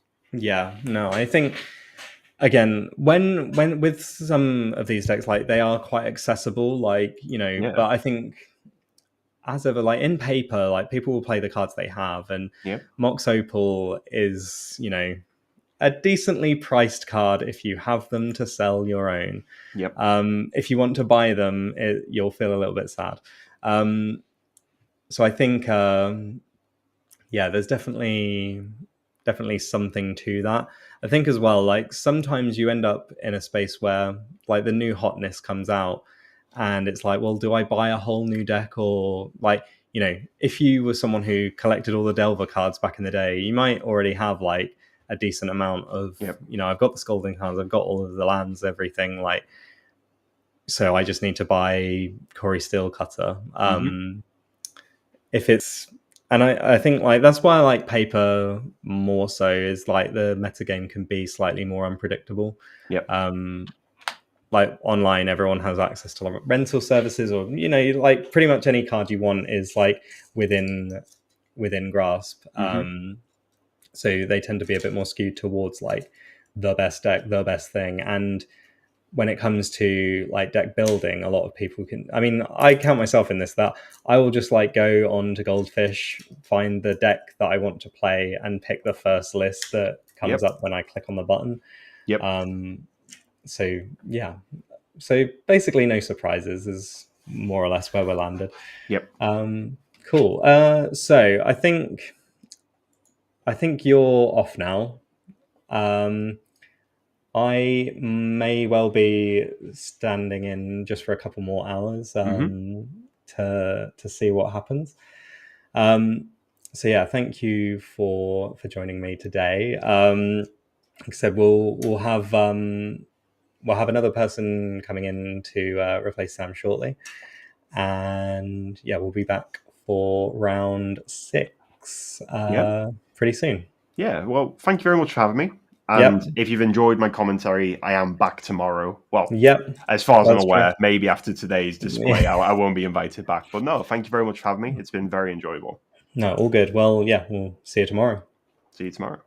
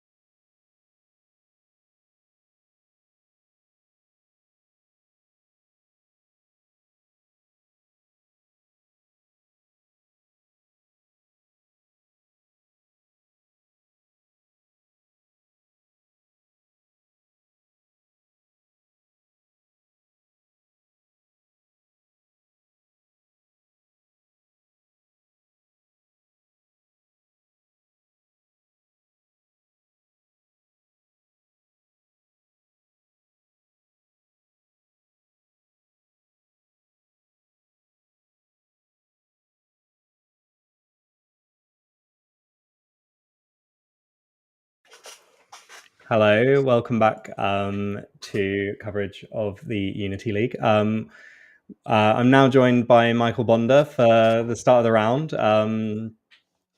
Michael, how are you finding Modern at the moment? I think Modern is the wild, wild west. It's both good and bad, I think. Yeah. But yeah, I think Modern for the most part has always been like stale, and then it goes extremely crazy for X amount of weeks and months, and then it's a little bit stale again. But Yes. I think we're in the wilder portion of the Modern meta right now. Yeah, no, I think that's fair to say. I think for me, like, I play a lot of different types of Magic at the moment. Like, my main thing is that I'll just try any deck. And apologies in advance, as I think we're just struggling with the scene at the moment. Okay, here we go. Okay.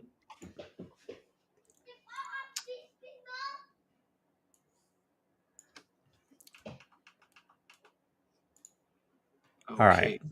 Okay, I think we're back to normal. We can see what's going on. Yes, so we have a Neobrand player and a Belcher player here. Yeah, so and how do you? So both kind of like uniquely weird decks in Modern, and yes. Very much like, at 4-1 you can kind of understand why, and there are other times where you've been thinking like, how the hell does any of this work? And I found, like, myself, like, whenever I play any of the kind of weirdly specific combo decks, I always feel like I'm having a bad time because I just don't know what I'm doing. Yeah, I tried to dip my toes into playing some Neobrand when it was first extremely popular with the Surveil cards when they got introduced. Yeah. But it doesn't really suit my type of play, I would say, or my kind of wanting to play Magic the Gathering. Yes. So I think you have to be made of a specific kind of fabric to actually to just want to go full pedal to the metal. Yeah. And I think one of the things about these two decks is they're somewhat similar while being extremely not similar. Yes, if that both, makes sense. Yeah, both very linear, both kind of like doing their own thing, but also, like you say, it feels like there's a lot of stuff going on, a lot of like turning wheels and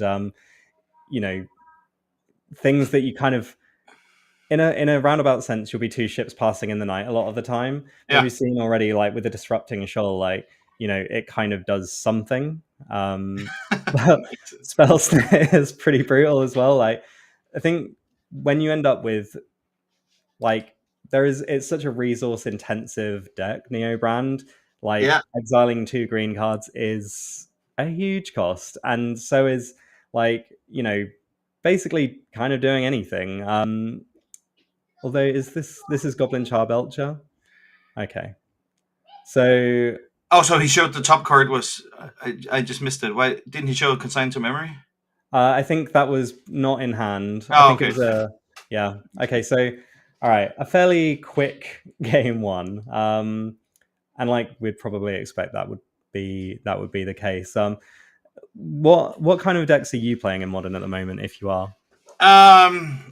Well, last time I practiced for Modern was for the RC in Prague, but that was mainly dominated by the Mox Opal meta and and then the Boros. So I played a lot of Boros. I played a lot of Amulet Titan to see if I could get to master that deck. But I think it's hard to practice those kind of decks on the platforms online because there's a lot of clicking and yes, I'm becoming an old man, so clicking a million times does actually eventually hurt. I think my deck of choice has been Amulet Titan, and I played it in paper. I mean, I think I bought and sold it 3 or 4 times, but I started playing it with Summer Bloom, so that kind of gives you an idea of how long I've been playing the best deck in the format forever. Yeah. But when it comes to playing it online, I've tried it a couple of times. I find it way too stressful. Like, I can explain what's going on, and I know I know how to explain why things are happening in paper. Yeah. I can't explain what I'm doing online. Like, stacking triggers, clicking too many buttons. Not my favorite thing. But I think I'm pretty fond of the Eldrazi deck. Actually, both in Legacy and in Modern. It's not Modern and Legacy are not formats that I play too much these days, because there's a lot of arena things that use limited, and there's a lot of standard, great standard tournaments as well. So those are the things that I'm dipping my toes into. But I do love myself some Eldrazi, because it's like a gameplay that I'm fond of and actually enjoy playing. Yeah, no, I think that's fair. The most fun I've had recently playing Modern has been playing Eldrazi. I really like kicking the Sowing Mica Spawn. Yeah. And I've had a few decent games recently where the cheese has stood alone, and my opponents have had no permanents in play. You always like the perfect victory. Yeah. And I played in the Creator Showdown a couple of weeks ago, and I'm embarrassed to say, I think I said earlier that I picked a deck once, and it was about 2 weeks before the Creator Showdown, and I just played it a bit. It wasn't treating me very well, and I was going to play Amulet Titan, and then I was like, oh god, the amount of clicking, I just don't think I can handle it. Yeah. So then I ended up just picking a deck, which happened to be Mono Green Eldrazi, and I ended up finishing second in that tournament. I still not really sure how, but I think having access to so many soul lands just feels like, what are we doing? Why are we not playing with these all the time? Yeah, I think the Mycosynth is a pretty neat card. In a lot of games, you get down to if you actually can count. But it's like if I do this, get a land, get a trigger from one of my Eldrazi's to get a spawn, and does it eventually get to a point where I can do a spell in 2 turns, where I can triple spell? Yeah. So I think the deck is pretty intricate, while also having an autoplay button, which is kind of nice in longer runs of the tournament.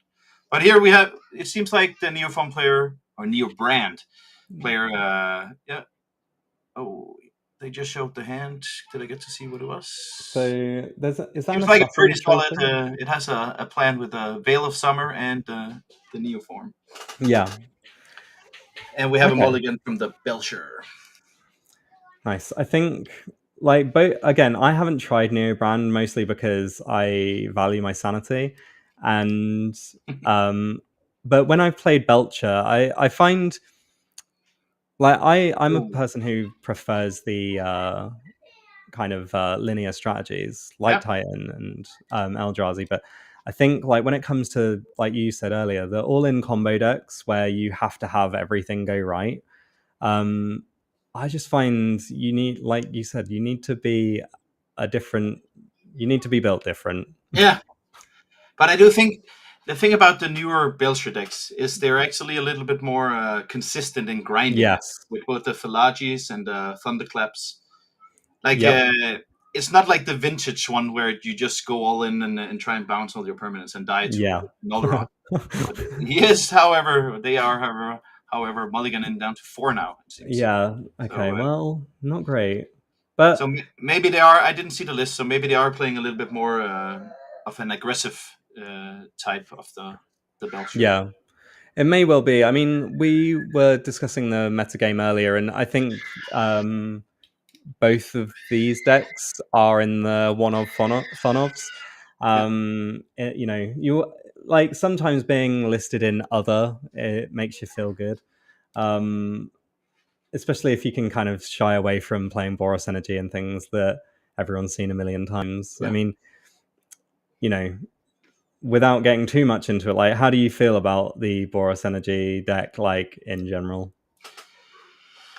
Well, the thing is, it operates on, from my point of view, it operates on two different axes. Yeah. You have like the aggro where you just play a cat and then just go all the way, and Yep. then you have the more grindy where you need to actually like grind with Phage and try to do a more bombardment style. You need to manage your resources. Yeah. So I think the deck kind of suits. Like, it plays out like Junt usually does when it's not like Yes. full aggro.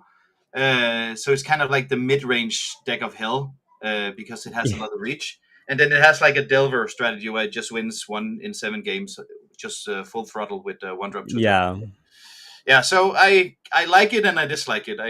It's fine that there's a deck to keep everyone in check, but I think it's more Sue that it's what do you call it in English? It's the deck that's the aggro deck to beat at the moment, in my opinion. Yeah.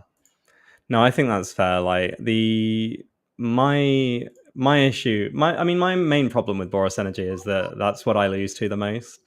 And like it's fine to lose. It just sucks to lose to like a bunch of mopey 1/1s all the time. Yeah, that's true.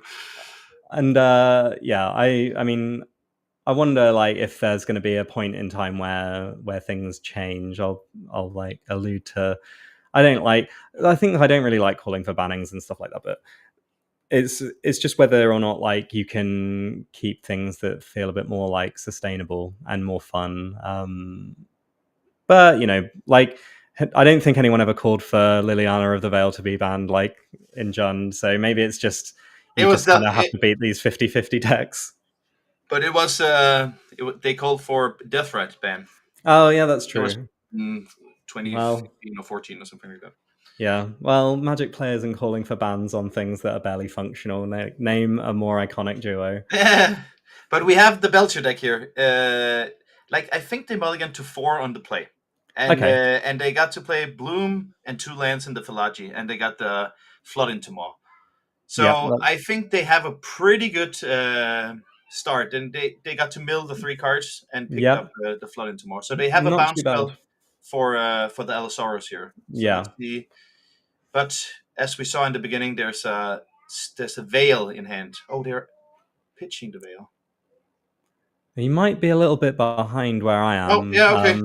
Because the Grizzlebrand is in play. Okay, let's go. Yeah. So I am a little bit behind. Okay. I'll just update. So yeah, as we can see, we're drawing 7 cards. So we're down to 6 life here, and I think you're back? Yeah, I am back. Cool. Yeah, so Grizzlebrand, awkwardly, the Neobrand player is down to 6, not 7 or 8 specifically. Although now has the Nourishing Shoal to gain.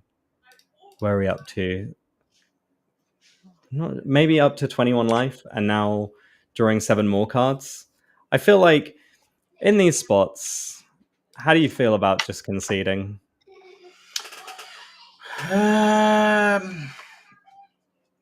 If I play online, I would just concede. Yeah.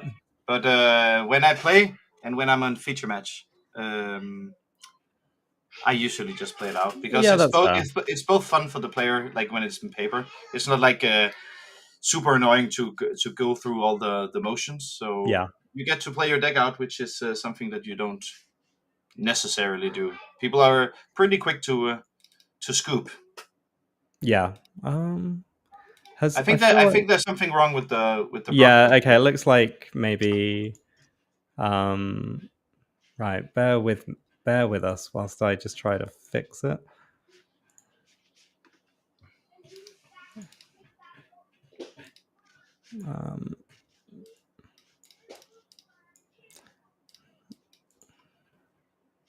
Okay.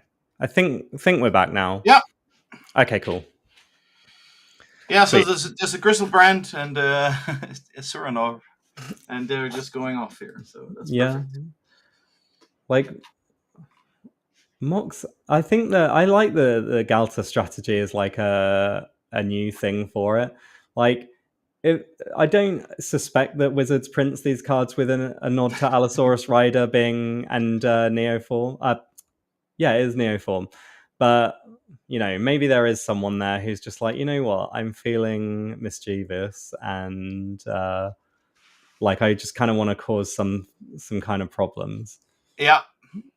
So they're scooping now because it's just they're not getting her. Yeah. Okay. So that was 1-1. Yeah, it's pretty tough with the Griselbrand on the board, to be honest. Yeah, no, I think like we said, it's going to be 2 ships passing in the night, and Belcher did its thing, Neobrand did its thing. Yeah. So basically, be on the play seems to be the strategy.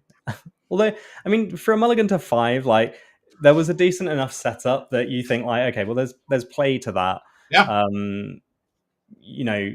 Obviously, you'd rather just have a good 7, but the fact is that you can still kind of play a game. Maybe I wasn't giving Belcher enough credit when I played it. I think the first Belcher decks were a little bit all in, but I think the newer Belcher decks are actually a little bit more consistent because you have a lot of ways to get your pieces, but also just you have a million counter spells and disruption. I think like stuff like Force of Negation, obviously, I think those cards are like, they feel like nice additions, and I think they're in a way like, no one likes to get their counters, their stuff countered for free. Like, I've played in enough Force of Will formats without Force of Will where you're just like, oh, just leave me alone. Yeah. But I think I don't hate Force of Negation in terms of like the only doing it on their turn leaves enough play in it that you can not feel super bad all the time about getting your stuff like counted and exiled. Yeah, but I would be usually the Belcher decks play 1 to 3 Force Negations in the sideboard. Yeah. I don't think they played in the main deck because it's too unreliable. So Yeah. game 1 they just want to go like full throttle, and then if they play like in a mirror, you board it in. They could probably board it in against the Neoformers deck. Yeah, no, that's fair. But usually you play like the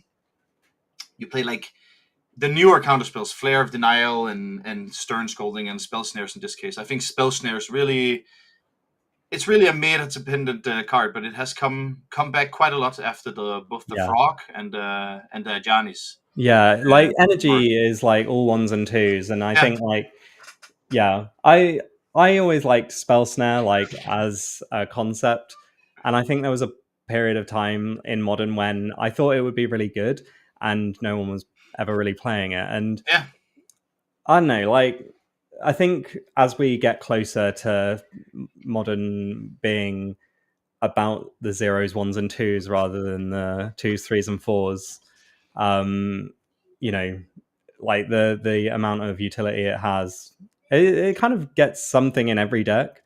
Even in like the Eldrazi and Tron decks, like they're playing the talismans and things like that now. Yeah. And like whilst it's not like always 100% relevant, it's still nice to have like the ability to stop a turn to Mica Spawn, for example, if like it's basically, I'm pretty sure it's impossible without a talisman. Yeah. So we see here JD does a pretty nice way of mulliganing. They're thinking about what cards do I need, and then there are like 3 spare cards. What is unnecessary here? It's a pretty fun way to look at it. Like I need these 4, these 3 are interchangeable, so I'm gonna put this one away. Yeah, that's how I always do it on Magic Online when it makes you discard to hand size. Yeah. Like, what am I keeping? That's the important part. Okay, so we have a mulligan to 6 on both players. And we have the Belcher deck on the play. So both have their lands, and now there's some sleeve issues. Oh yeah, okay. So they're just actually flipping them around. instead of just having them as C gates. Now, that's nice. Yeah, okay. So it seems like it's just going to be set up turns rather than just kind of going all straight for it. And the fact that planar genesis is an instant as well. So okay, looks like that's the plan for the turn. So since there's a lot of glare, it's probably what is it? Oh yeah, that's a Falaji. Yeah. So why would they keep up? So turn 2, they played a tap land, and they probably had the Falaji, so they want to keep up either Spell Snare or Stern Sculpting. Yeah, I would have thought. So the Belcher deck is wants to grind, and they respect the hustle from the Neo brand. Yeah. They can go all in just a matter of seconds. So they're taking the Disruption Soul here. Yeah. That's like, Force at home, but at home. Yeah, it's really old school, like a Betrayers. It's when I started playing the shoal. And it is kind of fun that there's a shoal on both sides. I don't think that comes up very often in the history of Modern. Yeah. Both the green shoal and the Disruption Shoal. Oh yeah, that's a good point. Yeah. Do you think they'll be splicing anything onto Arcane? Maybe not. Maybe a milling to get the Griselbrand. I can't even remember. Damping something. Oh, Damping Sphere? No, there was like a Damping Thoughts. Yeah. It might be a bit before my time. Like, this is the problem. I've been around Magic long enough to be considered a Magic boomer, but not around long enough to remember all the weirdo cards from any set before, like Dark Ascension. Oh.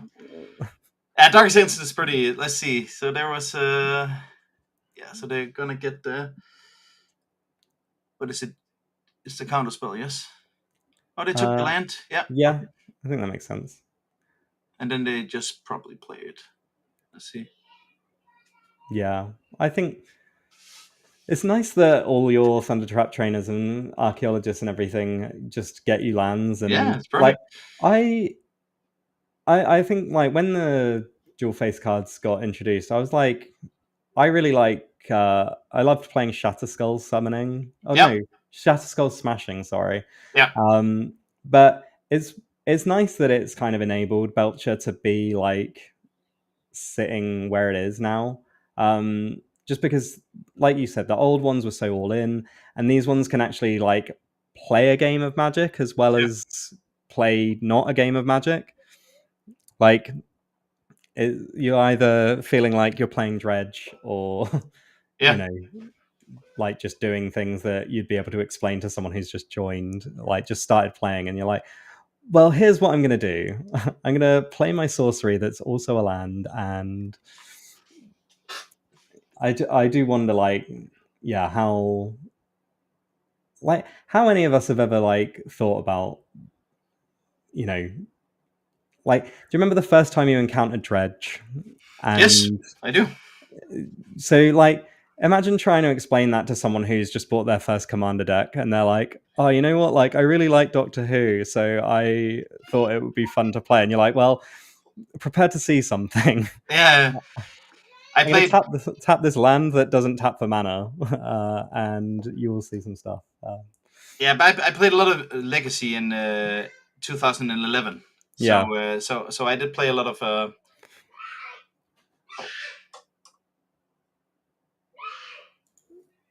I have some children going nuts in the other room. So I played a lot of Dredge in the beginning because I thought that it was a fun way of actually playing Magic. But there was also like an extended period where it was the actual best deck, just around Skullclamp when it came out. But it has been probably banned or restricted in a lot of formats to actually be a somewhat menace.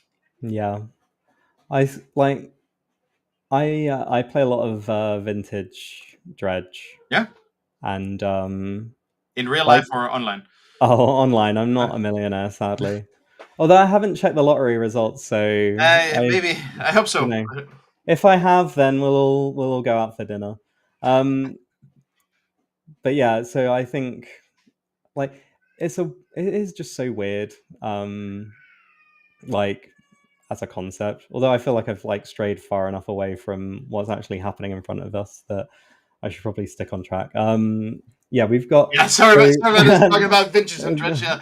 Well, like I think in a way it sort of relates to what we're seeing is that the roundabout point is that there's not like a normal game of Magic being shown on the screen. Like there is some stuff that you just don't expect to see or happen with like Allosaurus Rider and Neoform. And whilst they're kind of like, they're standard cards, they've been around in Modern for a long time. People have tried to do it with Eldritch Evolution. The fact that these things become more consistent is, I think, like always quite interesting. That like Wizards enables it either through like willingly or unwillingly, and B, that like these weirdo ones are allowed to exist. Like, you can win on turn 2 with Storm sometimes, and like some people would maybe say that that's not great, but ultimately it doesn't happen that often enough that you'd have to be like really worrying about it. I think you can lose in turn 1. Yes. Yeah. If you have like a Caverns. Yeah, that's true. You can just go nuts. But I do agree. The fun thing about this game is that they're two of the most explosive decks if they get to it. And by turn 3, you would imagine that they would be where they're at. But because JD boarded in like 2 consigns, or at least they have 1 consign in hand and another blue card.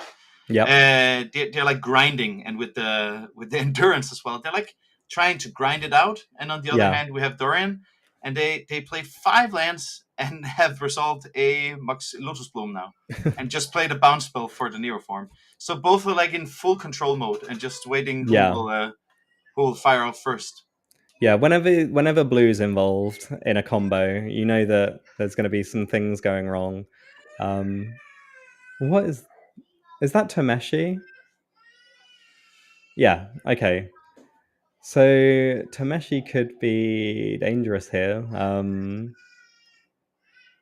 So like this is the loop that creates more or less infinite mana. Granted at sorcery speed, so it's not like, well, I mean, you still have to cast the Lotus Bloom anyway, but whether or not that's like going to be a good thing or not, I think like at these points, whenever things get resolved for me that are like that engine, I'm always clenching and just being like, please don't have it this time. Yeah, like now the consign really is a weird card to sit with in hand. Due to this, so when the combo player gets out the 2 random basics to show what mana they're tracking, it's going to be either a sad or bad day. You see, JD says go. It's like the in real life F6 where they just pass. Or they F8 if Dorian casts a. Belcher, it's gonna get countered with but I would imagine that they played this deck like a million times. Yeah, I always forget about the return a land you control part of Tameshi, which means it doesn't actually go infinite. So that's something that he's got going for him, which is nice, I guess. That but I think once you're at this point, you're like, I don't know. It feels like I still think like Tameshi is like 1 white to activate, and then you get 3, so it's 2. So right now they have 5 mana floating, and they net additional 6, so they go to 11. I would imagine, plus the one that's played twice. So they have enough resources to try and go off and still counter with both Shoal and the Flare of Denial. Nice. Well, yeah, Sam and I were talking about Consigned to Memory earlier, and how, like, in terms of cards that should exist in the format, it's like feels like maybe a necessary evil. But do you ever find like cards do too much these days? Yeah, I agree that it does a lot, but I think when you introduce like a 6 color in Magic. Like I'm old enough to not having to deal with waste mana. Yeah. So when you eventually de facto introduce like waste, it's like the 6th color, and then you need to make it a little bit OP for it to like compete in like the modern formats. Yeah. And then you don't have like cards like because Null Rod only stifles artifacts. So when you have all these waste cards, I think you need something with like consign. But usually you can see like the price spike. Modern Horizon is a expensive set, but consign is like 32 on MTGO, so it's a card that's getting played a lot as well. Otherwise, the price wouldn't be there. Yeah, isn't consign like unreasonably expensive based on the fact that it's just like an uncommon? Yeah, it's like a 18. They buy at 18.5 on the online clients. So it's an uncommon that's more expensive than 99% of every card on Magic Online, I would imagine. And I need to start winning some chests to open them to get some consigns, you know. But I do think now the consign is here and there's an additional. So let's see what they're playing here. Because they can play it and replicate it, right? Yeah, so they can replicate it for 4. So Dorian can have a Flusterstorm to deal with it, or 4 individual spells to deal with it as well. So let's see. They wouldn't have gone off without playing around this one, I would imagine. No. So, so this is the Flusterstorm. Usually there's like a 1-off in the board for Flusterstorm. So let's see. Yeah, so it counters 5. It counters a million. Like it has a million triggers. They played Lotus Bloom 5 times, and they played the Taneshi. Taneshi, and then they're playing 6, 7, 8. Yeah. Okay. It seems like probably going to be a difficult one to get out of. But I would imagine when you go off like this, like there's no pressure. So Dorian waited until like either getting the Taneshi or actually getting the Flusterstorm. Yeah, that's true. I think as there's a 3/4 in play isn't really gonna end the game that quickly, and you've got the Falagis to block if you need to. But obviously kind of makes sense to keep them around for the Flare of Denials, I think. Do they play that in Belcher? I feel like it might be like list dependent. Yeah. Like one of the recent finishes is on the 18th of May. There was Nicholas Biekert went 8-2-1. It's not like it's a good record. It was 4th place, and they played 4 Flare of Denials. Okay, cool. Yeah. All right. Oh yeah, I'm looking at the same list. It's funny as well. Like Jawari Disruption is one that I think people got by a lot. Yeah. Which like you don't consider it to be. No, it's we have days at home. Yes. Yes. They like the amount of days as I've been hit by. I just I can't look at the card anymore, but it's nice to know that there are still people who will always get got by it. Yeah. Cool. So yeah, looks like Belcher takes down the game. Good job, Dorian. I think it was nicely maneuvered. Like it was a first game extremely aggressive, second game extremely aggressive. Both players did their thing. It's nice for showcasing. And then the third one was like an actual game where you board out a little bit of combo pieces. Yeah. And go more control. It's always like the thing when you flatten out your glass cannon to be more consistent in the hate part, then you can also